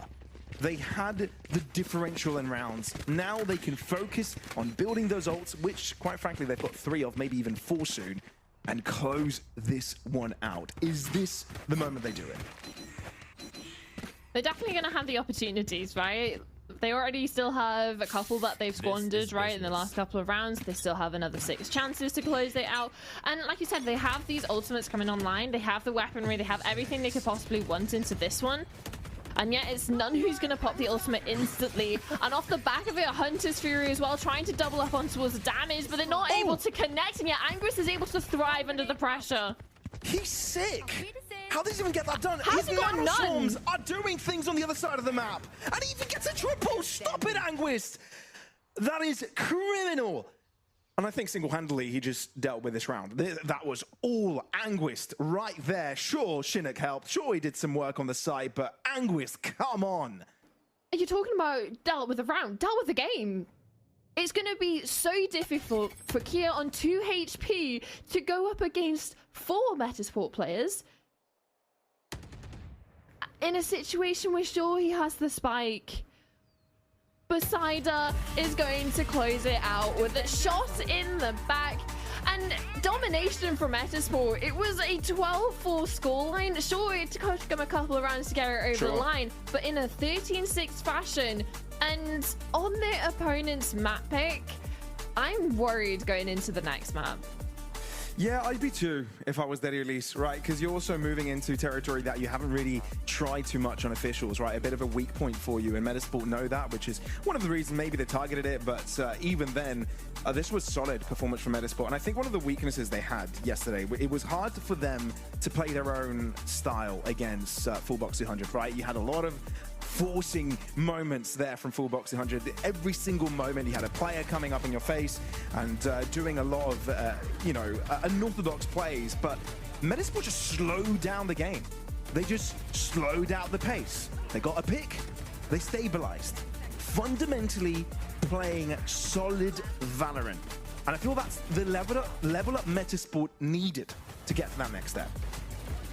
Yeah, you can definitely tell, like we said before, about the patience. We've seen it before in other tournaments. It's just finally feel like they're getting towards how they're closing out the rounds. Because realistically, they've been very good at starting the rounds with getting early entries or playing that push and pull of getting the rotates, getting the positions and pieces in the right places for executes. It just sometimes goes awry in closing them out. And it does feel like in this map, it's especially, they've kind of hit the nail on the head with it.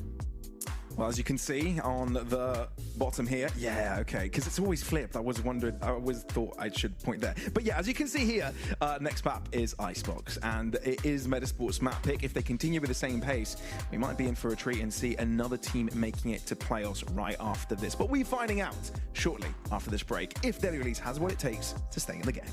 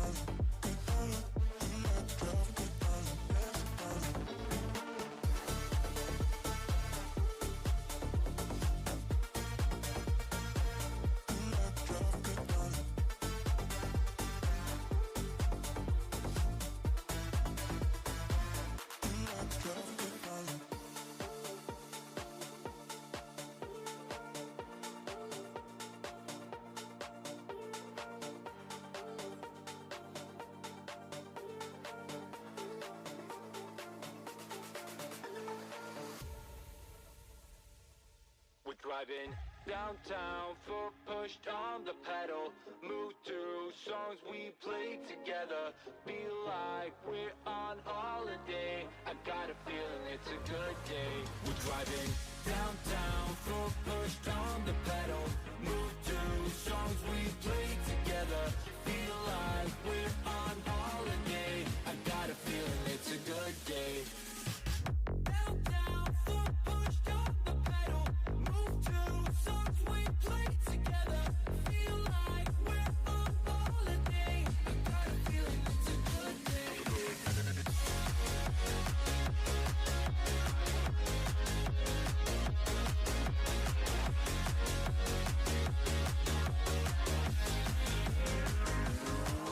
Let's go back to the days, down memory lane.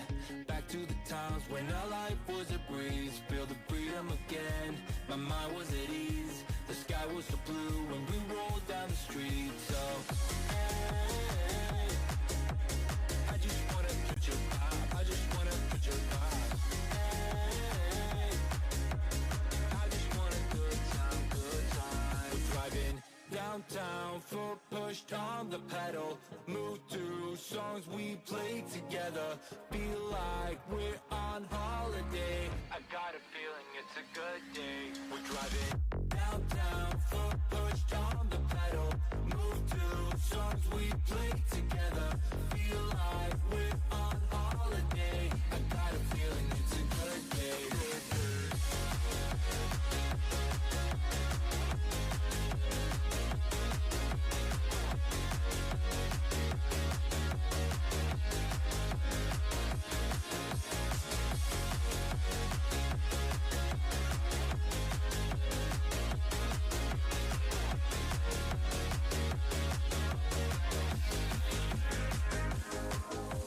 Sun going down, living the dream.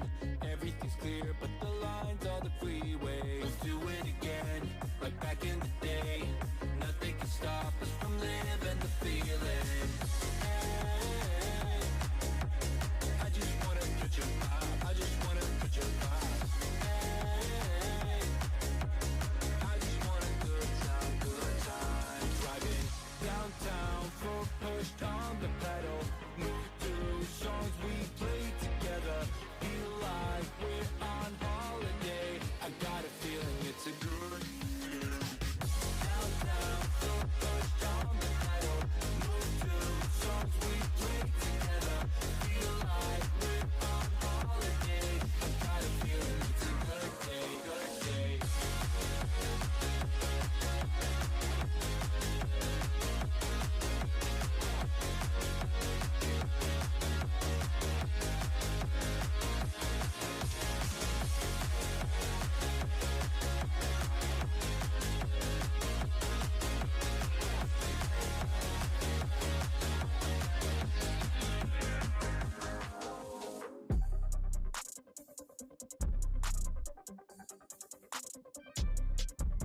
Hey.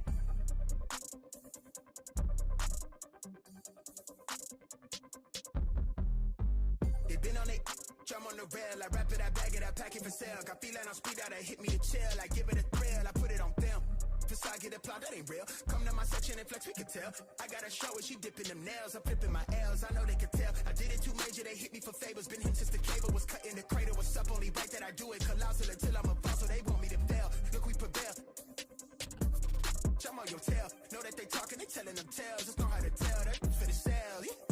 Hey, they talk like they got it, but they need to stop it.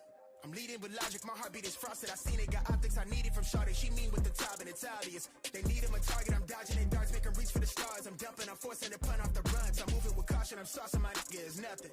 From nothing to something they'll never be. Tycooning, I'm Jay with the thizzle face. I'm nothing my section has ever seen. Run the ice so I'm touch, I don't need a screen. I'm Curry, I spit it from 30 deep. Do the pin in the pad like a surgery. She the curve at you just to flirt with me. Totally tucked off, but the jewels out. I just in a home with a full mouth. I'm a rare breed when the moon out. I'ma stop playing by the rules now. I been ran plays, need a new route. Queen said she needs space in a new house. Mom told me that she pray for the kid every day. No wonder I'm getting paid for the tunes now. It ain't ass, bitch, I'm on the rail. I wrap it, I bag it, I pack it for sale. Got feeling on speed out, I hit me to chill. I give it a thrill, I put it on film. for sure, get applaud, that ain't real. Come to my section and flex, we can tell.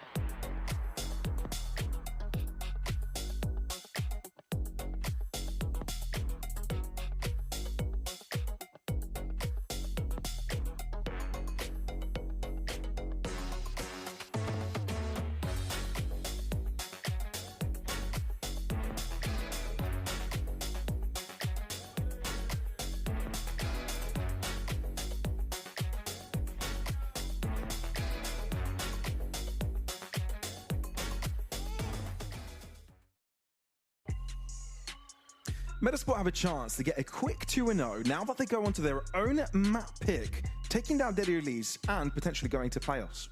Can they do it? Can they make it happen?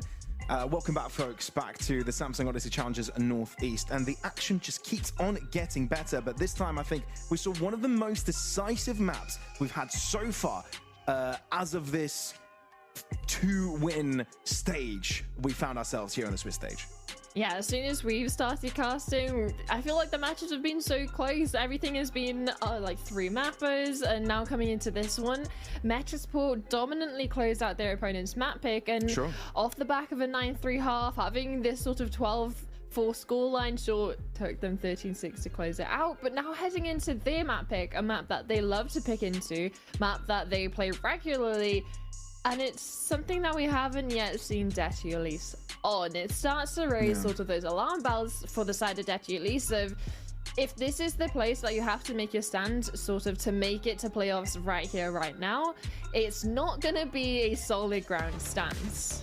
Yeah, I guess one of the positives you can take for Deadly Release is that they don't know what you're going to pull out, right? And they do bring out a double duelist setup. Jet Reyna coming into this one, a bit of a difference to what Metasport wanted to go here. Obviously, they run this double controller comp. We saw it yesterday against the full box 200 squad. And sure, it was a close game, but that's not a game they won. And if you roll it back a little bit further, this split against Extreme Gaming, 39 win. So, you know, there are the weak points here for Metasport, but obviously there's a reason they want to walk in here. They feel confident. They know that they can rectify the mistakes they made yesterday. But it'll be interesting to see what Deadly Release have got in store for us, right? Because just like for us, for Metasport, they are an unknown entity right now. Yeah, and especially with the composition that they're bringing in, it's slightly different to what they played, I think it was about 4 or 5 months ago when we're talking about Split 2. So it's a little bit of a switch up there, and it's exciting to see what Deadly Release have to sort of bring this out of fraction, going on to the Jet, none on the Reyna, so you're still having that sort of double duelist setup. And still, Metasport sticking to the tried and tested, loving the double controller side up. Onto that Harbor as usual. I've seen how, especially in the match against Full Box 200, they were going zone by zone into clearing stuff out. So they were doing their due diligence. I'll see if they can continue that streak into this match today. We haven't seen too much of this yesterday, but it's Deadly Release that do the toxic screen mid-map and spend the majority of their players towards this A site. Now, Metasport explode outside of B, right? So they've got all the information available to know that it's likely not going to be a B split. It's either a full commitment into mid or a split into A. Anguis knows no one is heading in from mid, so it's got to be a full A hit. And finally, with the Killjoy utility popping, I think Metasport have got the picture. Thing is, you need to be wary. Is both Fraction and Nun need to be discovered. Fraction will take one down with them, but it's Metasport to take 2 down as well. But that's both of the prongs over towards mid of the double duelist taken off the board. Sure, you've got a lot of post-plant utility for Detulis to work with, especially in regards to shock darts. But they have the numbers come in. Sester's going to be sort of this walking Aldrin on 25 HP. Does still a lot of damage taken with him, but Kia's just standing tall, gets another one. But Maxime takes a final out of his grasp. But Kia's standing tall with the Sheriff over towards backside. That was ridiculous and clean. Kia, more of this, please. That was spicy. Round 1 Sheriff does the trick, and pretty much the gift that Detulis needed to get things started on their opponent's map pick with the right foot. And that's just given him all the money in the world that he needs to invest into this one. A Vandal, full shields, even bringing in his utility forward. So he's definitely going to be something to watch out for in this one. Yeah, bit of decisiveness after that early loss. You know, you losing your own map pick. You know, you've got a solid chance in a potential reverse sweep to make it to playoffs. Why not give it your best? Ooh, we'll give it a Sesta an opportunity. He will take it. Unable to recover the gun, but at least being able to retreat back to safety. And that's called the decisive B hit or B exploration from Detulis to a halt. They're not committed. Metasport 1 to go looking. There's a pack of 3, eagerly expecting more. 3? 3 in yellow? There's no way you anticipate. There's no... 1 in yellow now. Quick. Yeah, well, and now you know. Seriously sticking around for a little while longer. Detulis wondering how many more around. I think Basia just escaped Sider's view. Yeah, he might get time if he decides to go up tube. Oh, and he doesn't. Just missed him. Unlucky. But it's as clean as it gets for Detulis. Sure, you lose Fraction at the start. And sure, you'll lose none, as Shinnick will be able to take him down with him to his grave. But it is going to be a 2-0 for Detulis.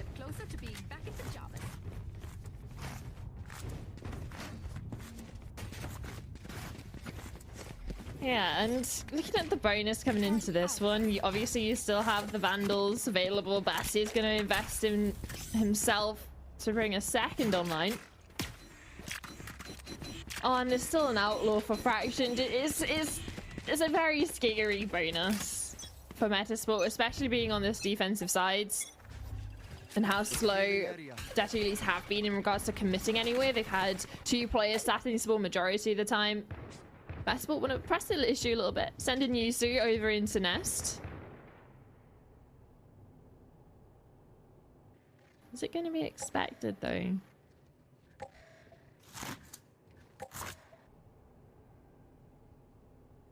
Well, so far, Detulis quite slow.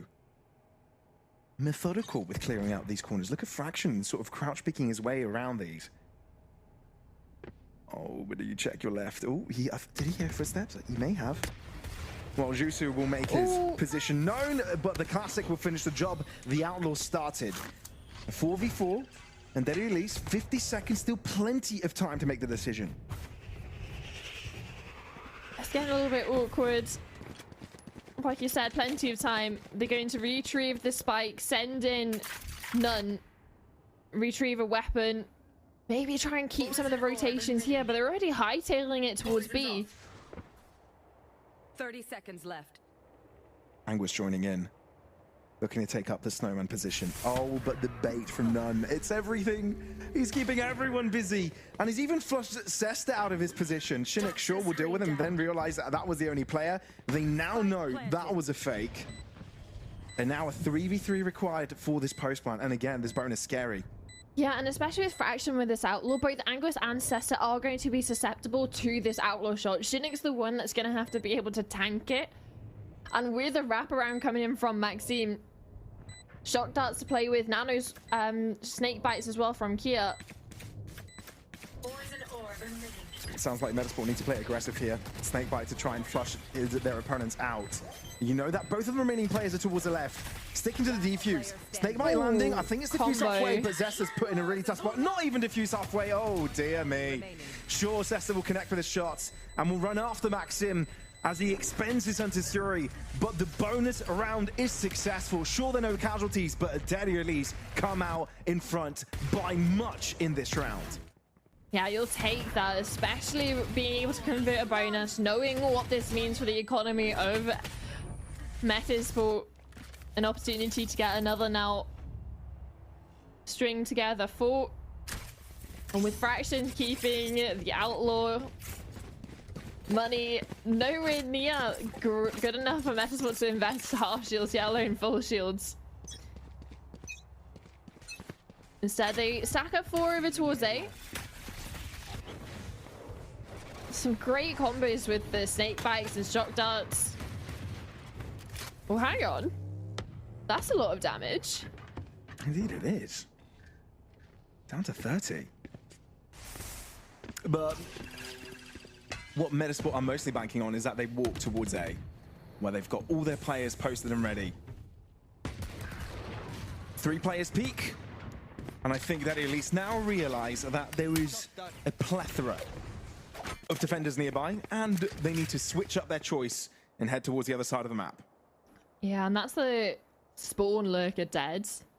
The only thing is they're gonna have to worry about Bastia. It does look like Angus is holding for it. Spotted. And second shot's the charm. All of a sudden, Metasport have double the amount of players available. And when Fraction is low, that is a scary prospect for Daddy Elise. This could be a comeback to what was an upset the previous. And now a Thrifty 30 seconds knocking on Daddy Elise's door. Maxim wanting to make sure that doesn't happen. Keeping things closer for his team, slowly but surely taking ground. But Jusu is there and ready, and is the only one needed to deal with the last 2. A triple kill altogether for him this round, and the Thrifty performed successfully by Metasport. Oh, and they just lure them in over towards A, doing chip damage as they go. Banking on the lurk, coming in from Bastia to be impactful, to take some of the attention away from them in main. Instead, Anguist, aware of it. Sure, like you said, the first shot doesn't connect, but the second is an absolute belter. Left no other options except to push through the Viper's wall. Now a little bit of a switch up. Cider destroying a little bit of a utility for Yusu. Ensuring they don't spot out this operator early on. That can still be an unknown for the Daddy Elise players. Yeah, good repositioning there from Yusu as well, knowing that the recon was belting behind him. And sure, he misses the first shot, but repositions for the second and does retrieve it. And Metasport find themselves in a very familiar position we saw plenty of on Haven. A pick goes their way. And now this is where they settle down a little. And they can start to buy time with Cider's Harbor utility over towards B. Any pressure they try to make, it's just going to be held by Yusu on the cross. His position could be quite dangerous, actually. Sure, the turret is there, looking at it. And I'm wondering if Angus is going to check. But he has the turret, he doesn't need to. He can just leave his turret up, his alarm but's up. There's no gap over towards mid other than the position that Kia has been able to walk up to. And the only gap is over towards A, which is still being watched. And with no follow-up, with 10 seconds left, they must know it has to be over towards B. Yeah, Kia very deep already through Kitchen. You've got to realize this might be a prospect. You need to be careful of Fraction taking matters to his own hands, but Yusu is there and ready for it. Double peek coming in from Metasport, taking their chances against those head-to-heads. And they do deal with the player in Kitchen, but there's still the lurk you need to take care of. Bastia, the only one on site, gets superhero landed on. A punch to the face. And Maxim too far away to have any impact to this round as Metasport chain 2 rounds together. The fact that it's a headshot as well. It's a jump from kitchen. Sure, you can get maybe a toe shot going if he was low HP. No, that was straight to the dome. And it almost sealed the fate of Detu, at least in that round. No players left to defend over towards the spike. Maxime sectioned off. No time, not planted for him, no utility, no ultimate. Forced to concede the round, and that's, like you said, a second on the board for Metasport. Right in the wrongs, not being able to convert the third round.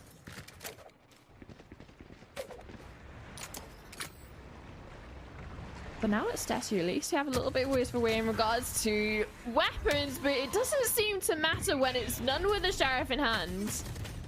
Indeed, but it's Steady at least finally to get the better of these trades. On entry, not really giving too much back. Just Fractioned, who was a sacrificial lamb, first in charge. Spike planted. But Metasport have some extra cash in pocket, thinking about going for it. And I think especially if Sesta gets a pick, it might be a full commitment. But Yusu further behind may make this a difficult affair. So Sesta trying to get as much done as he possibly can by himself, but Yusu staying out of dodge.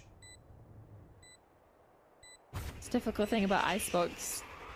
Especially when you're the Jet with the operator being tasked to be this last defense over towards an extremity. As soon as they go towards the other side, and the first initial wave of the retake doesn't necessarily go to plan, forced to tuck tail and save. But again, it is actually these came into this. Sure, they had a couple of rifles, but they weren't even the guns that made the most impact. It was done with the entry with the Sheriff, and then it was the follow-up flood into sight.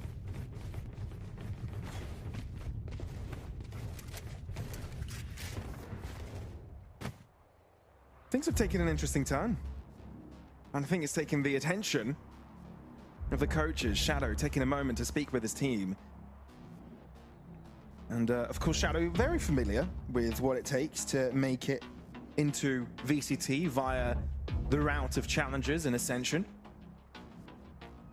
But not familiar doing it on the coach slot. This is his first project with the team. Sure, he's been with them a few months, but this is new territory, new waters he's trying to navigate and trying to figure this one out for his team, for his roster, help them out in this crucial moment, which could turn the tide of the pace.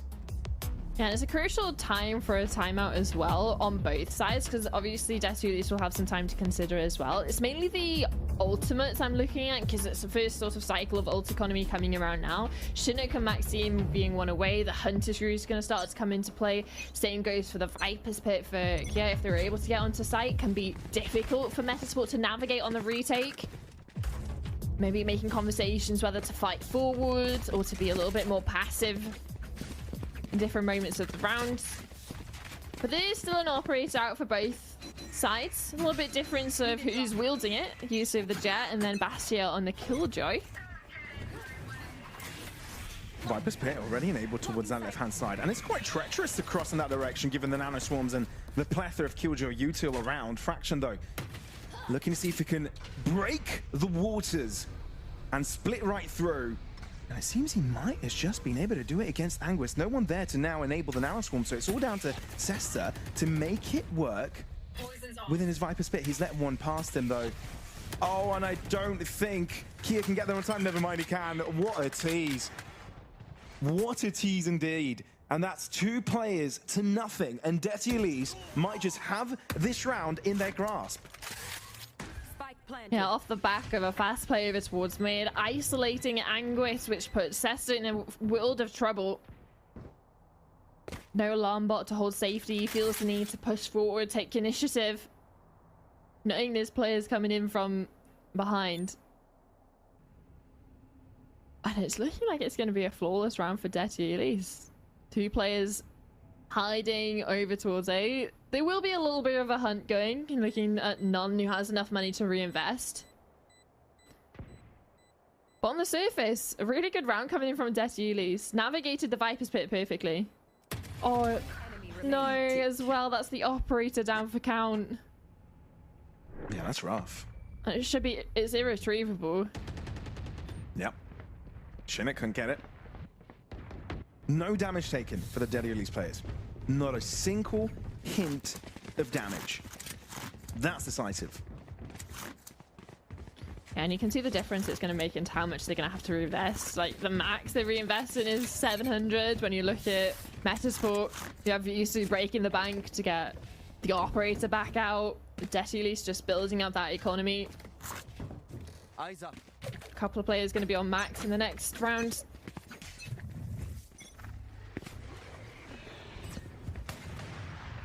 Nowhere to run.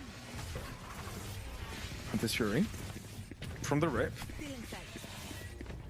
Maxim not really finding too much success with it, but Yusu opens things up with the reinvested operator. And first blood goes to Metasport with Deadly Elise still wanting to pressure the issue. Pressure the matter. Knee and ankle shown there, but Yusu patient, but it just doesn't pay off. Cider has to do a lot, and he even ends up with two. None. The one that has done most for Deadly Elise this round has to get down with the spike. And it's left it to a 2v3, which Metasport need to recover. One enemy remaining. They've at least gotten past the first hurdle. Maxime down for the count, but none with the Empress online. Could prove difficult to deal with, especially if he's able to isolate a one, use the dismiss, reposition. Can be a slippery target, but Angrith not even going to give him the opportunity for the first dismiss. Spike, one enemy remaining. I mean, you could tell Nunn was kicking and screaming throughout that one, but it just wasn't enough, especially given the fact that you had some early shots connecting, having the numbers advantage from early on. You know, you can overwhelm with sheer numbers there. And that's exactly what Metasport did. Gets them right back in the fight.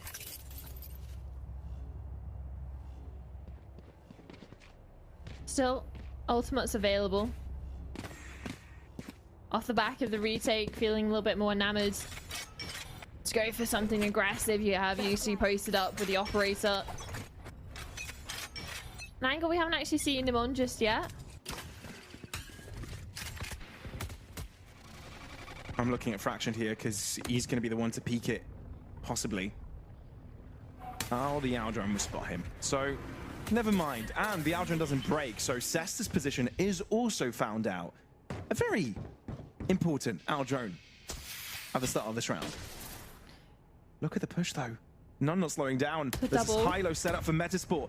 That will take him down. Yeah, an instant kill on that. And especially with the reposition of having Cesta playing over towards A, you have this sort of little bit of a one-way you can play with over towards pipes.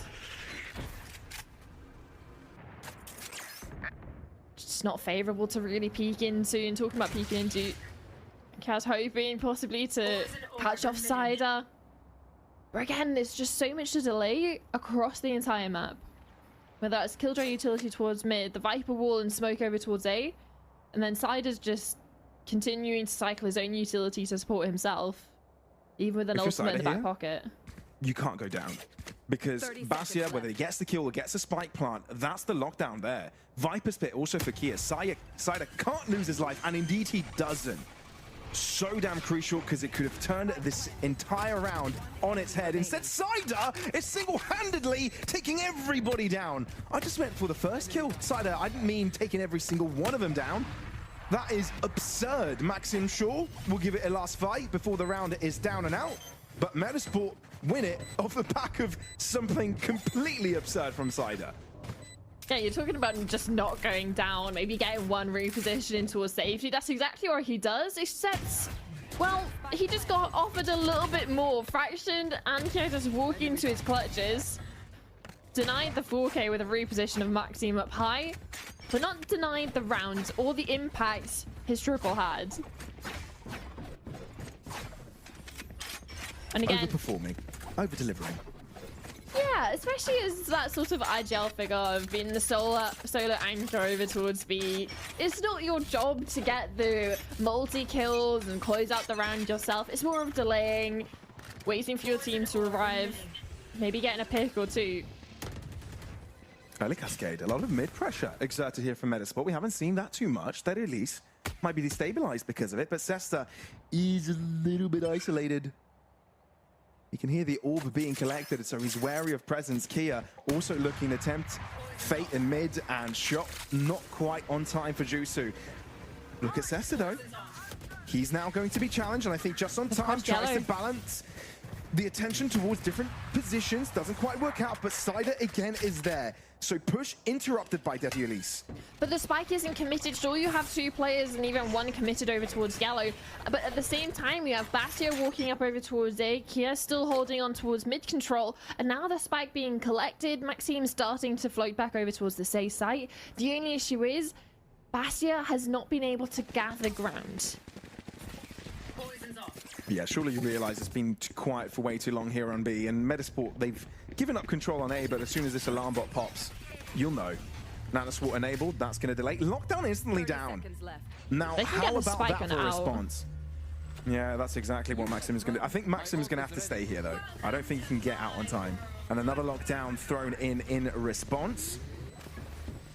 All right, Harbor ult dropping. So it does feel like Metasport want to take the action towards them quickly, but you are in danger of being destroyed by the lockdown, but instead, they're the ones that destroy the lockdown instead.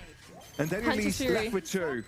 At least they've got nano swarms available, but I think 1 missed the mark. So forced to use the Hunter's Fury early to deter this defusal. You're running out of time, so now you need to start moving. Cider on the defuse. Spray down in his direction. Anguis needs to save his life, but Cider can keep on sticking as his team has got his back after a difficult start to this map. Metasport have found equilibrium. Oh, it just gets to a certain point in the round where everything in the kitchen sink is thrown at the issue. You have 2 back-to-back lockdowns. You have the Viper's Pit. You have Cider's ultimate as well coming in through the Reckoning. Then you also have Maxime trying to utilize his Hunter's Fury. It was just a lot happening at the same time, and yet it's still Metasport that thrive in that chaos, able to break the lockdown that Bastia put down, trying to save off some time, take advantage of one of the nano swarms missing, and push the issue as soon as the Hunter's Fury is utilized. Just play Protect the President, allowing Cider to defuse. Use is very deep. Sure, you've got Cider nearby, but... We'll jump across. He's bypassed this line from Yusu. Here. But does it matter? If it's a wide swing, it will, but it's not. It's a slow peak, which Yusu is ready for. Presses mouse 1, and his opponent is down. This is just such a stalemate until... Oh, hello. Kia possibly hits the turret. Who goes there? Oh, wow. Anguis was tempted to take that fight, and Kia says, well, that's why you shouldn't. Ooh, and now it's Steady Release with the ready. numbers. Oh my god. These Steady Release players winning their individual fights. Metasport giving away a little bit too much, and now they might have to pay for it. But that's it. Like you said, Metasport are giving them the fights, and it's just Steady Release out-aiming them in those individual one-on-one engagements across the map in 3 different locations. 30 seconds And sure, left. you don't want to count them out until it's over, because Yusu's managed to find his way out onto rafters. Drops the spike, but now it's going to be combat orping that's needed. Yeah, you need Cider to join in as quickly as possible. Back to the shorty.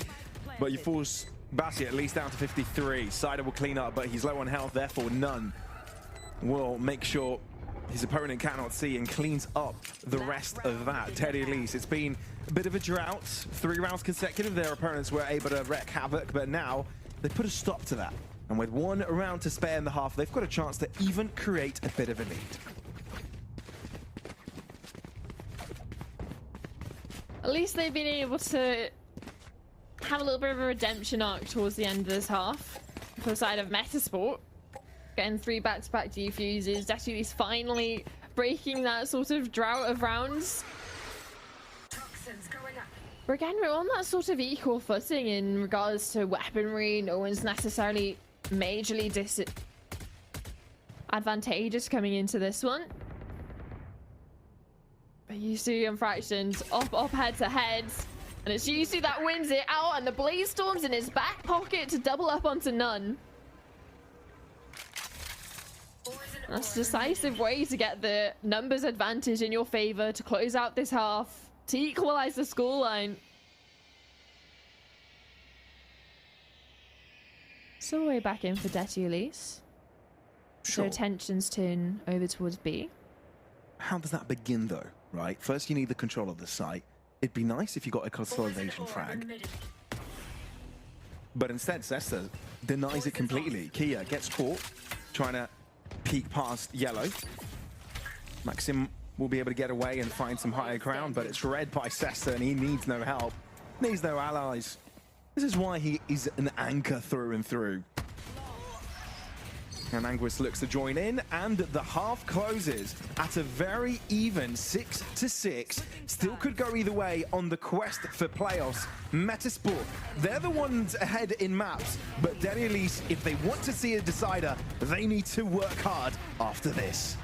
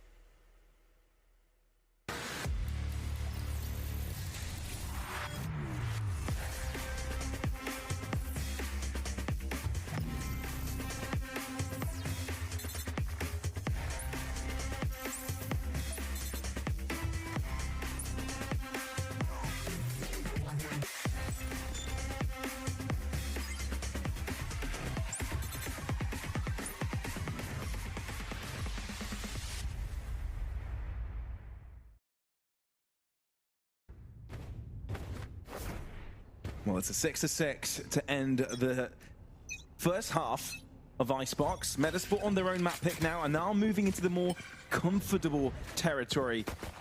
Can they make this attack work for them? Can they close it out in a 2-0 and make their way into playoffs? For now, though, quick confrontation here from None. It's a difficult angle, and especially when you're going to be peeking into another 2 to support you in the engagement. Or at least a lot of damage being done. Especially when you're considering the players on the other side of the map. Metasport are going towards B with this spike. Even though they're on low HP, they pulled everyone from Detty Elise over towards A. Gonna be the freest site plan I think they're gonna have for a while. The question is, what are they gonna be doing in the post plant? Sure, it's planted default. Sesta's low HP, but there's not really much space that they're taking off the back of it. Not wanting to let the numbers go back in favor of Detty Elise. And even Yusu sticking around A, hoping someone's gonna push for a flank. Such a sneaky fella. Might Just get a wanting chance to- for mid though. Sure, absolutely. Bastia heading in his direction. He's thinking that something of the sorts could be up to snuff. Oh, he's gonna hard clear. Ah, there you go. Found him. Cloudburst, Oh, though. we can't see. Yusu will be able to get away. He's just delaying. That's all he's trying to do. Sesta, on the other hand, is able to find a pick, but in the process, Kia closes up the distance. And he's still got full of health, but now the smokes dissipate, and there is no time to fend off the Metasport players. That was a beautiful fake to start off this half by Metasport. Yeah, especially with how much damage was even done onto Sesta at the very beginning of the round. They still commit to the 2-man walk towards B, get that spike down. And they did. They pulled every single player of Detty Elise over towards A. The over-rotation on the pistol, especially after losing None early on. Puts them in the prime position to build a solid lead at the start of this half. Oh, no. Oh. Yes, Jusu says. Definitely says hell yes. yeah. To get 2 picks. Only Anguis takes some damage on this one, and Metasport are alerted of some presence in mid, so they're going to go and check that one out. But if they just play it slow, play it cautious, play it careful, just like they've been doing on Haven after they've gotten a pick or 2 on this attacking side, And especially should be able to slowly close it out. Yeah, and especially since they're going to be going into B realistically with the setup that they've got, waiting to see if any Datulis are going to push the issue. Bassi is the only one realistically with a weapon that's stronger than a classic. Although saying that, they might want to edge the bets of exploring over towards mid. They're going to meet the turret. Hello, Timmy. Nice to meet And you. spotted Bastia underneath. And this is what happens when you peek over towards the Sheriff. It does a lot of damage, takes the low HP player down. That might be a weapon for the side of Detulis to pick up on the 2-man flank. But Bastia needs to survive. A little bit of damage, keep the pressure on so the flank can really come to fruition. Yeah, Chinook's on that lookout duty. There's a head. There's another There's a head. second. Wow. And look, it was close down to 70 points of health, but the job's been done. That was the hard task, to take down the 2 players from the flank. Now, there's a singular Bastia traversing through the back of the site with the Sheriff. But I'm afraid, Bastia, you might want to let this go. Sure, you'd hope you could take someone down with you, and having to use the wire to get up. Sealed But this his is fate. the round for sure. Yeah, deciding to go out on his own terms, going down to the spike. Denying any collection for the Metasport players. But it's well dealt with. Worried about fractions with the Bucky pushing down towards B. Same goes for the second follow-up. Easy, and the team handled that excellently, especially with Chinook spotting it early with the Owl drone. Nico well dealt with. And now coming into this one, a relatively equal buy again, which is difficult for Detulis to maneuver. Indeed. Recon, I think, really reveals 1 or 2. So they at least need to be careful about this one, knowing that there's something strong potentially approaching on A. The Cascade gives them some space forward, so you've got to respect it. But they make these respecting a bit too much. No rotates has come over. Maxime is trying to break the Owl drone, but the only issue is this player's following it, but none has been able to do it both for him and also his teammate to help assist. But the thing is, everybody else on that site got dismantled. Only none still standing after that heroic double kill. But you need a little bit extra, because Metasport still holds strong. Pot shots through the wall. None with the high ground. Looking to see if he can close the distance. He's still waiting for his team. And look at the back line. Kia's trying to get some job across, doing some damage, and finds the timing onto Anguis. None with a triple kill. Chinook keeping the hopes alive for Metasport in this one. Looking to see if he can get the high ground, and that's where the both players are looking. Never mind. None knows what to expect. A 4-piece. Such a beautiful and clean one as well. Puts Steady Release right back on track. And it starts off with this heroic double and flick to the left.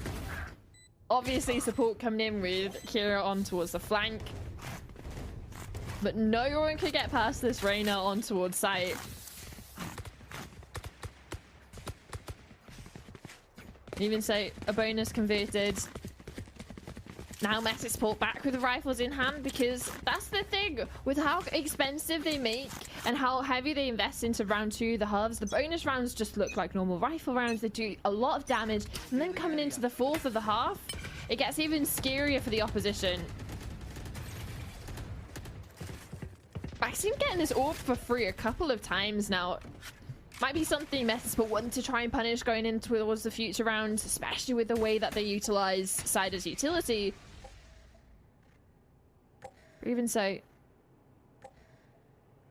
slowly scaling up. I mean, it's a difference, right? Because Maxim is only 1 away from the Hunter's Fury, and Chinook isn't even halfway there. Well, technically is exactly halfway there. Fractioned and Maxim both deliver for Steady Elise, but there is some sort of a reply from Cestas.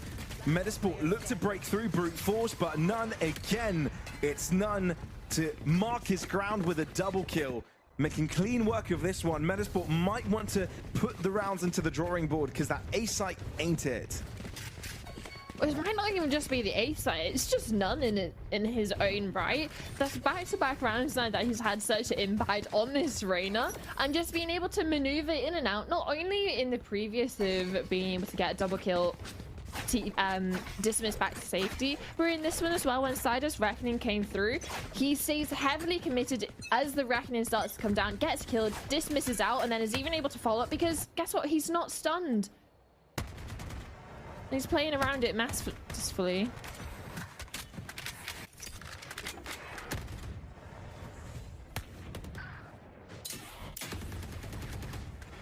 That's a punish on the peak.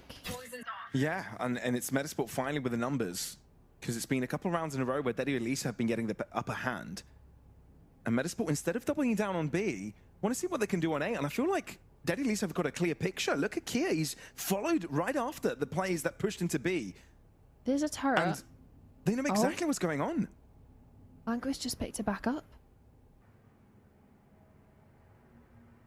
Oh, he's going to be watching for it. But like you said, the numbers are in favor initially of Metasport as the site goes through, but you see heroics from none again, and it could dismantle any sort of hit Metasport tried to put over towards this A site. Poison Orb flying over, Aldron as well.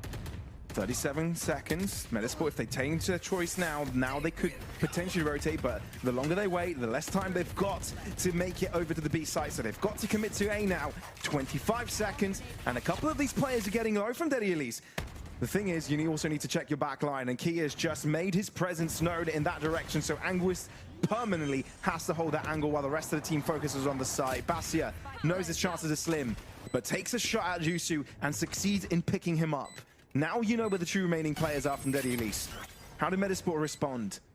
The alarm bot triggers, so you know that Kia closes up. Basia falls back to allow his teammate to do some heavy lifting. Takes some attention, but it's two players focused on both positions. And while Basia gets a pick there, I feel like the 1v3 is far out of reach and has to concede it. Especially on 11 HP, time ticking. Just too much to do, too much to be asked for of the Killjoy. And you can see they wanted to give it a look, especially with Kia still being on the back line. The Metasport have the exact remedy to it. Split the player force in two. Send 2 to deal with Basia, 2 to deal with Kia. Play the numbers game, play for the trades. German efficiency. It's one way to secure your 9th on the board.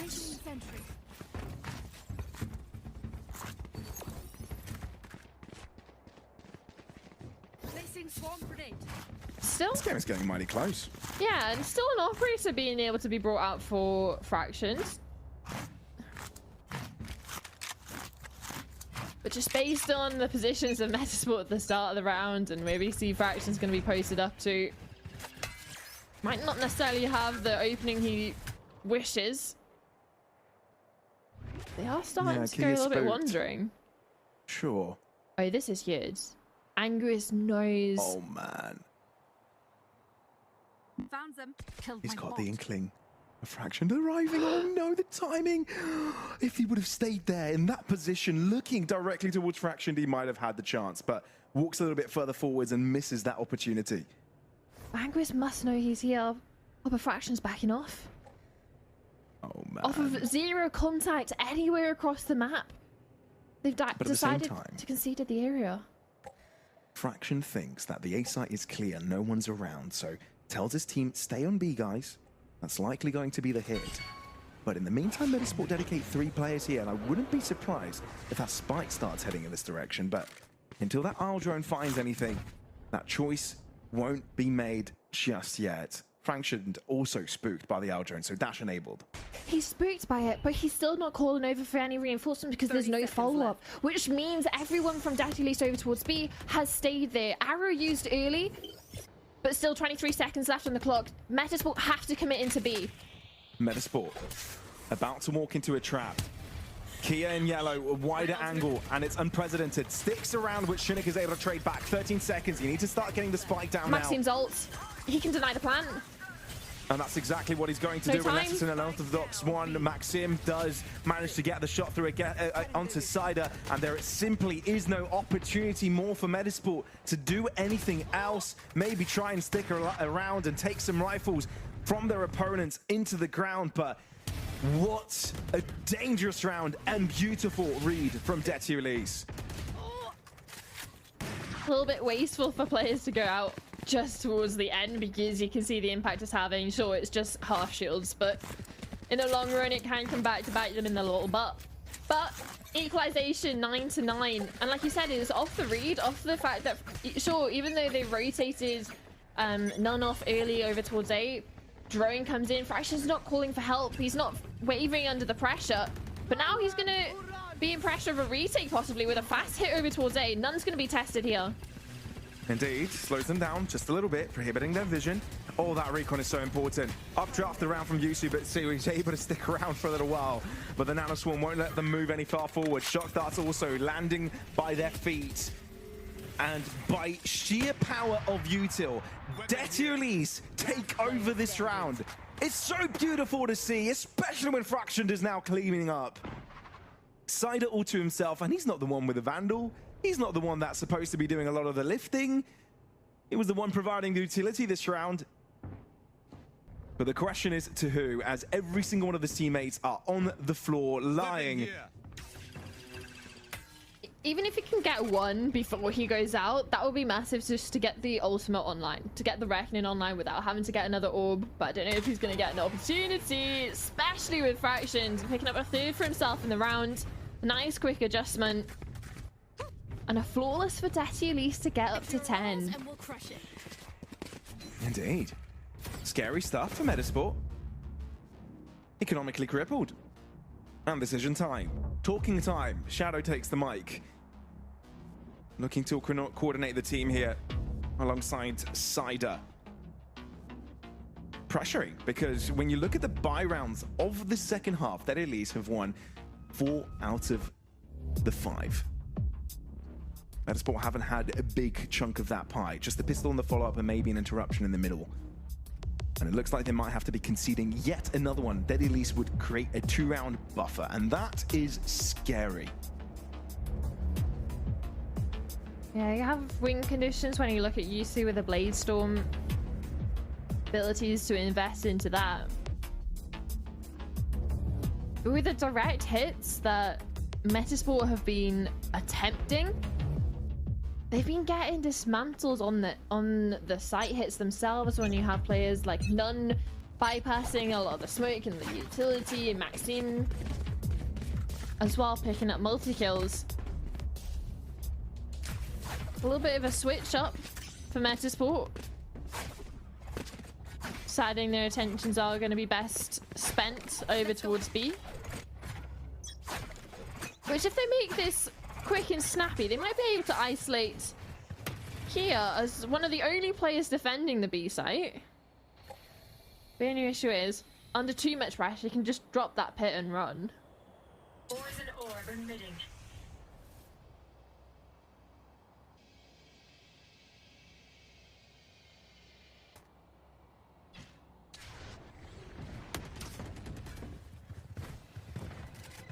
This is not impossible. Now the Swarm looking to delay, but there are players around to break it. And the Cove gives enough space for the spike to go down. Sure, Cesta goes down with the ship. That is something to be afraid of. He was the one with the Vandal and was the one to plant. That's a bit of an ouchie. And now the Vandal is not retrievable. Never mind, Cider's been able to get it. So still doable. Blades out. But it's Kia to do most of the damage. You want a little bit more. Jusu gets 2, but it's down to Anguist, and this is a rough spot to be in. There's a one-way.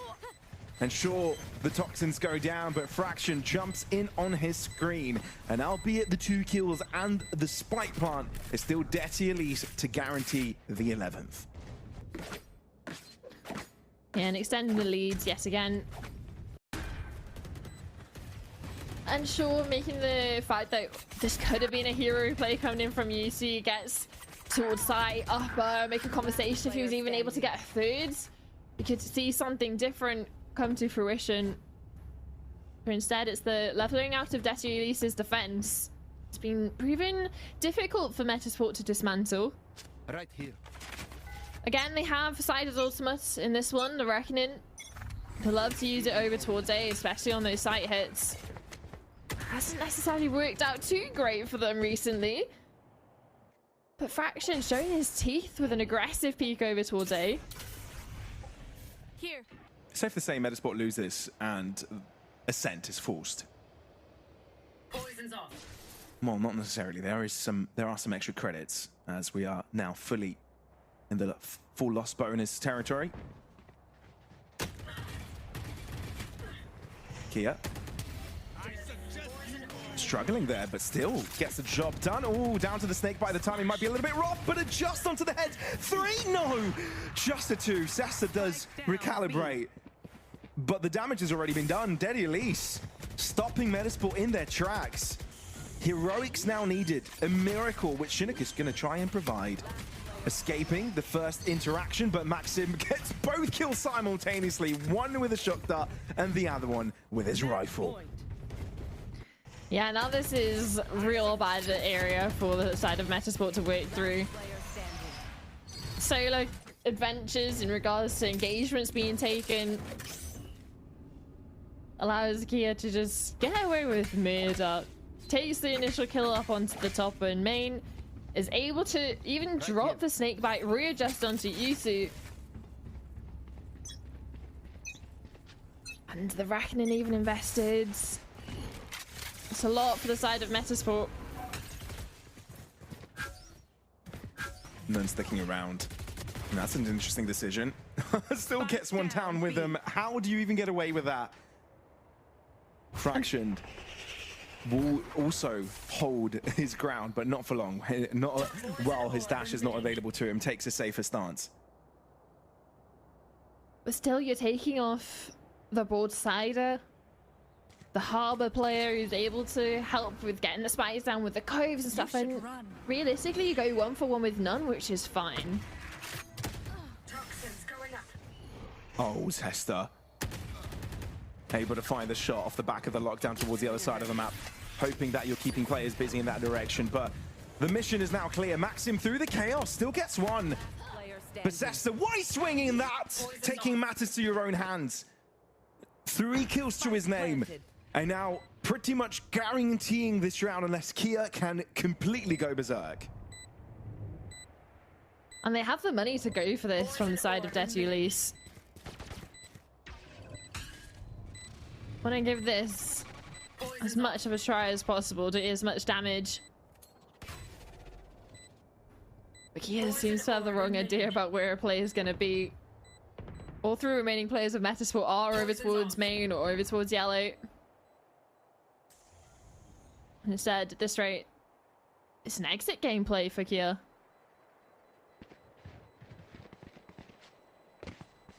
Yeah, you can hear the commotion, so we'll try and get something across. Yeah, he'll peek into this. This is massive.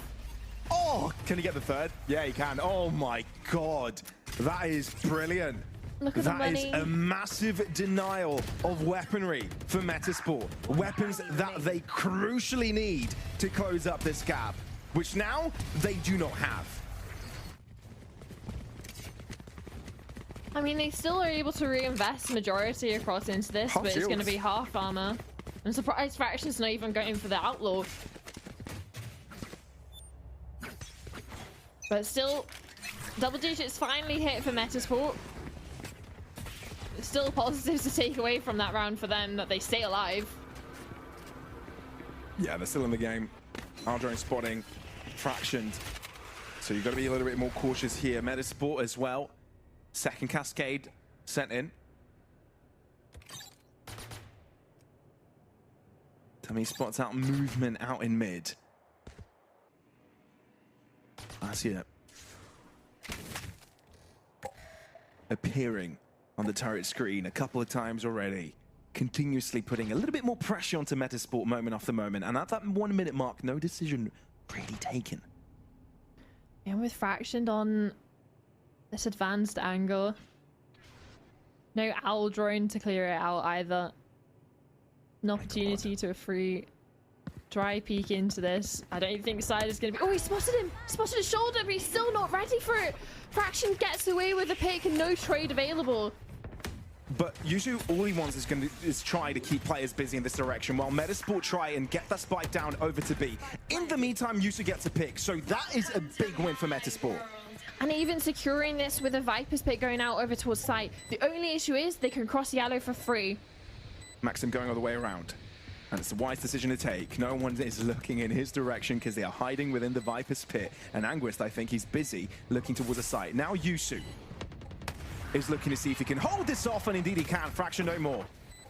And Yusu backs off. A lot of question marks now within the Viper's pit. Shinnick taken down. A couple of the players from Metasport are low, so they could be easily picked up. But if you want to be in the Viper's pit, you will go low yourself. Shocked up. Or Recon rather. But the pure numbers from Metasport will prevail. One round is the difference between Daddy Elise taking this match to Ascent or Metasport maintaining a potential to go to playoffs this map by taking us to overtime. One enemy remaining. And money, again, starting to come into question, even though Metasport are winning these last couple of rounds. Shinnick being forced down onto a Guardian. Little bits and bobs. You know what's scary about this round? What? It's the 4 ultimates available there for Daddy Elise. Yeah, you do have Shinnick's. If you're able to get a pick with it, or you're saving it for Basia's, but Shinnick is dead. And I think Yusu might get timinged on here. But Basia realizes they've got the pick. No reason to overstep. There's a gap here though, underneath. You know they've crossed around you. And you'll try and get into the back line quickly. It's all about timing here. Everything shouts timing at this moment in time. Spike to go down in the cover of a smoke. This is unorthodox. Hunter Fury enabled. Yusu going ring around the Rosie. That's also possibly unexpected. Cider takes a peek, and you can see that Key is still busy on his own little Viper Spit journey. This is a fight on so many different fronts. Cider taking the wider angle, which Fraction is trying to clear, but Cider gets the better end of it. Anguist takes down Kia in his attempt to walk out of his Viper's pit. And Maxim is all that remains for Daddy Elise to close things out right here, right now. It's going to be tough, especially when its position is fully telegraphed, taking down the turret, but the spike is treacherous area to move into. Nano Swarm by his feet, but a bullet of lead through his skull. Overtime forced by Metasport. The comeback was made. Oh, and they were fighting on 4 different fronts, whether it was on site itself. The fight between Anguist and Kia over towards B main was decisive in the victory, because that would have been a way back in for Deathly Release. The fight for Cider over towards Kitchen, the hold over towards Orange, and then especially Yusu over towards CT. And it came down to Metasport players winning their ones or the initial fight just to delay further and further time. And a string of 3 rounds just to force out overtime. Don't want to go to Ascent. Want this to be closed out in a 2-0 fashion. Now back on equal footing. In regards to ultimates, in regards to weaponry. Metasport back on the defense. Sesta with first blood. That's important. That's huge. You no longer have Kia. You no longer have the capability of using your toxic screen to assist you onto site. It's going to have to be a bit of a dry approach towards B. And especially with how far he's backed off, he's aware he's done his job already over towards B. Get the initial kill. He has a Nano Swarm to call for in support to deny the plant. Delay even further for reinforcements. And there's no committal from Detulis. Now they're starting to favor over towards this B side with Maxine coming to rejoin. But Metasport are ready for this. They're ready for a retake. Are they going to push Sesta? It's going to be a flash and run. It's a bit more than that. There's a dash and a cloud burst, still takes one down with them. What Sesta did there was massive, but the round's not done.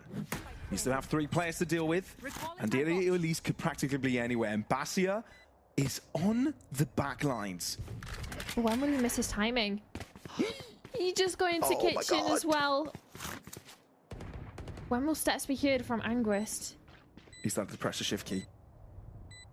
Oh my word, Basia, a game-changing position to be in.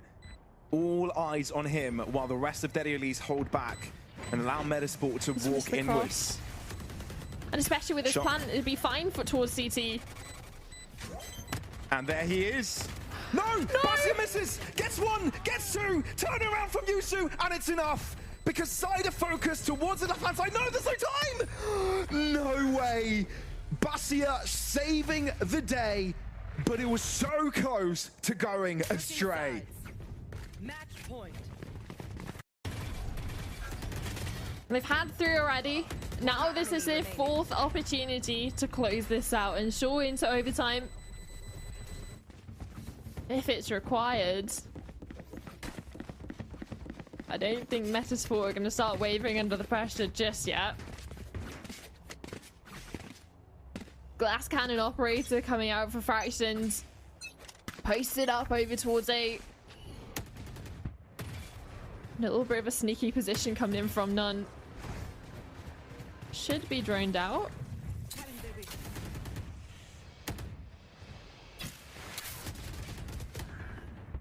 Cesta again with first blood, but this time will be punished. Again, going for 2 for 2. And Metasport are looking to play this one aggressive. Oh, not again, Basia.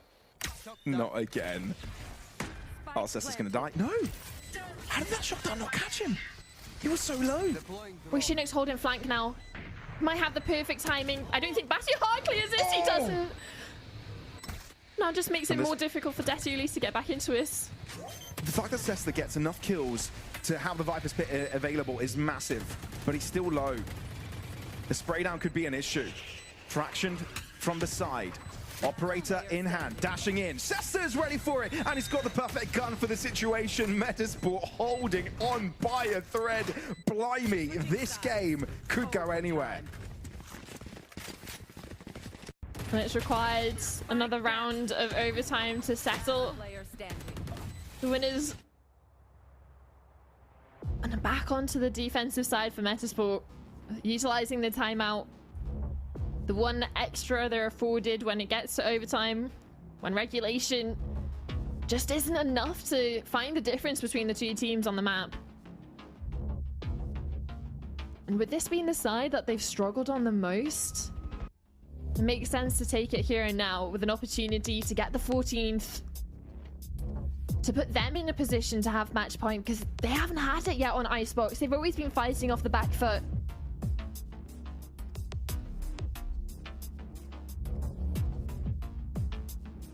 All right, pressure's on.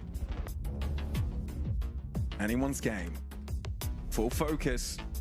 Metasport know this is the best chance as any. They averted the crisis a few times already, let's be fair. I think it's 4 match points in total that they were able to subside. But that's the thing, Metasport have been putting out fires rather than starting their own, right? Yeah. And I think it's that sort of mentality you have to think about coming into this one, and why that timeout is going to be so important. If they can start to light a flame under their players in the sense that they've managed to stave off those match points, but get them in a position that they can start leading the charge, they put Detu Elise under the pressure. There are so many fires that you can actually take out, but Toxin screen down. how about lighting your own ones? Positioning Yusu down over towards deep B main. In the first line of defense over towards B.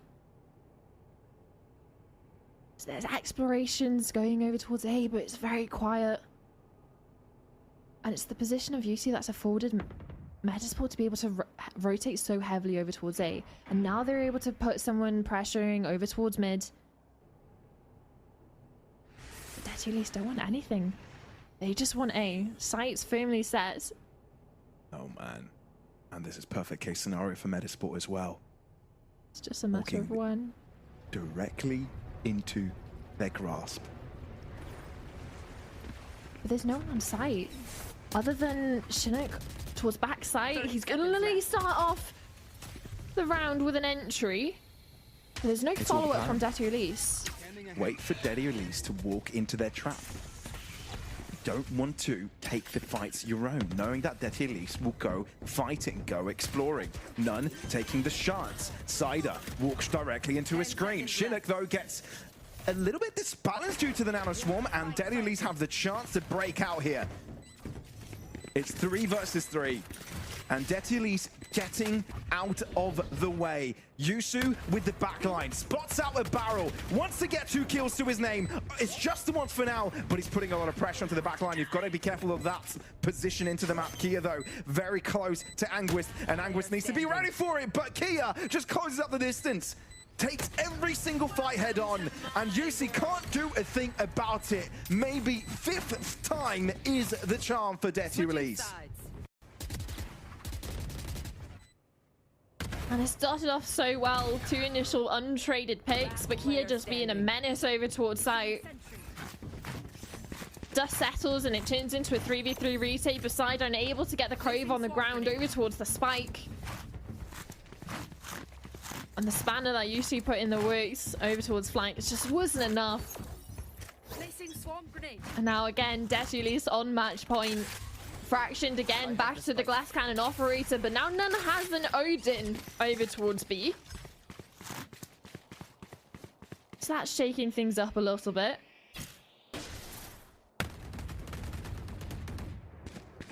Swiftly dealt with the Killjoy utility over towards mid. All Basia has left is a couple of Nano Swarms and his gun.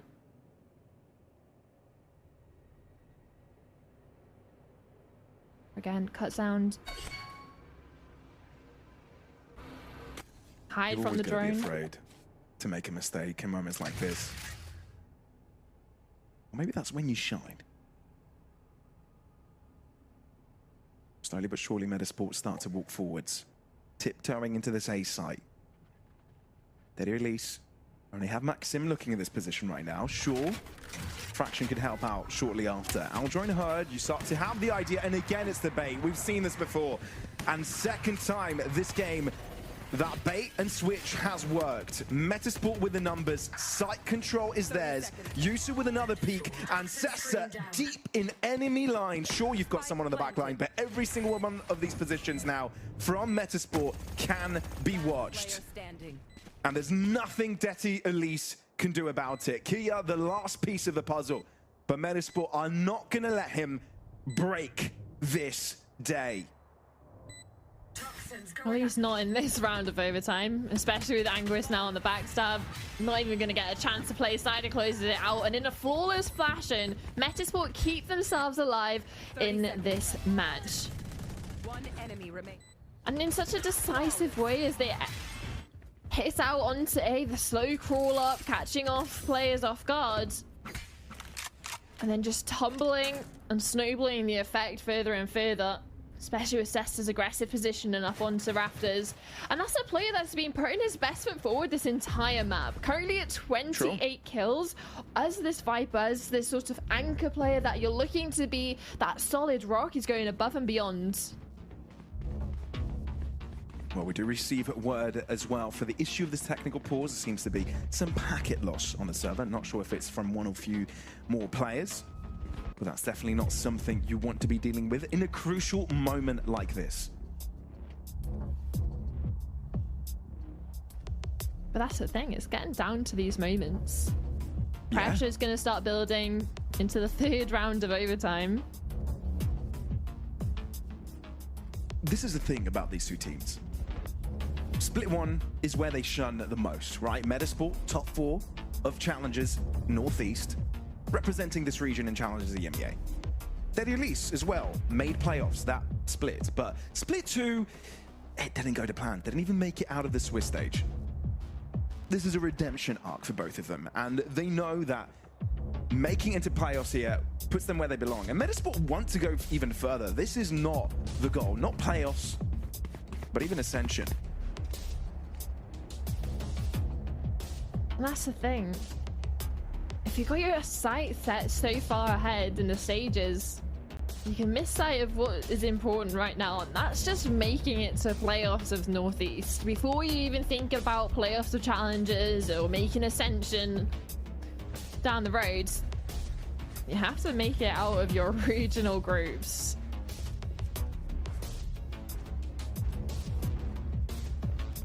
It seems to have been attack side only so far in overtime.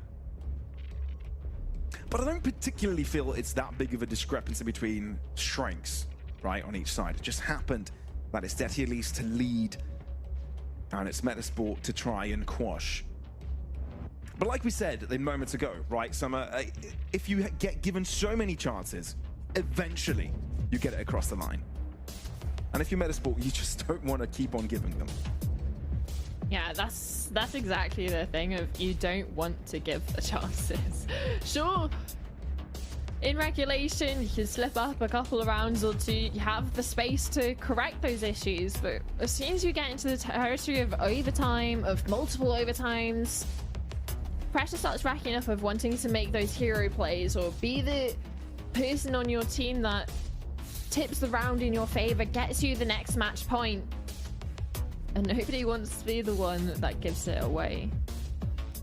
Yeah, that's true.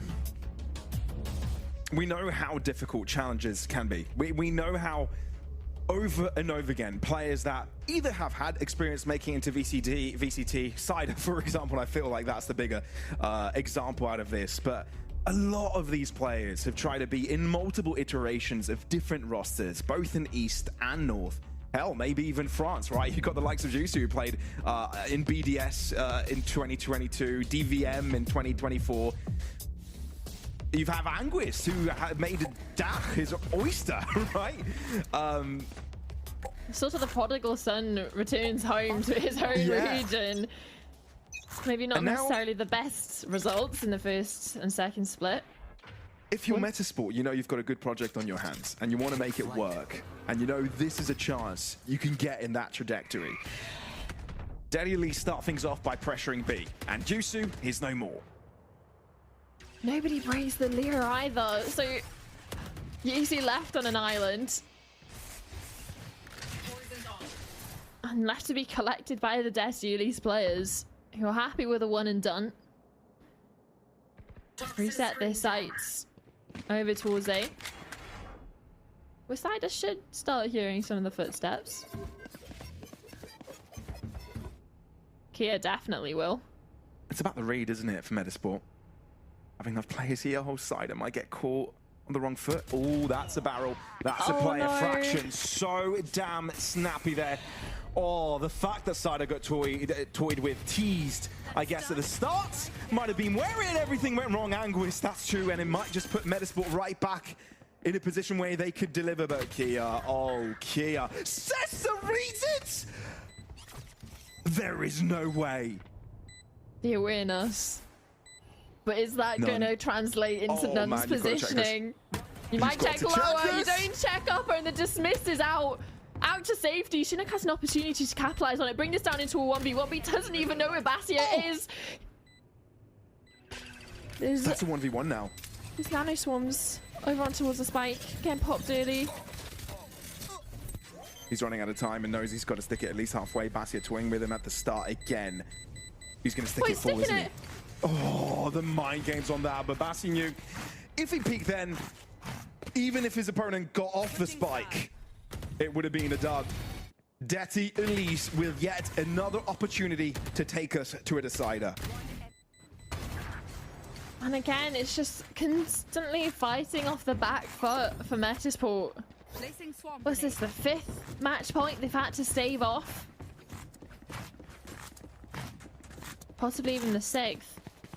And again, similar sort of setup for Detty Elise on this defense. Operator, no armor. Fraction posted towards A.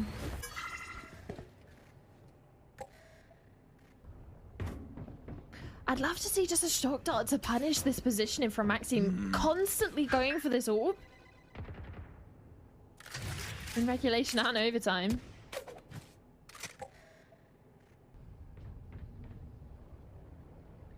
Complete cut of noise.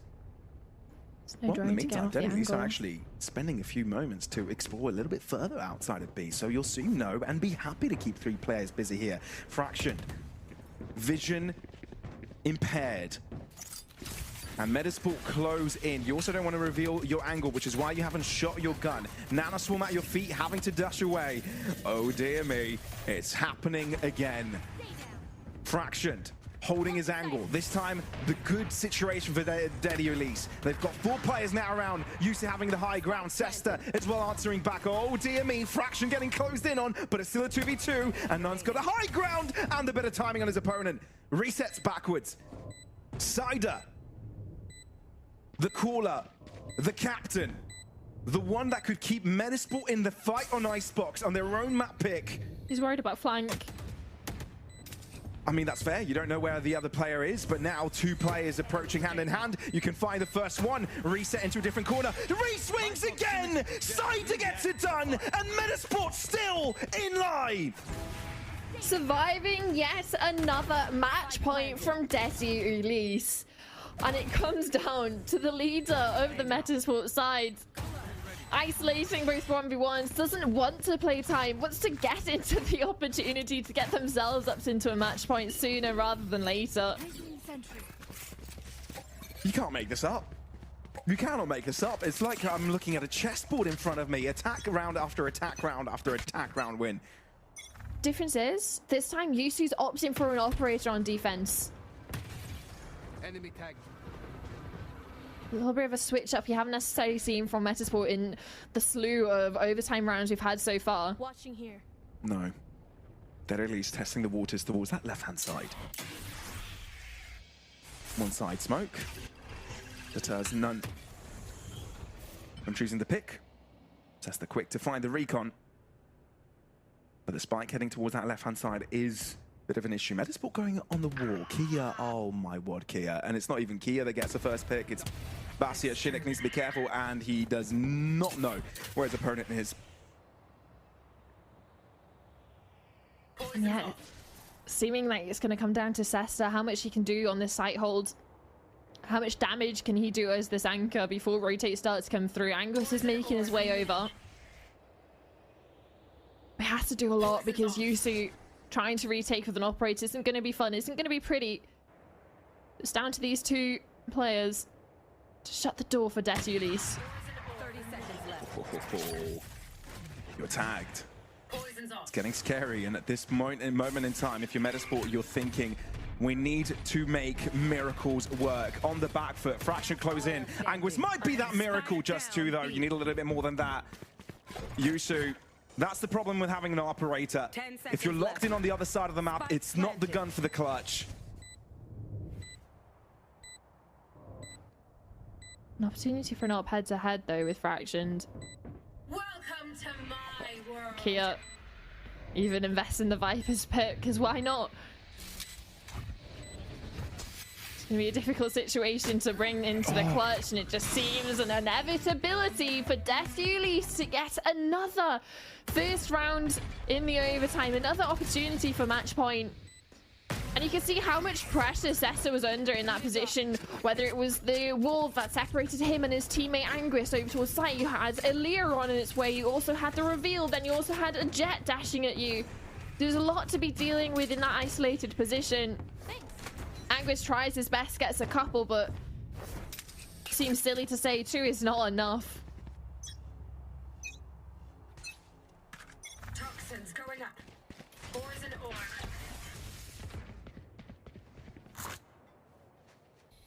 Both Vipers having a phenomenal game. Kia always able to find those openings, those cracks that he can exploit. And he did it again in the previous to help open things up together with Basia. Metasport, on the other hand, go quiet. Just a bit of presence in mid, which will keep Basia busy for a little while. That's also all the Killjoy utility taken off the board, right? You've dealt with the alarm bot, you've dealt with the turret as well. So at least there's benefits in how long it's taken you to deal with these, but the only issue is you're walking into Fractions. Operator ready, also none to support. You wall him off. You could.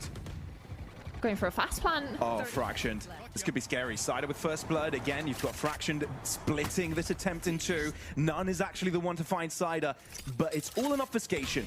All an illusion. It's the B-site Metasport we're looking to go for.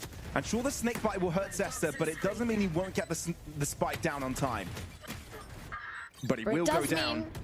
Yeah, it does mean he's easy picking Sebastian over towards mid. Chinook still low HP from the initial engagement. He needs to win this kill out over on Sebastian, or try and buy as much time and rely on his teammates over towards site that get the kills, because he's distracting these players.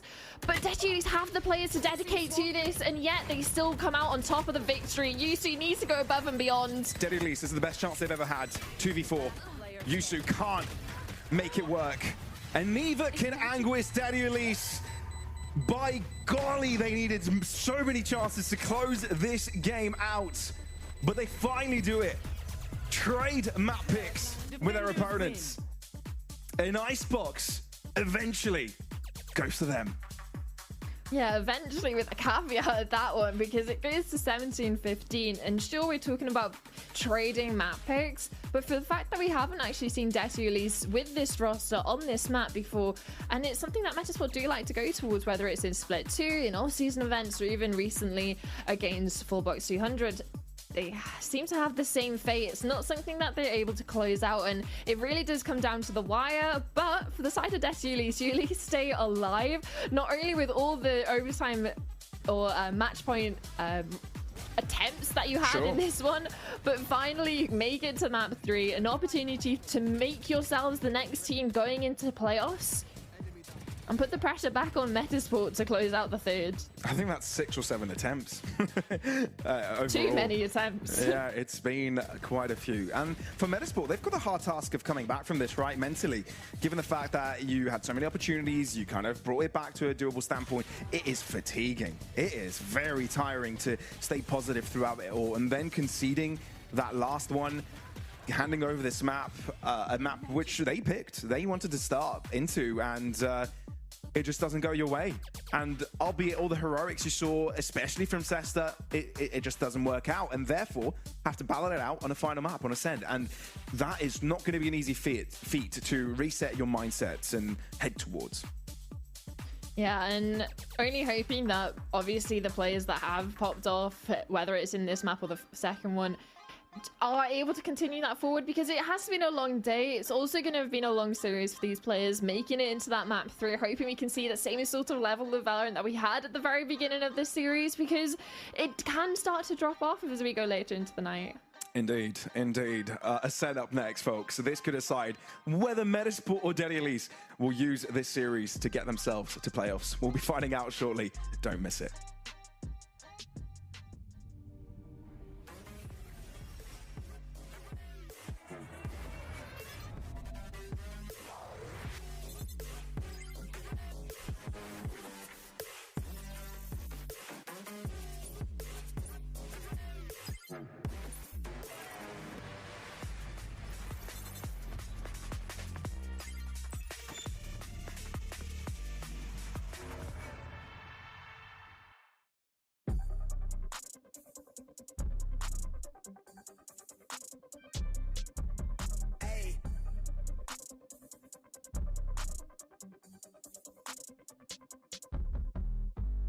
Been on it, jump on the rail. I wrap it, I bag it, I pack it for sale. Got feeling on speed out, it hit me a chill. I give it a thrill, I put it on film.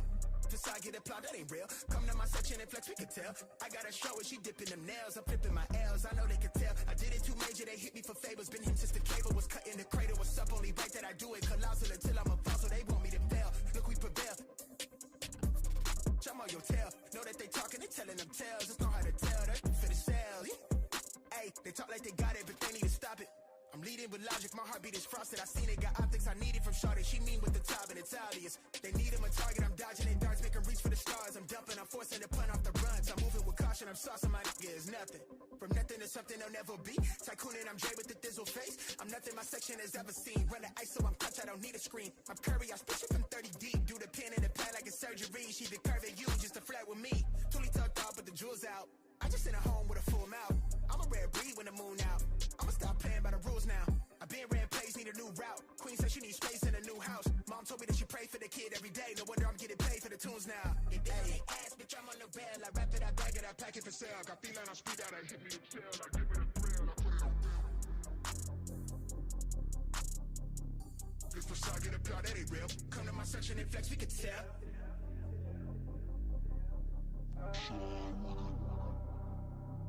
Really outside with it. Run with it. Run with it.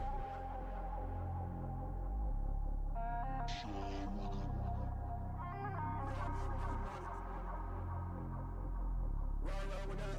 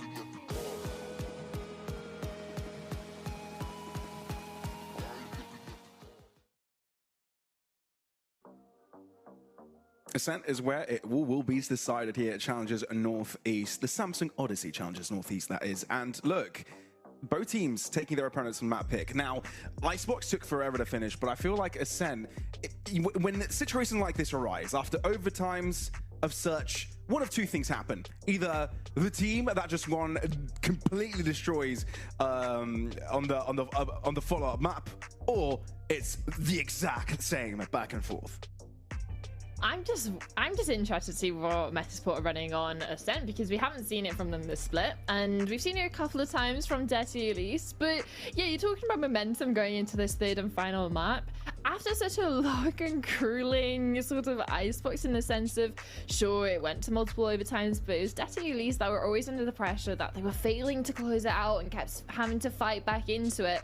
So I'm hoping to see a little bit more of a closer affair in regards to regulation, because similar to the first map, we had that sort of massive streak of rounds from both teams.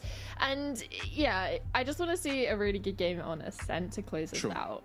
Sure, you're right. I think we deserve it, especially after how Icebox concluded. Yeah, and we get a bit of an insider look on how these teams kind of approach Ascent, right? And that's what we kind of wanted to gain a grasp on generally, right? Because we knew, right, this isn't the first BO3 for Metasport, this split, but it is for Dead to Release. And Dead to Release, right, they've only had to play BO1s up until this point, so this is a real test, right? It wasn't that first one, sure, they needed some time to warm up, didn't really go the way they had planned. Metasport were well prepared for the plan that they were going to bring, but this is a different story. Ascent, I think both of them kind of on that unknown edge, and for this, you're gonna have to try really hard and be forced to play Valorant from the very beginning, right? You can't have too much to be prepared on this one. It's right there in the server. Figure it out as you go. You're gonna be forced to play Valorant in a best of 3 in a Valorant competition? No way. Nah. But yeah, it is coming down to Ascent, which is sort of the bread and butter of Valorant, right? Sure. It's been around since the beginning. You have had a couple of different metas coming through onto that map in particular. What do you think is what we're going to be seeing from the side of Metasport in regards to, they're going to switch anything up from that sort of the last split? Or are we expecting just boring default sort of comp? I don't know, man. What do you think? I'm going to throw the question right back at you. That's such a cheat answer. Just give me Killjoy has been their give me go-to something. sentinel for like so many of their comps, right? They just feel so comfortable with it. Sure, you run the Cypher and Sunset a lot. You gave Deadlock a go here and there. So I don't think we'll particularly see a big difference from that. But overall, you know, if they decide to go for something surprising, it would surprise me, because Metasport is the type of team that I think don't really take too many risks in regards to their comp, generally, I'd say. So jumping out here, no, it's going to be the Cypher in that regard, but it's Dead Release sticking to that Killjoy approach of theirs. Yeah, for Metasport, I think the last time they played this, I want to say about March, when it was still sort of that Vise, Theo meta and Breach that you could run on this map. So it's a little bit of an overhaul for them coming into this one, going back to a little bit more of the basics, right? It's the normal comp, bar, you're switching out the Killjoy for the Cypher. So other than that, you have mirror comps across the board, which again, it's Ascent. It's not necessarily too crazy to see something like that. I'm just really excited to see how we're going to see the difference in approach with the Sentinels is going to affect it, because we saw how impactful both of the controller players on the Vipers were in Icebox, whether they can replicate something similar coming into Ascent. Indeed. But this is where it all begins, folks. Or where it possibly ends. It's not the end of the journey for either of them. There's still that other bracket of 2 wins, 2 losses to go on to, which is still pretty damn scary. Anything could possibly happen there. So many big teams still at large, Enterprise yet to be decided of where they are going to go. And Team Liquid Academy also looming within the 2 win, 2 losses teams. Now, Metasport start things off on the attack. Dead Release as the defenders. And they might have the right setup, considering there is a bit of a catwalk exploitation going on. A little bit of a exploring, but Bastia on this elevated angle isn't able to get what he wanted. Sure, a bit of damage and scares the players as they cross over into sight. But it's still going to be a site under the control of Metasport for the time being.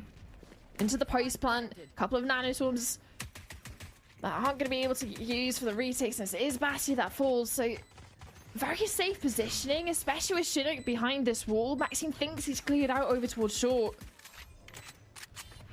Backstab opportunity, especially with Cider off. He puts that flash over towards heaven. Oh, great timing on the flash as well. Interrupts Dead Release in their tracks. They spend out with Paranoia in the same process, but Kia somehow is able to do a lot. Cider alongside with Chinook, get a lot of damage across. Chester around as well. But the time is running out, and there really isn't much that Kia can do, albeit his heroics earlier on in this round. They're on for the chase. You could even see Sesta considering going for the knife. You know it's down to some mental barriers being, you know, avoided here. Obviously, Metasport had a lot to come back from, resetting from not being able to convert the previous map. But now they've kind of refreshed and taking this map head on. Yeah, it's also get up from your PC, go for a little walk, have a glass of water and sit back down and really get your head in the game, especially for this map, because it comes down to it. This is a best of one now. All eyes are on over towards Ascent. You haven't got any sort of leeway of being a map up in the series. Not sure if that spotted Basia in the corner. Well, that reveal definitely will. Indeed. And the utility will do it. Frag grenade getting the job done there. But this is looking like it's going to be a simple endeavor for this second round. Yeah, and with Fraction forcing up this judge into the round, you kind of want them to go into the more numbered site, and especially for Fractions, should his teammates fall without really doing much, you can be realistically trying to keep this weapon into the next, because you kind of betted all your money onto it. Reveal back up for Chinook, you can send that over to a site, have a little bit more comfort when you go for the hit itself. Look at how cautious Metasport are. Not leaving each other's side. Hip to hip, shoulder to shoulder. Well, Maxine's managed to get a couple of chunky dinks, at least, towards backside. But Sesta, of course, the guy that comes into it with a ghost, walks away with a Vandal and 2 kills. I'll tell you what, Summer. Looking at this round makes me a little bit worried about Metasport because, sure, yes, you get the first couple of picks. You want to slow things down a little bit. You want to respect your opponents, knowing that the ball is in their court and they'll probably try to do something to change what just happened. But I just saw a little bit too much respect from Metasport. I didn't see only respect. I saw them being scared to make a mistake. That sort of costed them losing a couple of players. It didn't end up losing them the round, but if that continues, I am worried. I mean, it's just sort of doing the due process. I think it was fine. It's just, it is a hard position to clear over towards backside. And a right-click classic is a little bit scary to deal with, Paulos. I don't see you running it down in ranked against classics. No, but I don't have the expectations. Actually, no, yes, I do. I feel like you would run it down against classics in ranked. Get ecoed. I don't know. I feel like that's more your style. But yeah, get ecoed. That's my style. Yeah. Ah, okay. But Metasport, they're more slow and steady on the eco. Instead, they, with this one, with the rifles out available for Detulis, they want to speed it up. Indeed. Basia gets the better end of that trade. Usually not allowed to join the team to cross into sight, and there is still so much available to the defensive B. And there's 2 players still in this position over towards backside, doubled up. As soon as they go for the hit itself, hopefully you can pressure with some utility. Sesta managing to pick up the rotate, weakens any sort of reinforcements coming in, gives them an opportunity to leave as well, especially if they're able to get a couple of kills over towards CT. Sure. Basia oversteps. I mean, they at least know their opponents are boxed in right now. They know they've either got the choice to walk into B, where they can go around behind them, or walk back, which you've got players there and waiting. But there is no more time to go back to A, so the decision has to be made. And you can see Basia exiting a smoke. He can't find anyone, actually. I don't think no about now Fractions. Joining in. Sesta reads the position nicely. 12 seconds, you got to get the spike down, but closing in on Fraction's position, make it cleanly played out. 2 players so damn low, but that spray doesn't find any of them. They're both down to 5 HP. Angus is the only one with any sort of HP. No. You can see that Sesta was thinking of peeking him there, but instead it's wall shots that come across and find the head of Maxim. It really could have gone either way there, though, given how low those 2 players were at the end. Do you know what? This is a blast from the past. I remember when Chinook, I believe it was on Yari, used to play Viper. Okay. On this map in particular. And it just gives me the reminiscent of how many sort of, even though Ascent is this relatively standard map in the map pool when we're looking at what it can offer, how many different metas we've had and how flexible you can be with agents that you run. But we've had a little bit of a full circle. Everybody's back to more standard compositions, and it's just going to be a standard eco round, wanting to give a little bit of pressure early on by Maxime, but get shut down relatively early. Yeah, close angle for Kia. Could net him one potential kill here, but walks into the safety of smoke and allows Metasport to take over. Very methodical, very surgical, step by step from Metasport, making sure all tracks are covered. But again, this is steady release on the back foot with pistols and a potential flank from Anguist, which has just been realized. Yeah, just a cleanup. Well handled. Didn't want to go into B where they were scared of backside on the UK. Instead, they full force over towards 8. An opportunity for a flawless if they can close out this final kill on Fraction, who's over walking wounded. Well, that's more like it though from Metasport, right? You want to see them hopping around with excitement. Obviously, you know, that is to make sure that you're distracting your opponent. But it's a lot more free-flowing, that's for sure. And a timeout is necessary for Daddy Elise. At least that's what they feel. Better to nip any sort of problems, any adjustments coaching staff want to implement, or even something that an IGL have possibly noticed. Because it can get out of hand very quickly, especially with the fashion Metasport have been going for the rifle rounds, converting onto the bonus, and then again into the 4th. An opportunity for Fraction now to get the operator out. Saw how impactful that was over on Icebox and how much belief they put in him on this weapon, constantly buying it into the overtimes.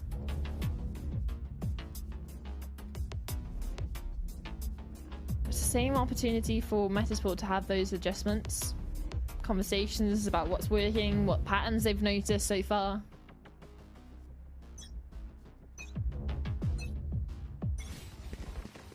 The key situation of the matter is that Metasport have won their bonus and the follow-up to it. Now it's time for Daddy Ulise's first buy after all that. And let's be frank, it's half shields, therefore even the Phantoms can net a lot of damage.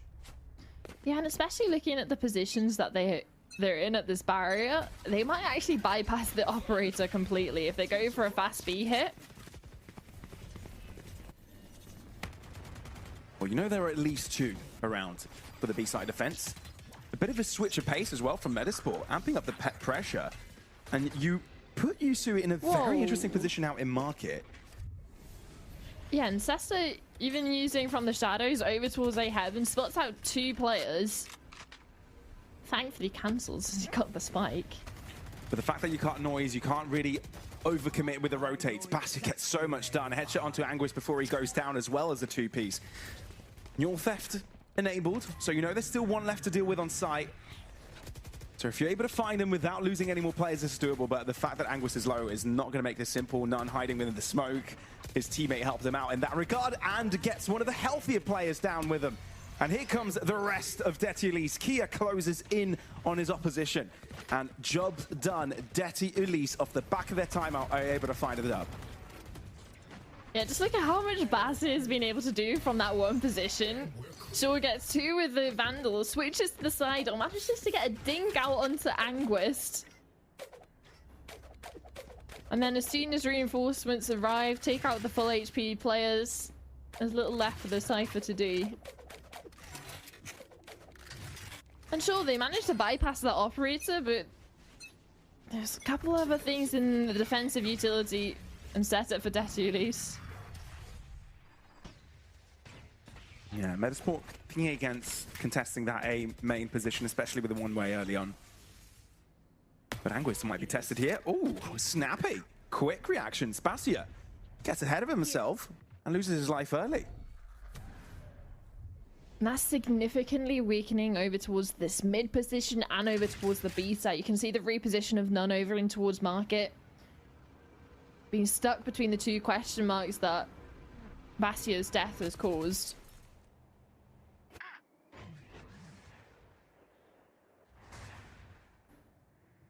It's a stalemate. Daddy Elise haven't rotated off. They're still stacking over towards the A, hoping to entice Metasport players to fight short. Again, you spot out a couple of players, so you know to avoid catwalk. And Sesta might be there as an interruption. Oh no, he jumps and makes his position known, goes all the way around and gets find out eventually. Still, None. How many more can you take down with you? That's a big question. Again, his teammate throws down a smoke onto him to provide him some cover. And this time he'll be able to escape and will retake the site together with his team. A big switch of position. A 4v4. Spikes to go down and already Daddy Elise nearby. One flash Yusu remaining on playing here, and the close. paranoia there for Maxim. Closing up the distance. Yusu and Cider win their engagement.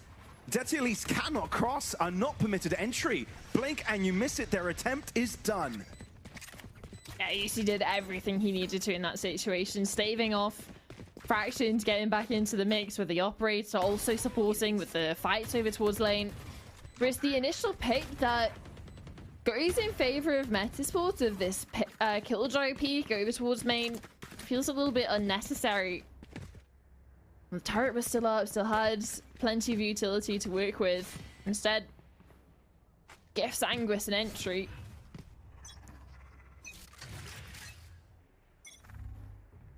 And an immediate answer back of a round of Metasport after Detti Elise were finally able to get these on the boards. And it's a little bit of a ragtag bat. You have a judge, 3 sheriffs, and then an operator. Oh, Fractioned. Oh. A judge and 3 sheriffs, no operator. True that. Is Pixel, the top of the head was visible enough for a headshot to land, and the rest are finding the same fate as Fraction did moments ago, with cracked skulls and faces planted into the ground of Ascent. Felt things get away from them a little bit too much. The round that Detti Elise were able to connect to the board, and since then, patience from the Metasport players, waiting for Detti Elise to push the issue, similar to what we saw Fraction down towards mid, and the follow-up of Kieran Bassia. They are walking over towards the correct site, at least in the minds of Detti Elise. Maxime with a judge, up in towards lane, playing with his own little smoke. Indeed. But Okay, not a yeah. single point of damage is taken from Metasport through that round. And albeit the scrappy buy from Detti Elise, not a single one of those weapons were able to find their mark. And it's the investment that Fraction made into that one with the operator, hoping that he'd at least be able to get one. This is a nice spot. Now none having to suffer the consequences. Dropping over the operator so Fraction can be fully equipped into this one. While he himself only has a sheriff to his name. A little bit of a switch up though. It seems like they want to try and punish this look that Anguis has been taking over towards the B main space, especially now Fractioned up on the angle. While his teammates pressure over towards A, hoping that he can find an overstep. It's a patience game, which Fractioned will win. As Anguis appears on his screen. Now Metasport heavily stacked up on towards this A site. Is that Nanoswarm lineup from B to A main? Possibly. Either way, though, Yusu cleans out the back of the site. Well, Fraction and Maxime get a solid job done to level up the playing field, but it's still a 2v2. The issue is Fraction's got blades enabled and will use the high ground to his advantage. Aldrone tries to provide cover for Yusu, but it's not quite there, so Chinook requiring to win a 1v2 clutch, and with the lockdown coming in, yeah, that is rough. Because you're going to have to vacate the premises completely. Move into Wine, and they'll know exactly where you are. Shock darts and ult though. Sure. But Fraction up there will not allow Chinook to swing and stop that defuse from happening. A quad piece for Fractioned overall, and Detti Elise back in winning ways. It's only one round, and we saw exactly what happened when Detti Elise were able to break the streak of Metasport. It was answered back with a couple of rounds of their own. So it's back-to-back rounds now required for Detti Elise. And with money in a great position for Metasport, they're not going to have any issues rebuying into this one, especially an operator for Yusu, paired with a Bladestorm. This doesn't seem Fraction wants to go for an early pick. Positioning with the Killjoy turret instead. A little bit more passive over towards stairs. Oh, he's going for the peak. Oh. It's Yusu that wins that 1v1. And that quickly enables Metasport to walk in. Null Command from Cider to make sure that no one else from Daddy Elise can use any more utility to deter this approach. And indeed, it does allow the safe passage. Yeah, Fraction got lured into that peak after the turret going off. Yusu spotted out. Oh, Hunter's Fury baiting Kia out into the open. Yusu's able to win that exchange. And now two players from Daddy Elise don't know what's coming to them. Yusu absolutely feeling it. Acrobatics through A main, B main rather. And in a matter of just a couple of seconds, he just cleans up this Daddy Elise lineup. Yeah, initially on the entry, shutting down the repeat from Fraction, pops the Blaze Storms, fights towards CT. 2 seconds later, he's jumping through the air in main. New an opportunity for none to go for exits. Hopefully someone walks unknowingly. But everyone from Esport are exiting towards CT. Clean, flawless round for them into this one, and that nets them a 7th.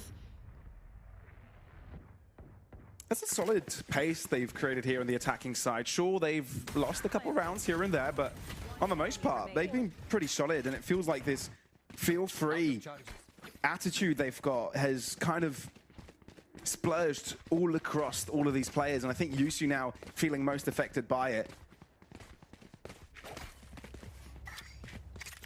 3 rounds remain in the half, so mitigation could be there for Daddy Elise. Won't be easy though. Funds are limited. And you can just see the difference across the buy that Daddy Elise are coming in with. You have Maxime only with a shorty. Okay, Fraction. One of the Vandals that are in the mix manages to take down Chinook. How dare he jump peek mid. Still, there's a lot of ground that Daddy Elise are going to have to cover in regards to lacking weaponry. Sure, they make up in numbers for now. Not really much support over towards this B as of now. You see rotates coming in for none.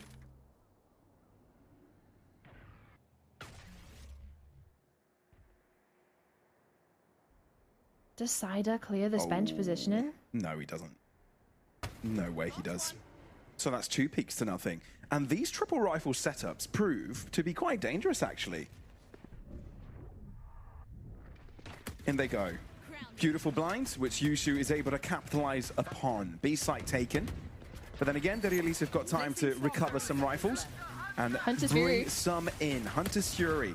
But Yusu's able to use that to his advantage to shut down his opponent in Sova. Gets another one before he drops, and it's down to a 2v2. When it all started so wrong for Metasport, it's evened up entirely. You only know Cypher is in that position. Smoke, in which both Metasport players walk into. And Daddy Elise start to take advancements towards B. In through the stairs, and Metasport do not move, knowing that their opponents need to get closer to the spike. Look at Kia's position. Paranoia is good. They know where both of the players are. Now you're going to have to interrupt this spike from being diffused. Halfway down, Maxim switches up the position, and I think he's just got enough time. Yes, he does. He definitely does. And 3 rounds in the books for Daddy Elise off the back of a Thrifty. Yeah, and it just gets awkward, especially when there's an Omen alive in the clutch for a retake. Pop the smoke onto the bomb, send a Paranoia to the position well, you don't know about. And sure, the site hit itself was lovely, especially Yusu's triple kill. The remaining players unable to get it over the line. Heroics from Maxime to get a 3rd round on the boards. But still, they're coming in drips and drabs. Unable to string 2 rounds back to back, an opportunity to do so now.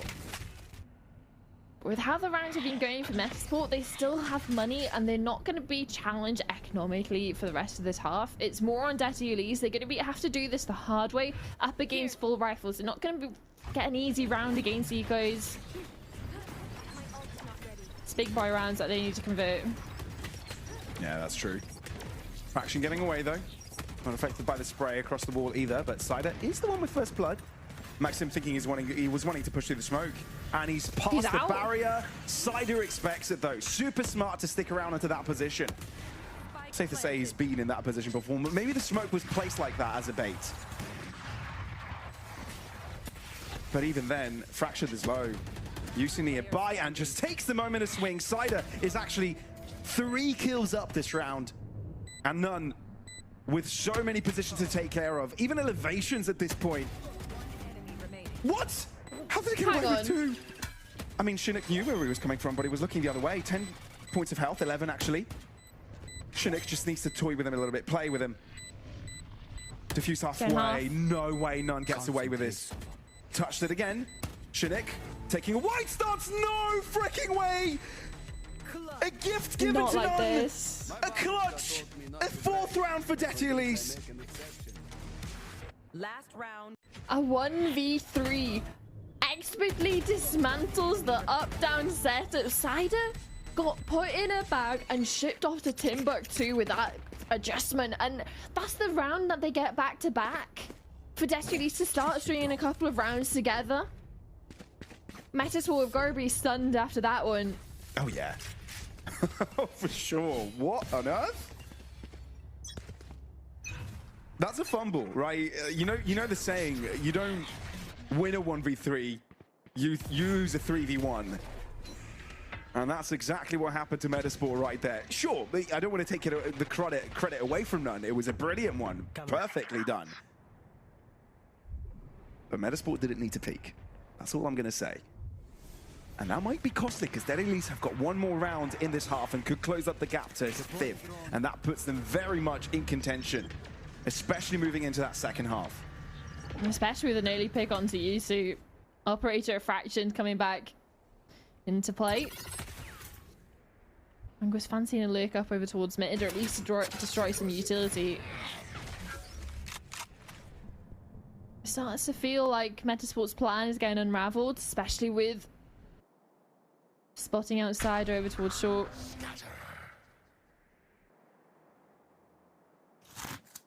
So from the shadow from Sesta. Keeping the options open for Metasport, whether they want to go over towards B and try and split into it. Or if it's just a ploy and they have aims to go over towards short. Cider trying to keep players busy while the rest of the team go for this mid push. 3 players now with the From the Shadows used towards this B-side defense. Oh, Passia, that is ridiculously clean. 10 12 seconds. You don't have time. Surely you do not. Anguish, Neural Theft, but then Maxim reveals himself on the back lines. None also being a hindrance, and Metasport stuck where they are. Detty Elise, 3 rounds consecutive after having a tough start to this half, have brought things back and want to make this series their own.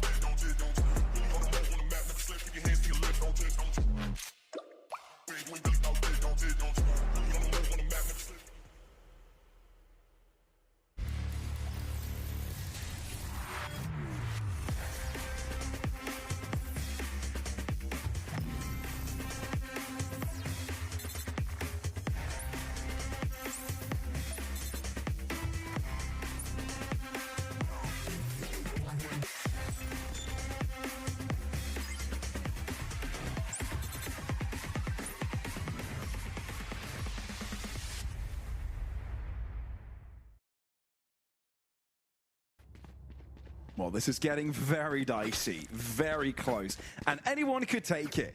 A piss around and the follow-up is the difference between these two teams.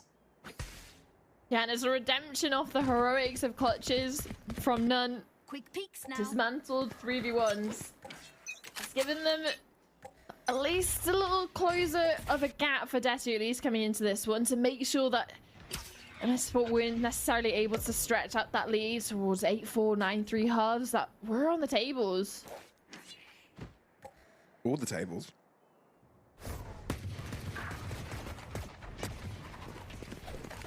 An early trade in mid, which sees Yusu fall down low. Sesta also taking a bit of a hit, but Dedalus come out on top throughout that exchange.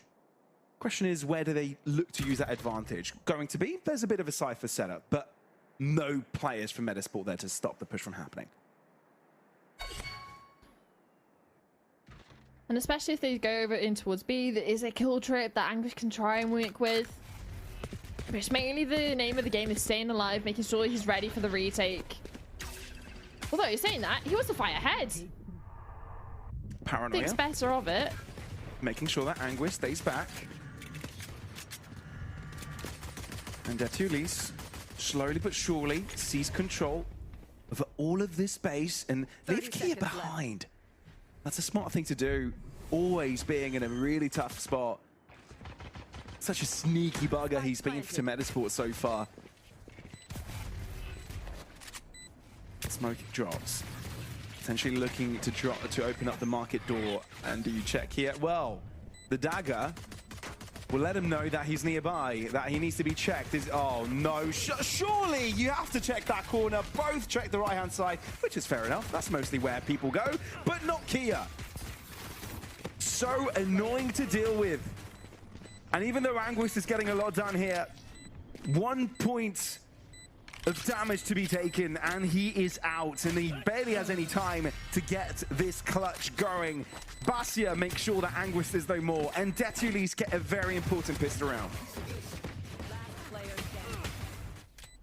Oh, what could have been if Angus had more bullets in that Ghost, was able to go in straight off the back of that double kill, instead forcing out a re-equip. Because everyone in the server at that point, I think, was sub 10 HP overall. So there was an opportunity, unfortunately, just too much to be done for Anguish in that situation. 1v4 required. An opportunity now for Detulis to equalize with the buy that they're bringing into this one. Kia making sure he puts the kills he got in the last round to good use with this Vandal in hand. I mean, you know that 4 players are kind of close. So you're happy to stick around, but then again, you don't really want to be in the meat grinder. Once it arrives, in the midst of all the chaos, Sesta stays alive, albeit the shock that landing nearby as well. But he won't be able to survive the second one, especially with a Maxim on his heels. That's one quick way for Detulis to convert around. I do say that, but we did see a 1v3 a few rounds ago. Might be a little bit out of the reach. Yeah. Especially now, notifying presence over towards heaven. Shunik going on a little bit of exploration over towards flank. Hoping to get an exit kill or two, do as much damage as possible.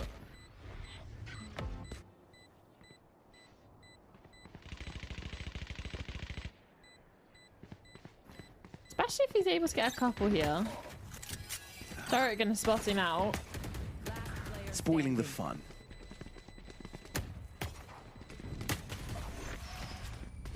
Nothing to be taken away from that from the side of Metasport. Sure, you get a kill into Fraction, but that's nothing for Detulis to worry about. All the weapons stay in hand, especially that Vandal, which is the main one to be looking for. Likely to see Basia investing into this one as well in regards to dropping a weapon back over to Fractured. Now you have 2 players with Vandals coming into this bonus. Along with the Stinger and a Spectre. And an opportunity to set the pace. You can see the pings going out over towards B, looking like they want to go for something fast. Maybe Paranoia over towards site, an updraft dash. And just disrupt the setup of Metasport.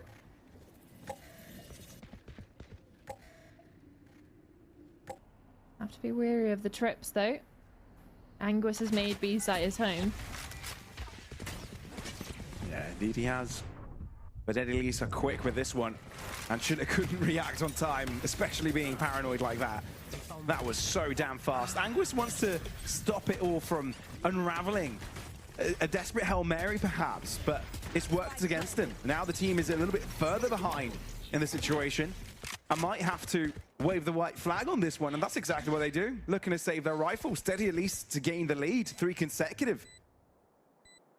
It's such a decisive move having that updraft dash onto site following that paranoia, in the sense that it can make or break a round.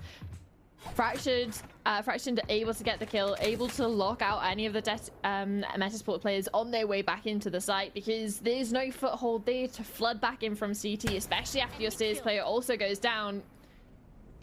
Sure, Basio goes down for the round, or at least to find where Yusu's wanting to hide and save. Definitely so on the hunt, especially when you're looking at Kia, None. You want to send those guys to go drop these weapons. Unfortunately, for the side of Desulis, Yusu's going to be able to hang on to that rifle, at least for another round. Make it a little bit more of a dangerous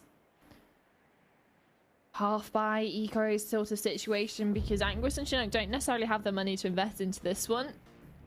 And time might now be technical pause being taken. Yeah, we heard the music before we saw the tech pause, so we're like, oh, it's going to be a tactical timeout. But then the screen didn't go grayscale, so Yeah. debated. Absolutely baited by a technical pause. I wouldn't hate to see a timeout though from Metasport coming into this one. Sure.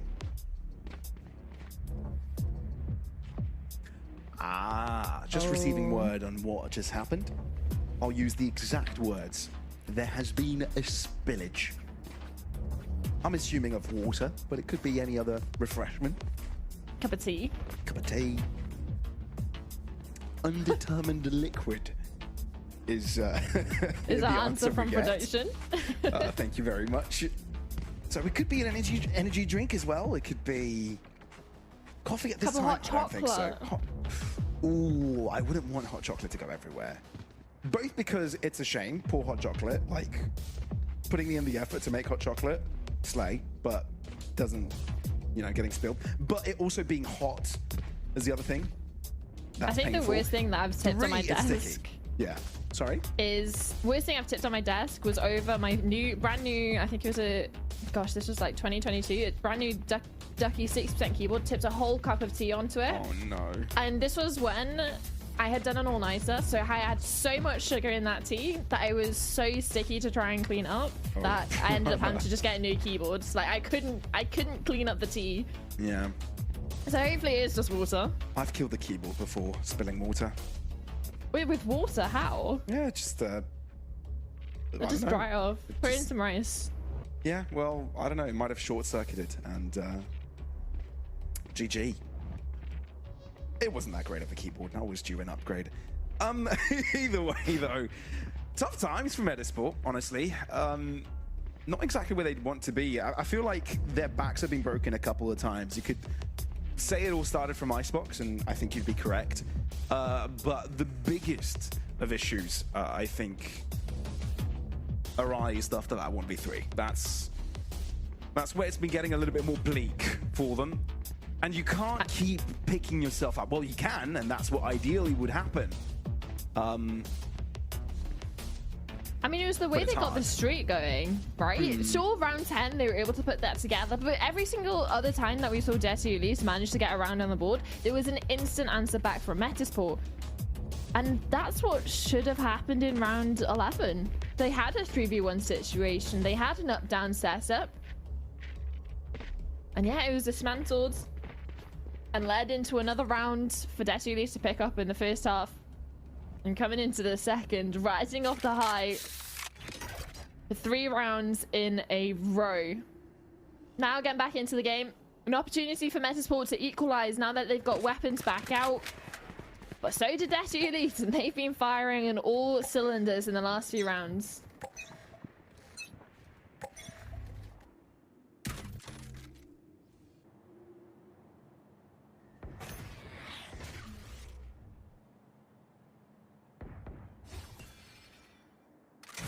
Sesta might be to walking know. into something ideally wouldn't walk into.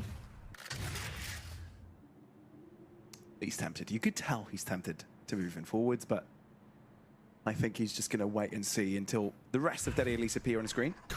Yeah, but they appear and he gets baited into fighting. You can get a jump up, exactly what happened from Maxime. Capitalizes on the position and gets an entry kill for his team, and that's the smoker off the boards. That's as clean as a first blood as you can get. Nicely done, little microplay. Cider realizes that there's strong presence around and asks for his team to approach quickly. But Anguis loses his life on B. That is definitely not optimal. And that's both extremities now. A pick going in favor of Desulis. Comes down to a regroup 30 seconds left. of the attacking force. And it's gonna be a 5v2 on towards this A site. Only a flash really to work with for Cider, but usually there to support from heaven.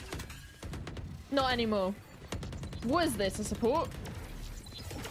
Has to be moral support now for the rest of the round. Absolutely. Player standing. Calling from the grave. Spike planted. Chinook, good for the one at least. Get some damage across, but this was where the buy kind of came in for Metasport, right? This is where you kind of hope they'd get some more damage in.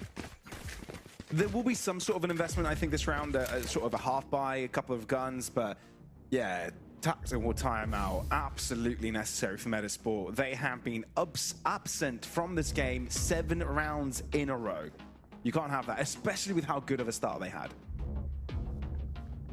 Yeah, it's starting to slip through their fingers, which is something that we saw in the previous matchup, something that we were reminiscent about of Metasport in Split 2 even of Challengers. Don't want to let another chance of making playoffs pass them, because that's the thing of, we're talking about the expectations of this roster, the fact that they're expecting to make playoffs, want to make playoffs, that's where they feel like they belong to be. Pressure can start to amount. Had an opportunity yesterday, went 3 maps, failed. No, didn't even go 3 maps, sorry, it was a 2-0 for full box. Now forced to settle it on Ascent by the side of Desulis, who seem to have something clicked and starting to run away with things. Even Fraction now bringing out the Outlaw, knowing how bad the situation for Metasport is. Hero rifle on Yusu. There's no full armor to speak of. It's going to be easy pickings for the Jet.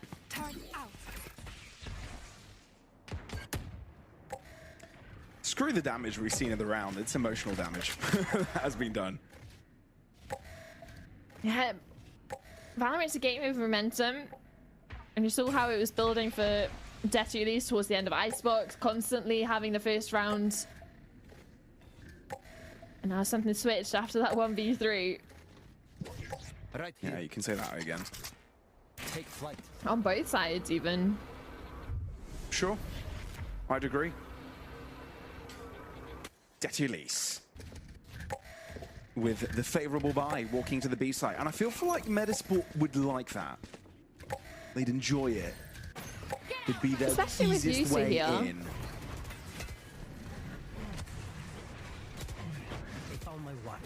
Couple of cloud bursts landing on site, realizing no one is towards that market area, so looking to see to push onto the site already. Anguis connects with a Sheriff, but Maxim walks through the smoke and through nanoswarms and completely dismantles anyone in his path. A brute force effort by Detulis leaves Metasport with no chance in that one.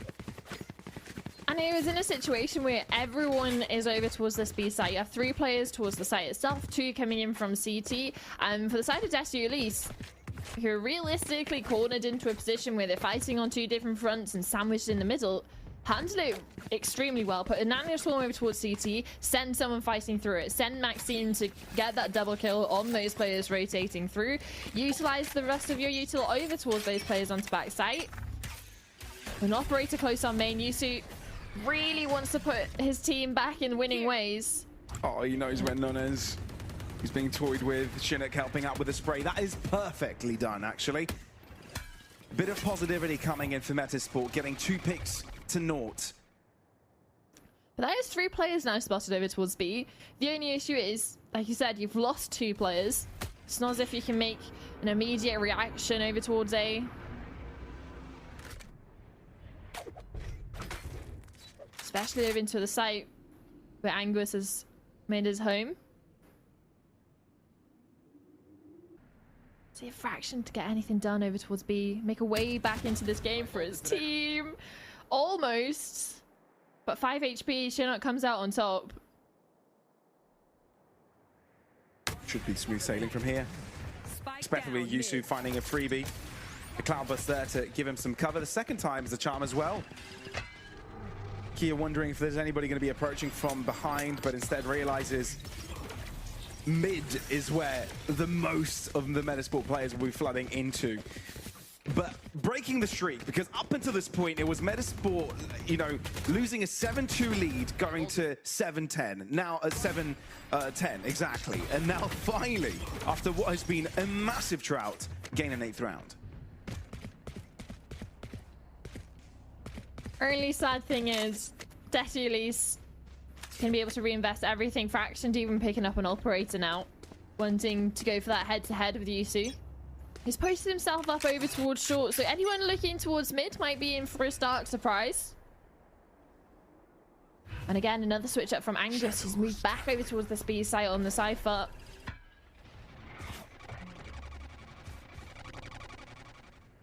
Detulis just going through the motions, smoking short, sending an arrow, sending a knife over towards Market. Getting as much of the space for free as possible.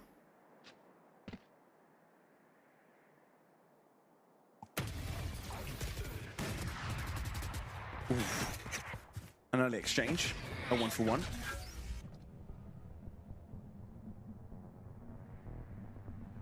It's a great off angle as well. Unexpected to be up into that position for Kia.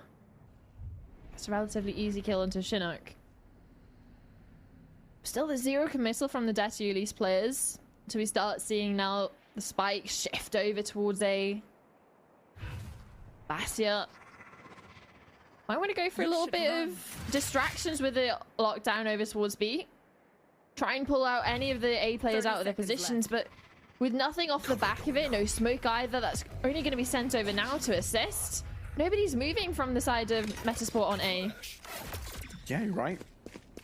Because the trips are still up, the camera's still up. So Sesta's got a lot on his back to make this one work. Yusu blocked out. Ooh, updraft dash in. Still gets one through the process, but it's enough of a distraction to make Sesta do a lot of heavy lifting. You don't have time to get the spike down. Maybe you do, but you're going to be killed off. And there's nothing you can do about it. Metasport, chain 2 together, create chaos and capitalize upon it. It's just the adaptation of keeping Anguis back over onto that B site. All the utility was still up, both trips, the camera as well. So even though they wanted to invest so much into that sort of fake and, hey, look at me, it's B, guys, like we're even using my lockdown, we're using Maxine's ultimate as well, but they didn't have to move because they still had all the information to work with, that nothing has been committed over towards B.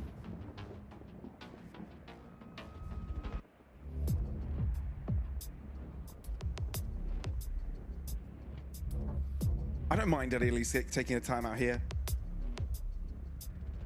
But this has actually stabilized the game, hasn't it? This has brought things back to the back and forth we witnessed on Icebox. It's no longer a team taking a streak by round, a streak of rounds one after the other. I feel like now we've entered a bit of a stalemate. And it's reflected in the round score as well, 10-9. And Detulis taking a timeout. They don't want to give Metasport the opportunity to not only equalize, but have that sort of string around of their own and build off on their momentum with ults coming back up online. Sidus close to his, Chinook, Angus, Ancestor already have theirs. And with 2 relatively large ultimates invested from Detulis in the previous, they're a little bit worse for wear on that front. Oh, it's a mid play from both of these teams. Ooh. But it's Anguist and Juicy both winning their fights. It's worked brilliantly for Metasport. Detti Elise can't catch a break from it. And again, for the timeout, an organized play for Metasport to work out. We've seen a couple of these already this series.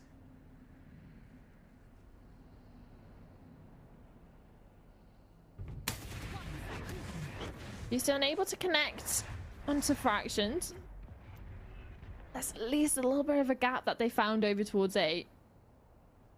Is he expecting the repeat? Yusu's just walking, wanting to fight. But imagine if Yusu loses his life alongside with Cider here. Then that would be alarm bells ringing. So I'm pretty It's sure alarm he's bells if Chinook happy goes down. that didn't happen. But Chinook finds a trade, and Fraction now, with the spike in hand, is darting towards B. This clutch is doable. Just depends how he's going to play it. Plans towards the back wall. 30 seconds left. Sesta and Yusu walking in tandem. Not wanting to give isolated 1v1s, and especially now with Yusu upgrading over towards that Vandal. And the fact Playing that they first as a lower walk HP player.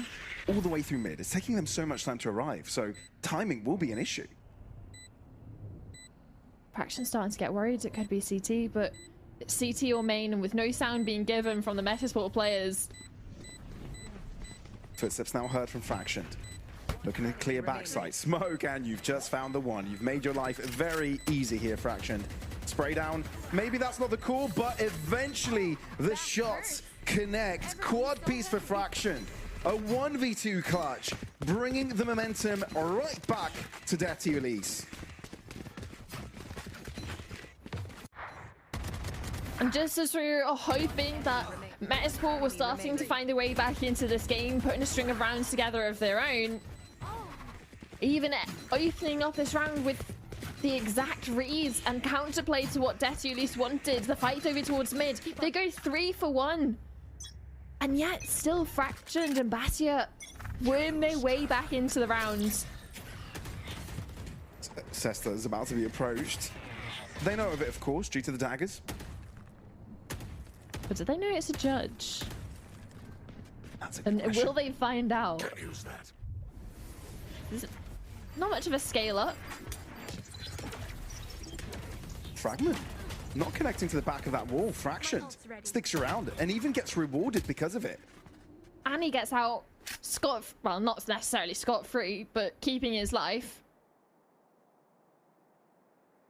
And an opportunity to go re-diving in as soon as the end sight hit comes through.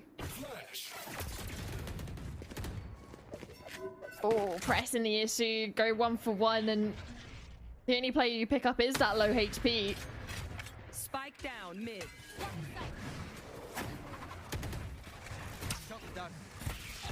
Use is in a bit of trouble. Shock that landing at his feet again. Making it another one, but this time not connecting. Oh man, the eagerness to push through smokes. This man 30 is seconds left. on a mission. This map. I mean, go figure. In a really tough situation the team is right now. It takes out a really nice angle. Doesn't have the time to recalibrate onto the second one. Chinook playing the logs position. Not fully cleared out, which means he can get the first pick and delay his opponent from getting the spike into the ground. I think there is just enough time, no. No, he does. Oh, but Oh, he goes into the tripwire. trip so he can get spammed out by Anguist. If he jumped was so anywhere close. else, he would have been able to get that spike down, but straight into the trip. B. One enemy remains. That was actually really, really close. On the full second mark, the spike was being planted. Maybe 4.5, but still so damn close.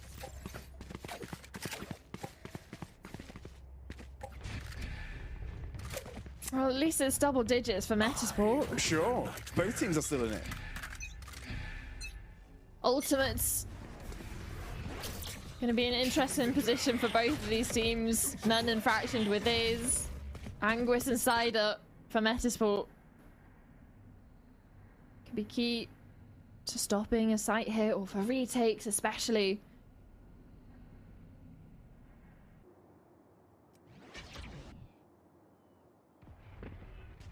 There's an exploration towards mid. Let's really still have players, especially with none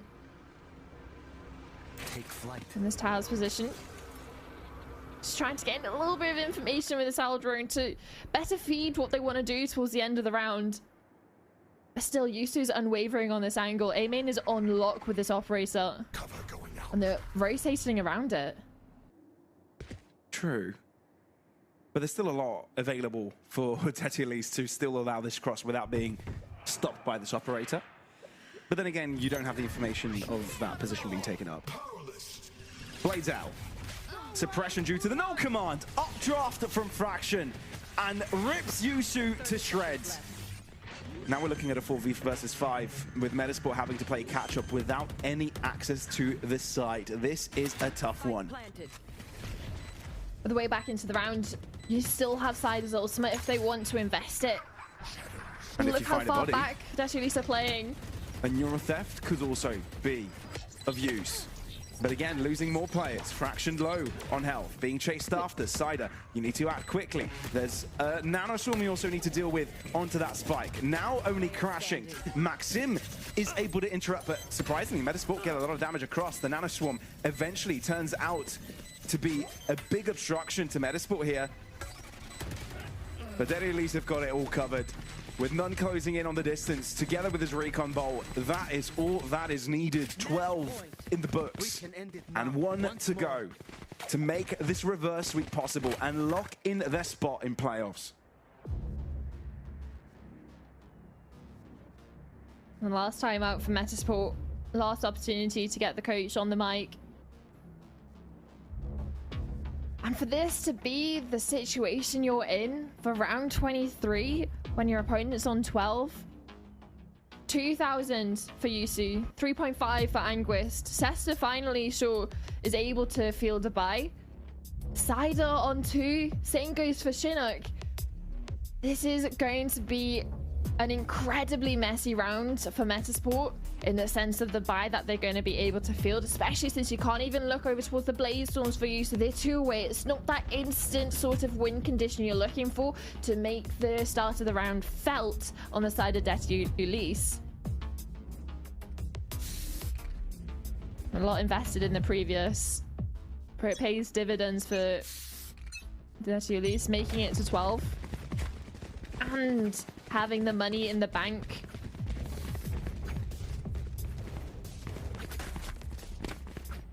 To field the strongest buy on the server. Yeah, not a single player on Metasport has the sim gun. You have Guardian, no. Bulldog, Stinger, Sheriff, and a full setup over towards A from Detu Elise. They want to make this decisive. Aggressive out the gates. Jumping straight into the line of action. But no damage taken on any end. Actually, that's false news. Sesta takes a bit of damage. Just a little smidge. Disengage. Yeah, you can see Detu Elise, they wanted to go for a fast kill, especially with how Metasport have been playing close towards those mains, want to take advantage of it. Do a bit of damage, but other than that, it's just a little bit of a scare to the defenders of Metasport. A drone to re-clear out B main, so they might not expect these players here. Deploying drone. Until none notifies presence. There's denied information. No one mark it. Dagger lands. I think 3 players within it, maybe even 4. But Metasport don't really dedicate a 4th player to the defense. I don't think they even know Yusu's over towards site. They just think it's 1 CT, Chinook on site, solo defending. This might be a shock for them if they make it out, if they make it past Chinook. Well, so far done a lot of damage to him. Chinook gets 1 before he falls. Yusu has a chance to swing out, and Daddy Elise might be in trouble here, especially with Chinook upgrading his gun. And Yusu chiming in for his second of his own, and it all goes astray. All goes wrong.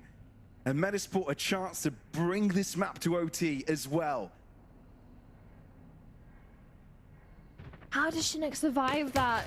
A shorty on its way to send him packing to the 2-2 bracket, and yet with a Sheriff he closes out the initial kill, upgrades to a Phantom, and further causes issues for Veto Process, which was the best round that they would ever have to close out this map, to close out the series and put themselves into playoffs. And now they're the ones who are having issues with fielding a strong buy. You have a Stinger and a Sheriff in round 24, close to Bastion's ultimate.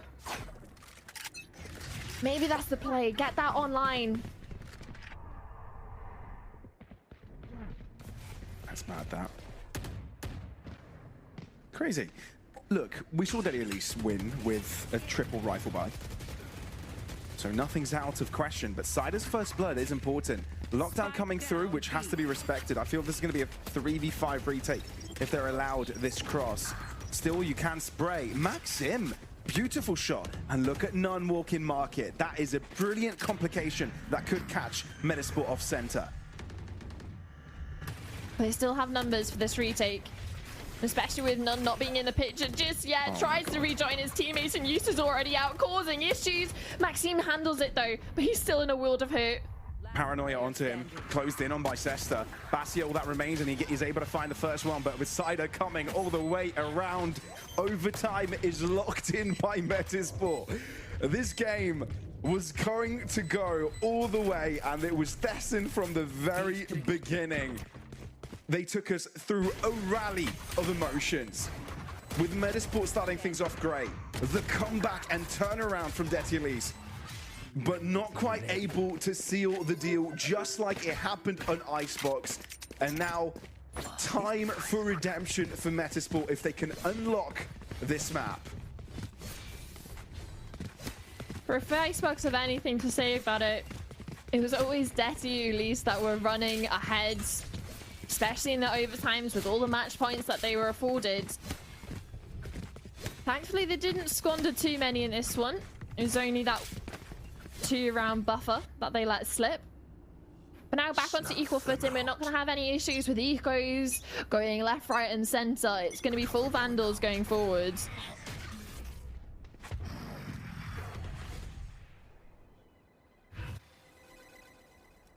Well, a bit of a reserve setup from Veto Process. Looking at mids to be the issue. Paranoia at the ready, but nobody's going. It's a trap play over towards market, but they're not going there. They're wanting to challenge short. And Maxim is scared for his life now, seeing his teammate drop right before him. At least Veto Process might have some sort of a trap play themselves. A couple of players in mid that could catch Metasport out. What? Through the wall. I was going to say Bastia might have the opportunity to go overlooked here. Was that off the back of a recon? I'm not sure, Frank. Oh my word. That is the definition of kicking and screaming. Not wanting to go down without a fight. So it gives Veto Process a fighting chance. A 2v3 here. And you can hear where they're coming. So Veto Process can set up defensive lines towards this A site. Metasport, no, they bolt elsewhere. This is a big mind games moment. There's a trip on short. He can't even peek as they're walking past without at least notifying them. Oh, there's a gap. That's exactly what happens. There's a gap he can exploit. He's being sprayed across. Again, the fight in mid. Smoked off. Kia wondering if he's going to take that step. The flash is brilliant, but it's still a 1-for-1 trade. And Metasport can afford to do that. No problem at all switching the guns, because it's quicker than reloading. Being closed in on, Paranoia blinded, but scared. Angle is shorty out. It's getting scrappy, it's getting messy, and this is the first time Metasport have had a match point in the past 2 maps. We've seen how many squandered by Veto Process, for about 8 in total across the last 2. Let's see if Metasport have a little bit of a better track record at closing these out. One is needed. Just the one.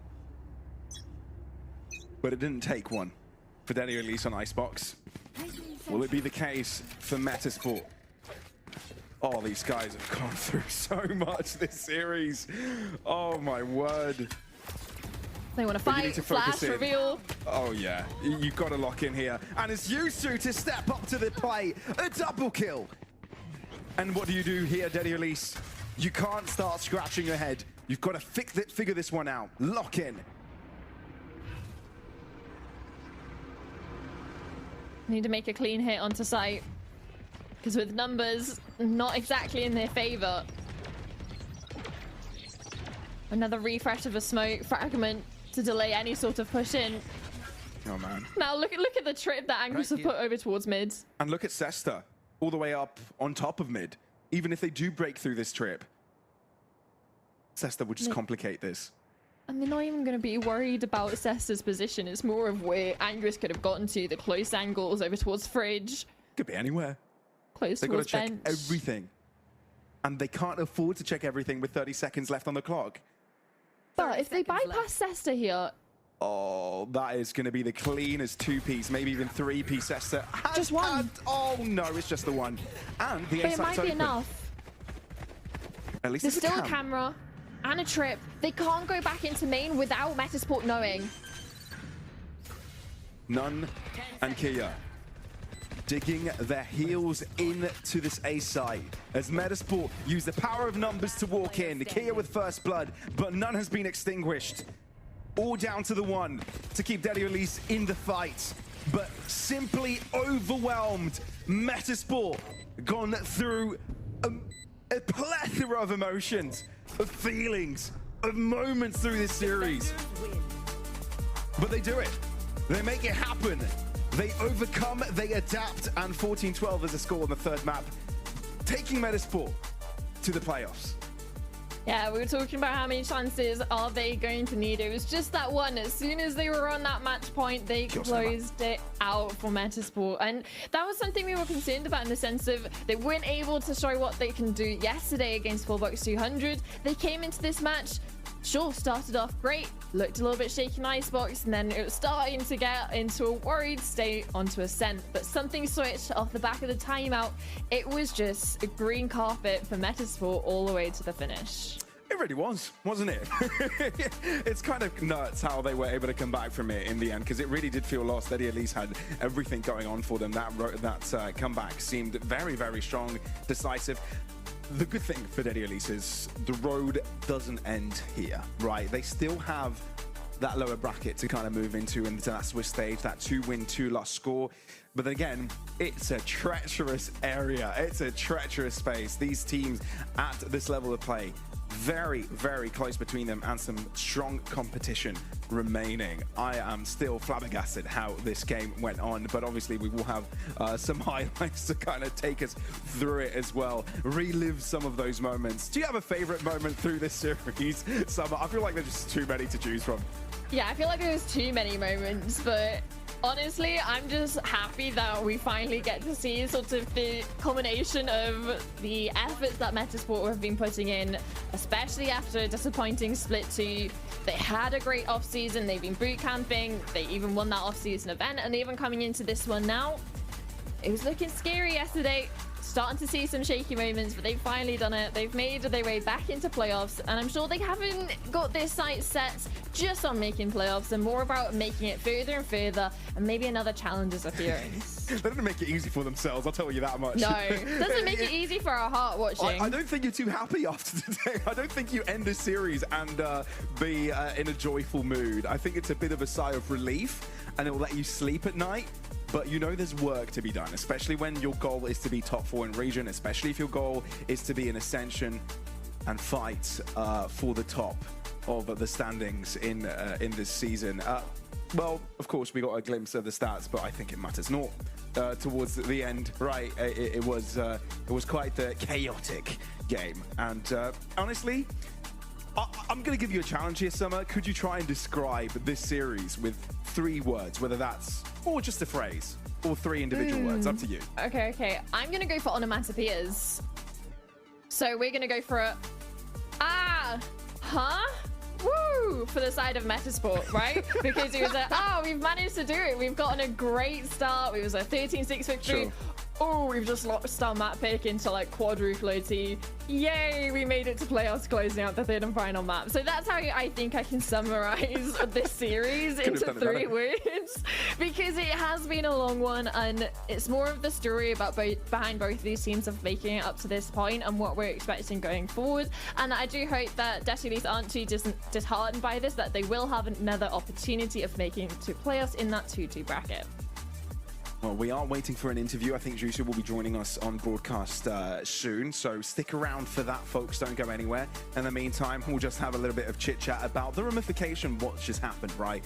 Obviously, we do see a couple of teams make it into playoffs again today. It wasn't just Metasport, but also Pixelumina getting it done eventually, right? And that wasn't an easy affair. I feel like Twisted Saints, they'll get another chance to get there.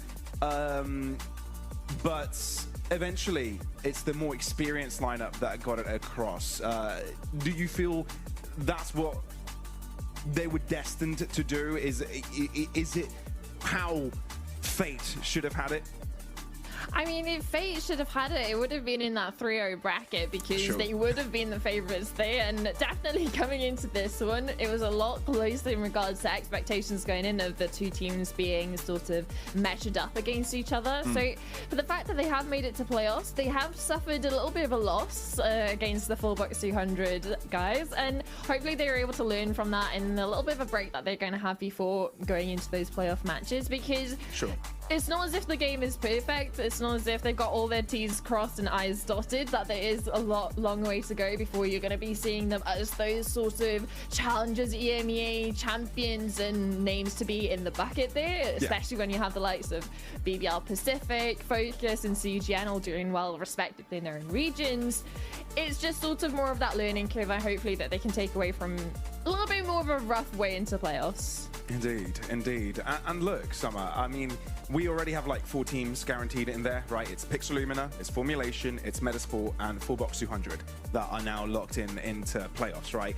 And sure, Metasport and Formulation, we kind of expected there to be, but there are also names that haven't made it there yet, right? With the likes of Enterprise. Well, enough of us thinking about all that. Let's hear it from the man himself. Yusa joining us on the broadcast. Hello, mate. Welcome. Congrats on the win. Open mic for you. Talk me through your emotions that one, because for us that was quite the roller coaster. Yeah, I can't lie. My heart is beating pretty fast right now. I literally forgot I had an interview. No, honestly, it feels good. I mean, honestly, I love my team. We just, like, even when we play bad, we just stay resilient and, like, we play together. And I think Sadra has taught us a lot about just, no matter how bad we're playing, we just stay together, you know, like, we don't leave each other out. And I think that's why we pulled it through. Just on the back of that then, obviously Icebox didn't go as expected being your map pick. What was the sort of resetting that went on within the team comms itself after that before going into Ascent? I mean, actually we weren't that tilted or anything, or like stressed. We just knew we completely like played bad, and overtime especially. So we were just like, guys, let's lock back in together, let's play more together. Because honestly the game at its core base is just playing together, and like it feels like we forgot about it. And then we came on to Ascent, yelled a little bit before the game, and just got in, you know, and like just started playing, having fun, making jokes, and that's really about it. Like that was the way we did. Yeah, it looked like it. You definitely looked a lot more carefree, especially you, I felt like, during that third map. Jumping up around everywhere, your movement was fantastic. I want to talk about another topic, though, right? Because you obviously had a chance to make into playoffs yesterday versus Fullbox 200. Now, we're no strangers to cracked players, youngsters, kind of making waves at this level of play, and challengers north especially, right? They come out of nowhere and cause some upsets. But for you guys, first of all, were you surprised by what Fullbox 200 had in store for you? And second of all, how did you reset your mindset coming into today? Honestly, no, we weren't really surprised. Like Shadow had a good anti-shot and stuff, that they're gonna do a lot of aggressive plays. But I think we just kind of got into the fact that like we're supposed to win, so we were just playing to not lose. So we just played bad, and that's just about it. I mean, they're great players. Like, respect them. They had really good shots, but if we played better, we would have probably won. But we just weren't ourselves. And for today, honestly, I mean, it was pretty quick. So I don't know. We just all kind of went on our own. I fell asleep at 5 a.m. tonight because I couldn't sleep. But you know, everyone had their own thing. I just tried to get through it. It doesn't matter, you know. You gotta keep playing. It's the part of it. So yeah. So the idea is go to sleep at 5 a.m. and then you'll win and make playoffs in Northeast. Is that where it is? But Yeah. honestly, just going on to more of your expectations going forward into playoffs. Obviously, you've made it. You've secured that spot. Who are you thinking is going to be that sort of contender for you guys going forward that could possibly stop you making a deep playoffs run? I mean, obviously, as a competitor, I think no one can stop us, or else I wouldn't play. But Yeah. I really want to play Enterprise again. I want to play them because we beat them in BO1, and I think BO1's kind of cheating. I want to play them again and try to beat them on a best of 3 or best of 5. So that's really who I'm looking forward to play. All right. Look, you've been on a number of rosters. I'm gonna give you one last question because I know you'll probably want to get off and relax after all that one. But the last question is: you've been through a number of rosters, right, and have experienced a number of teams and the dynamic they have. How does this one compare to all the others you've been through? I mean, I think this is one where I'm the closest with my teammates for sure. Probably since Bonk, which was also in this league. We kind of have this mood where we're just like a family. We hang out together at night, like we just play other games. We're just like kind of 12 hours a day together. Like none of us are playing for the money or anything. We're just genuinely like a group of friends playing together. And yeah, honestly, just probably the best team in terms of mood I've been in a while. Like I really love it. I love everyone on my team. Everyone has their own thing. I think Sider's a great leader that's been slept on for a lot of time. But he's just great. Like he understands humans a lot, and I think he helps all of us differently. He's kind of like a therapist at the same time as being an IGL. So I really like him. And yeah, that's about it. Well, so thank nice you to hear. so much. Yeah, and again, congratulations on making it into playoffs. We'd be excited to see how your matches goes sort of when we get to that point. But again, go celebrate your victory. You've made it to playoffs, and maybe get a nap as well if you only went to bed at 5 a.m., okay? Yeah, thank you very much. Have a good day. Thank you. Bye-bye. What a wholesome little interview. But honestly, guys, Valorant players, sleep is important, okay? We need, like, a bedtime routine, like, come on. Sleep time's important. Showers, very important. Touching grass, up there on your list. Put them in there if it's not in your agenda Like, for tomorrow, priority folks. one is sleep. Actually, no, shower, sleep, touching grass, I think. Yeah. I think we'll put the touching priority grass list is for today. first. You've got to. See, got some right here. It's not grass, but it's a bit of greenery. Okay, Anyway, okay. folks, let's recap what happened today, shall we? As it was quite the interesting one. Let's be fair. From the very beginning, taking us all the way to 6 maps, 3 in the first one. Pixelumina forced to go the long way around for Twisted Saints Esports and Metasport. When you talk about long ways around, it was the longest. A couple of games needed overtimes, and a third map was required for them as well. So they have made their way into playoffs. Off the stream, we obviously had some more results. Teams we have to say goodbye to, but also teams that are continuing their lives in this tournament. And Team Liquid Academy, ESC, some of the most notable ones in that. And obviously that leaves us with some matches to be played tomorrow as well, right? We've got some more games in this main Swiss. Obviously we've only got one now sorted, but there will be more. We just need to figure out what's the standings look like and the pairings and the permutations to see who we'll be playing up against too. But other than that, Summer, gonna give you the final word here. Any other thoughts before we just say goodnight to everybody? The thoughts are overtimes are overrated for Metasport because they'll just close it out in map 3 anyway. It doesn't matter what happens in map 2. And also just excited to see, obviously we don't know the full matchups for tomorrow, but I'm excited to see Enterprise again making it back up to that qualification games after a little bit of a shaky start. But otherwise, guys, remember to eat well, drink well because the weather is absolutely crazy. What was the other one? Shower, touch grass, and we'll see you guys back again tomorrow.